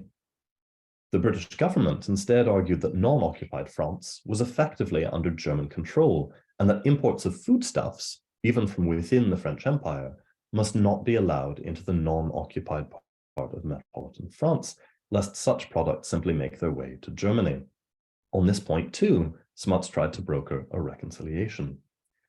On the 2nd of September, Simenon wrote to Smuts setting out the great danger which threatens France of witnessing a rapid decrease in the stocks of foodstuffs because of the blockade. The situation also sat uneasily with some other Anglophone officials. The Irish High Commissioner to Canada perhaps went furthest in his criticism, denouncing the British blockade as a manufactured famine aimed at a black 40s for France, akin to the Great Famine suffered in Ireland a century earlier as a result of British policies. He added that it revealed on the part of the British, quote, a policy of mass murder of whole nations by starvation. The United States ambassador in Vichy, Admiral Leahy, used more diplomatic language to express similar opposition to the blockade. And he convinced the Roosevelt administration to send deliveries of milk, vitamins, and medicines to non-occupied France, effectively bypassing the British blockade. Simenon appealed to Smuts that having Britain starve the French would be a gift to German propagandists, and that he should agree to use his good offices in London to recommend that maritime traffic be re-established between the non-occupied part of France and her colonies. Smuts subsequently devised his own plan for easing the blockade for Vichy, while addressing British concerns that imports should not make their way to Germany.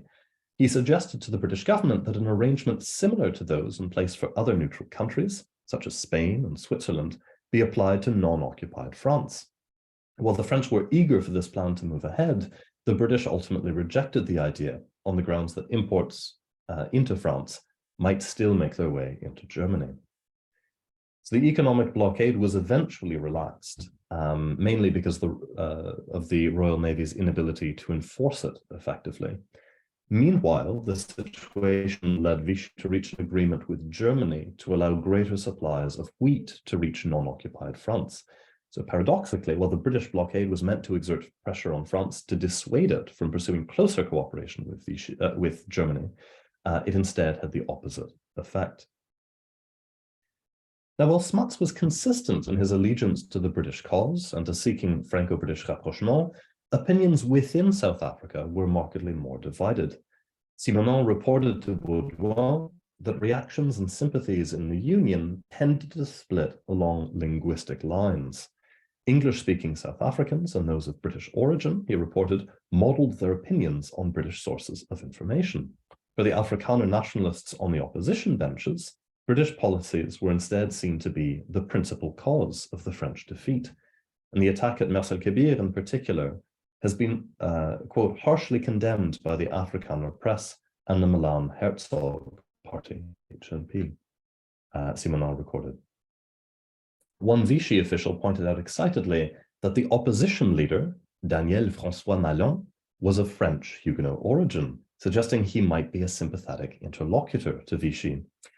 Yet there's no evidence that Vichy ever sought to establish contact with the nationalist opposition or to exploit divisions between those who backed the British and those who favoured South African neutrality.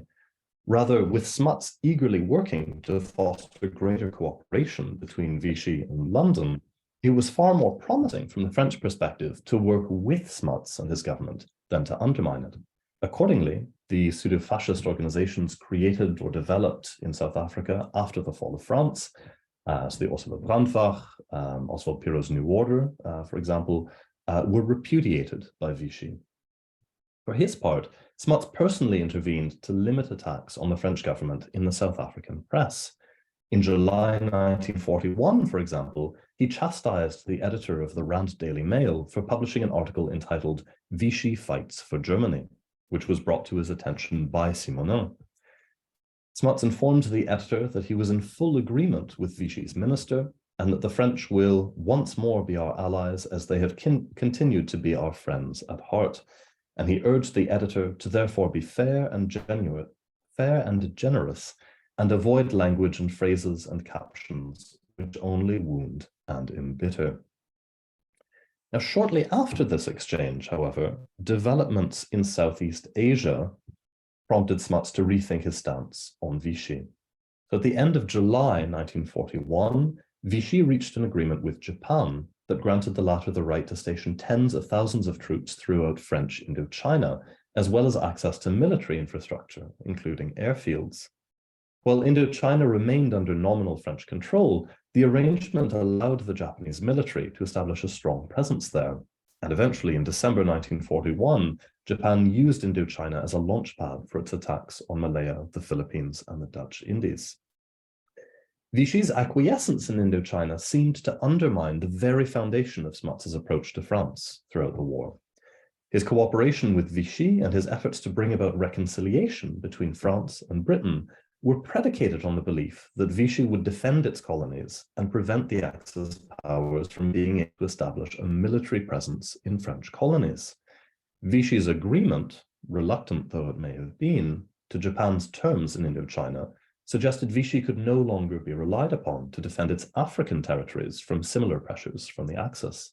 In the autumn of 1941, Smuts suggested to Churchill that South Africa break off diplomatic relations with France, but Churchill convinced him to maintain diplomatic ties with France for the time being, as was the case with the other dominions which were actively at war with Germany, so Canada, Australia, and New Zealand.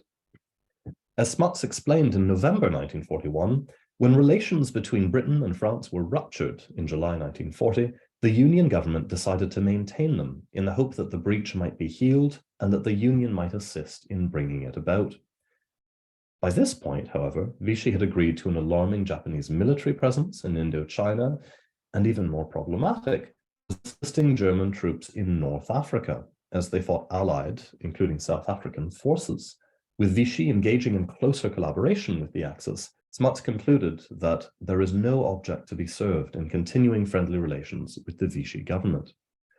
Just 2 days later, on the 23rd of November 1941, the 5th South African Infantry Brigade was annihilated at Sidi Rezegh in Libya by German troops who were receiving material support from Vichy.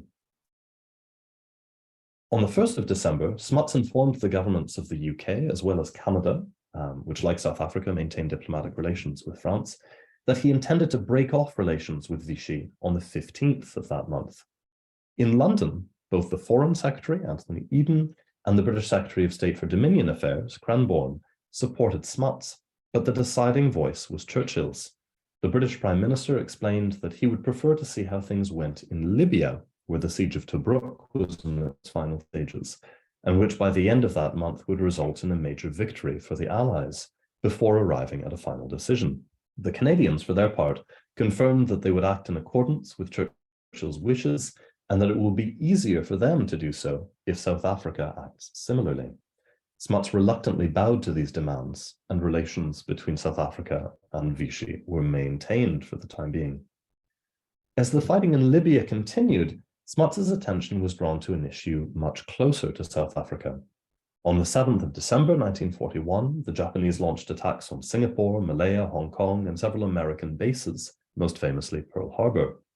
In the early months of 1942, numerous American, British, and South African reports and discussions focused on supposed Japanese plans to secure an agreement from France, similar to the one already reached over Indochina, that would give Japanese forces a military foothold in Madagascar, with the potential to severely disrupt shipping in the Indian Ocean.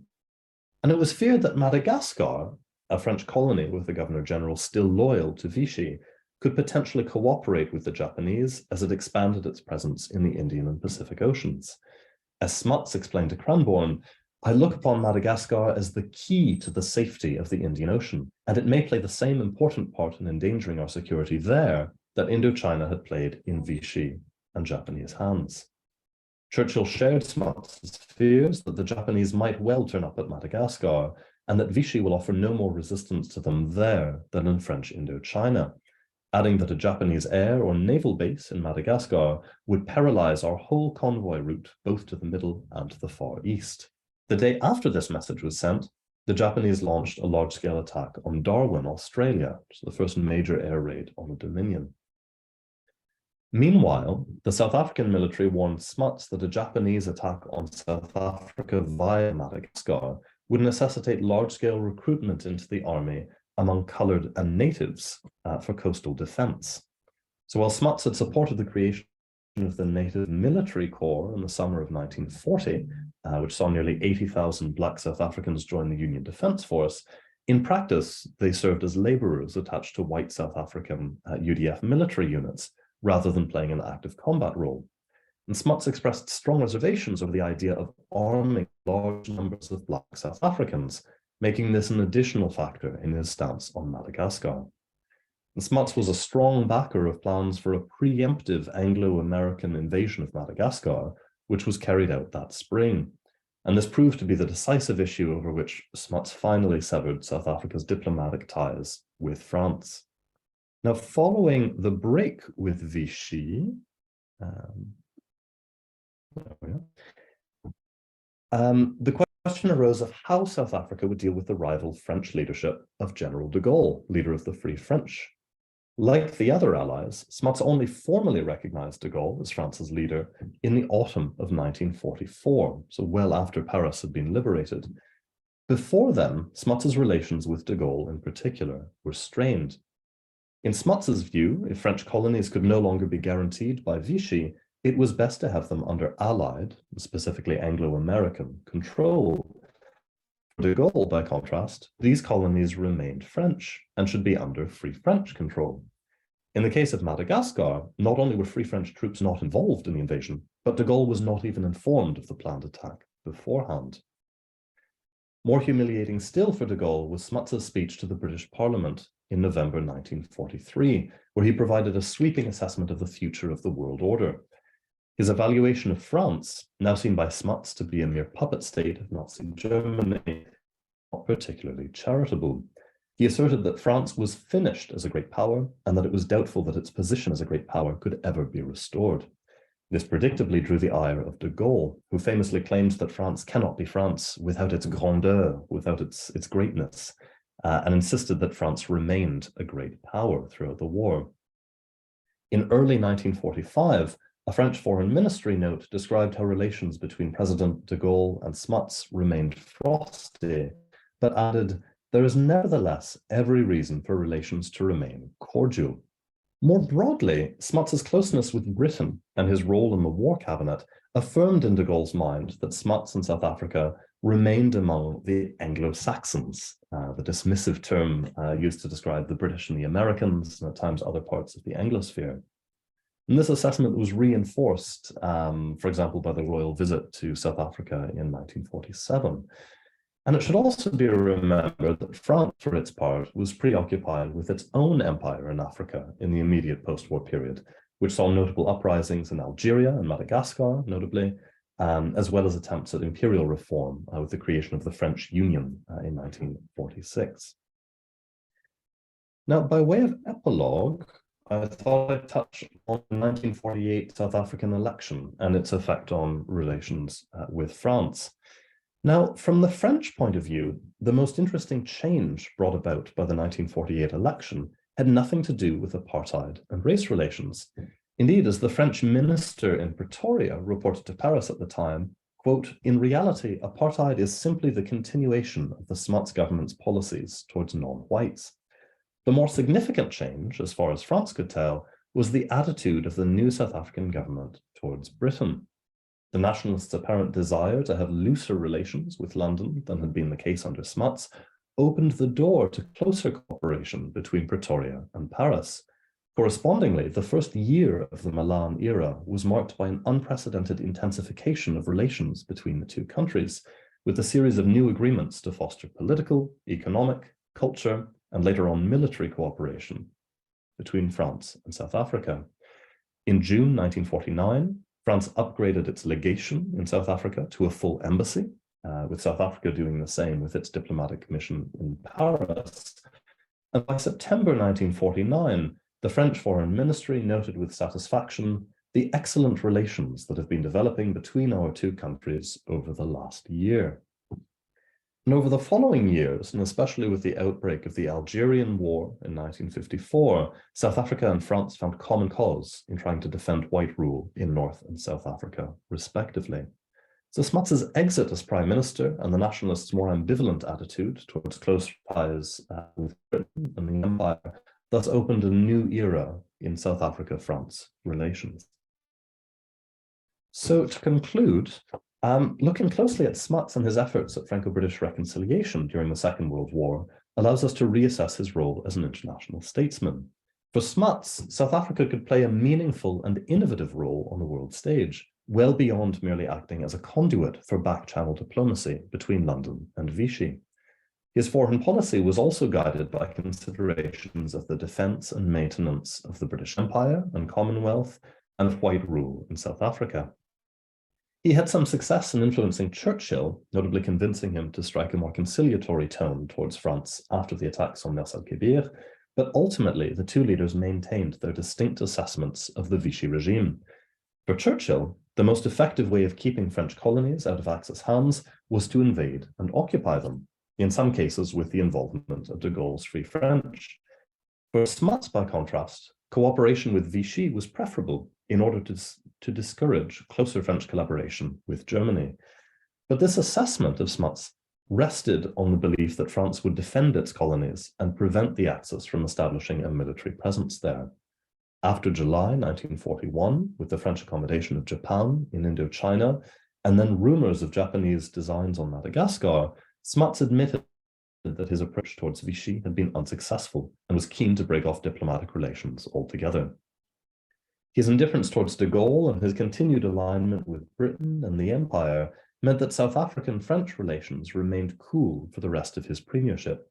The electoral victory of Milan and the nationalists in 1948, by contrast, sparked a period of intense cooperation between Paris and Pretoria. Curiously, the low point in South African-French relations are the years when both were led by relatively liberal democratic governments, which were bookended by periods of more constructive relations under Vichy in France and then under the nationalists in South Africa. So I think I'll end there and I'll look forward to your questions. Thank you.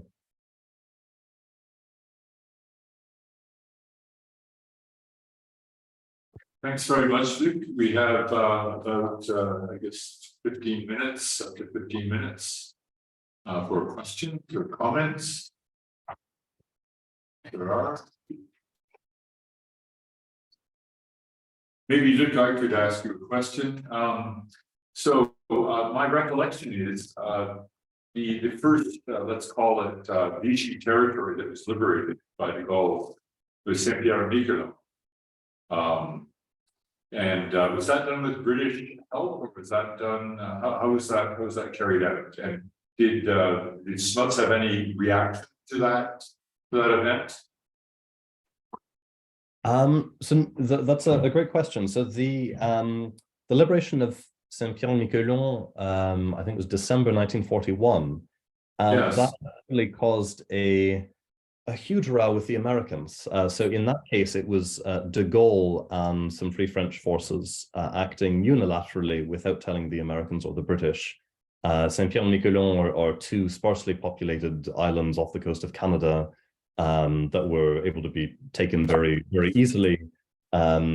But for the Americans, they were infuriated because in their mind, it violated the Monroe Doctrine that European powers are coming and sort of changing regimes in a North American territory.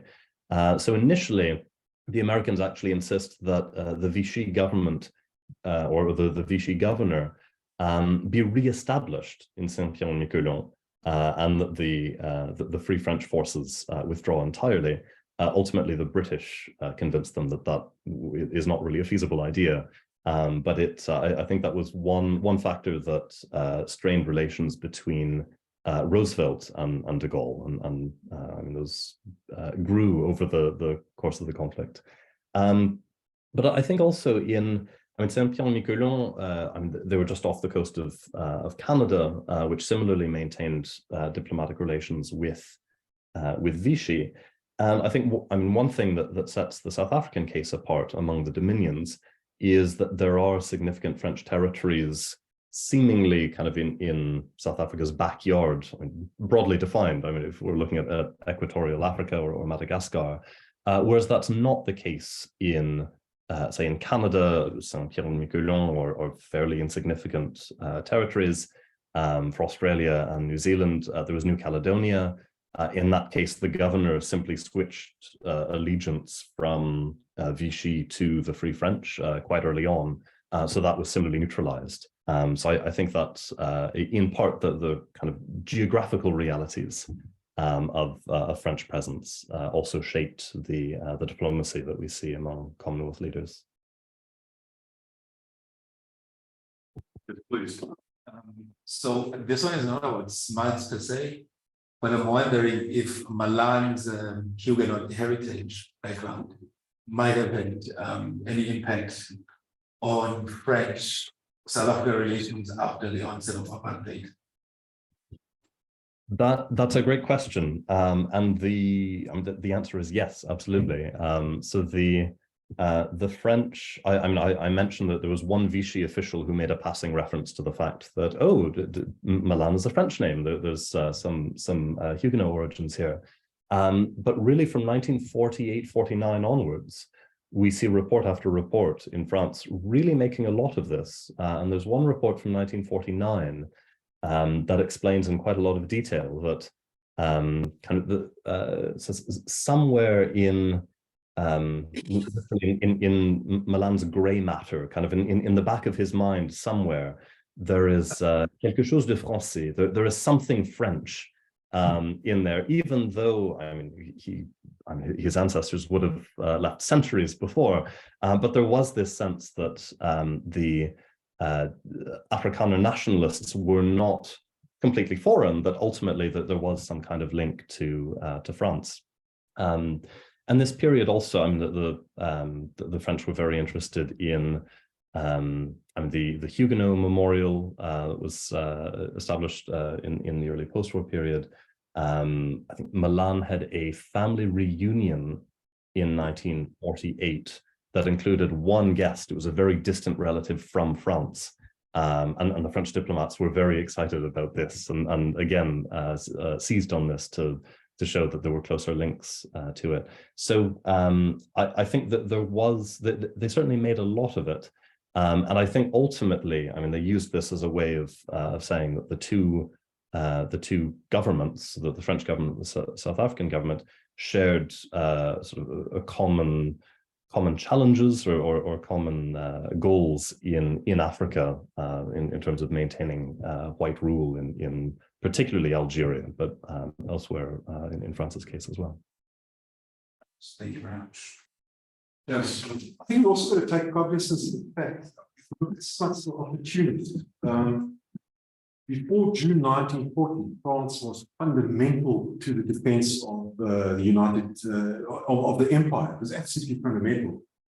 And South Africa militarily played absolutely no role in it. But that soon changed. After June 1940, with the fall of France, it propelled South Africa militarily to become very, very important in Africa. So much so that 50% of the troops that were provided to conquer East Africa from the Italians were South African troops. And then up in North Africa, initially, 33% of the troops in North Africa were South African troops. So Smuts may on the one side have been taking advantage of the political situation of once again inserting himself as a prominent person in implicating British-French relations. But on the other hand, he used the opportunity now to propel South Africa onto certainly to become one of the more important domains of providing, filling the void where France used to be. I wonder what you think of that. Yeah, I mean that sounds absolutely. I think I agree with that, and I think Smuts was keen for South Africa to play a greater role, not only diplomatically, which is what I focused on in my talk today, but also militarily. I mean, he wanted South Africa to be able to shape events as they were unfolding, and I do think that this certainly the fall of France left some gaping holes in the defense of the Allies broadly defined, which, I mean, after June 1940 was effectively the British Empire and the British Commonwealth.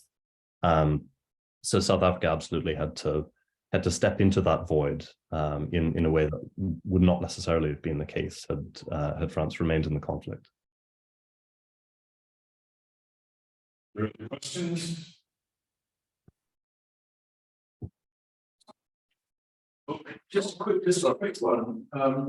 Interesting your point, which you might want to expand on, that France didn't see apartheid as a rank break. But I'm just wondering, what's Smuts's identification of France as a support of colonial power? Was the focus on France as a, in West Africa more generally, or was there particular identification with Algeria? And vice versa. So, sorry, the acoustics aren't ideal from this end, but so if I understand your question, it's so to expand on the point that France didn't see apartheid as a major break from 1948, and then also whether Smuts saw France as a power particularly focused in French West Africa or more broadly across Africa. Or Algeria in particular? Was there an identification of a settler regime in Algeria that was comparable to South Africa, or Smuts's vision, something like Kenya? Yes, so I'll take those 2 points. I'll take the Algeria point first. I haven't seen much regarding Smuts and Algeria. I think for him it was much more. I mean, Algeria had to be kept out of Axis hands more broadly. But the fact that Algeria during the war had a sizable settler population doesn't really factor into Smuts's considerations as far as I've seen in the archives. It does, by contrast, loom very large after 1948. Actually, when I was at the National Archives in Pretoria a couple of months ago, I found an amazing collection of documents outlining South African plans developed in 1961 to try and recruit literally tens of thousands of Pieds Noirs, of Algerian settlers who presumably were going to leave Algeria following independence to come and immigrate to South Africa. And this is around the time that kind of the Ministry of Immigration was first set up under with de Klerk as the first minister. So we do see on both sides, on both the South African and the French side, some common links or comparisons between the settler population in North Africa, the Pieds Noirs, and white South Africans. And then regarding France not seeing apartheid as a major break, it's interesting reading the diplomatic reports, because the French minister in Pretoria is sending report after report about the election and saying these are the major issues, these are the points that differentiate the two parties, and he doesn't mention the native question or race relations at all in any of his reports. And then after the election, he writes another report effectively to explain this omission. And it's in that report that he says, well, basically apartheid is the continuation of what we saw under Smuts. And he adds, and given the situation or the reality in South Africa, it's really the only viable option available for South Africa. So he seemed to endorse or at least sort of understand why these policies were being pursued. I think it's only much later in the late 1940s and early 1950s, as more of these laws are actually passed, that France starts commenting with growing discomfort about some of the measures that are being brought in. But then there's usually a caveat saying, well, yes, we don't like that South Africa is doing this, but nevertheless, in sort of our broader aims, we're in agreement, and so it makes sense to continue cooperating with them. Thank you. Also, I hope I'm not monopolizing from anyone. So I have two more questions. The first being when he was saying, let's take our heads off to our French, gallant French friends for their realism. Is he referring to it in the sense that we would today, when we talk about realism in international affairs, in other words, had the theory of realism up to that point become established? I understand it was developed in the interwar period. So is he talking about it in that sense, or in a sort of more normal and academic sense? Just out of curiosity.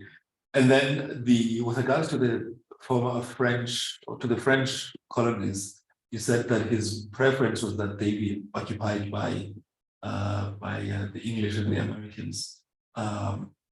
Why no role for South Africa, given how much of a land grabber it's understood to be? And why didn't he want Madagascar? That makes sense. Thanks. Great, thanks very much. So yeah, I think in terms of the occupying the French colonies, that's a great question. I know we discussed over the course of the conference, I mean, these plans for a greater South Africa. I think the short answer is that the French colonies were probably too far away from South Africa to, I think, even Madagascar, for that to be viably incorporated into a kind of greater South Africa would be quite a stretch. And also, I mean, as we discussed, the South African troops were already contributing quite significantly in other African theaters, in East Africa, in North Africa, and ultimately the Middle East as well. So I think there wasn't necessarily, perhaps the military historian in the room can correct me, but I don't know if South Africa would have had the manpower to have taken on the occupation of French territories as well. But South Africa. It did send troops to Madagascar. It did send troops to Madagascar. Yeah, so South Africa absolutely contributed to the invasion of Madagascar and provided support to the Anglo-American presence. But it was, I mean, overwhelmingly Anglo-American rather than South African. And then the realism question.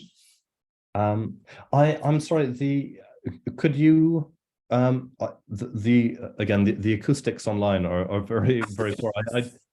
Could I ask you to I don't know if moving closer to the mic for the second or just repeating perhaps, but I'm sorry, I only caught about half of the first question. No problem. So it's just out of curiosity, when he is using the word realism in that letter where he's saying, let's take our heads off to our French allies for having more realism than us. Was that already the theory of realism in international relations established enough for him to be using it in that sense? Or was he just using it in sort of plain language understanding of that term? Thanks. Thanks. That was much clearer. Thanks. Yeah, and that's a great question. I mean, I would read that to mean just that the French were more realistic in assessing the German threat and in building up their defenses. I mean, at this point, when he's writing the letter, it seems that the Maginot Line, or the fortifications that the French had built along the Franco-German border, seems like it would work, and that Germany would not be able to invade. So I think overall that there was the sense that the French were more attuned to the German threat than the British.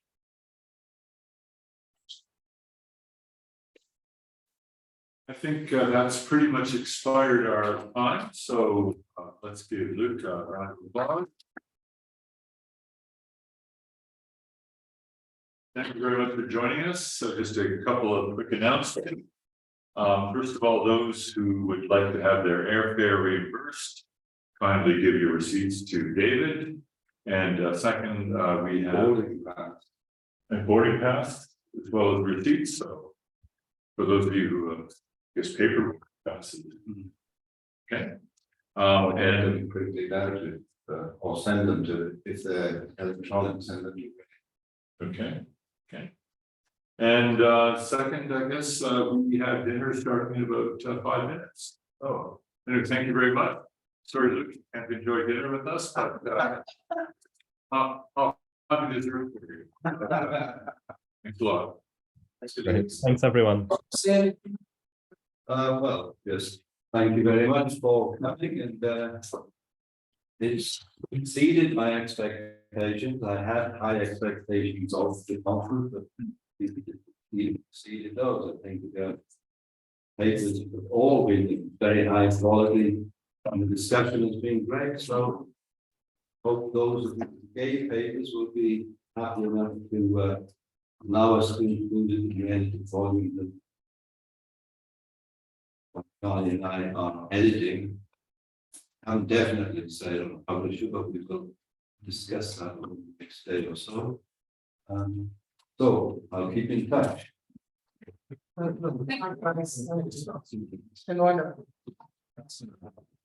Do you even have rough timelines? Well, I think we want to discuss that first, and then I'll send out some sort of timetable. People will know what we're aiming for. Well done, comrades. Thank you.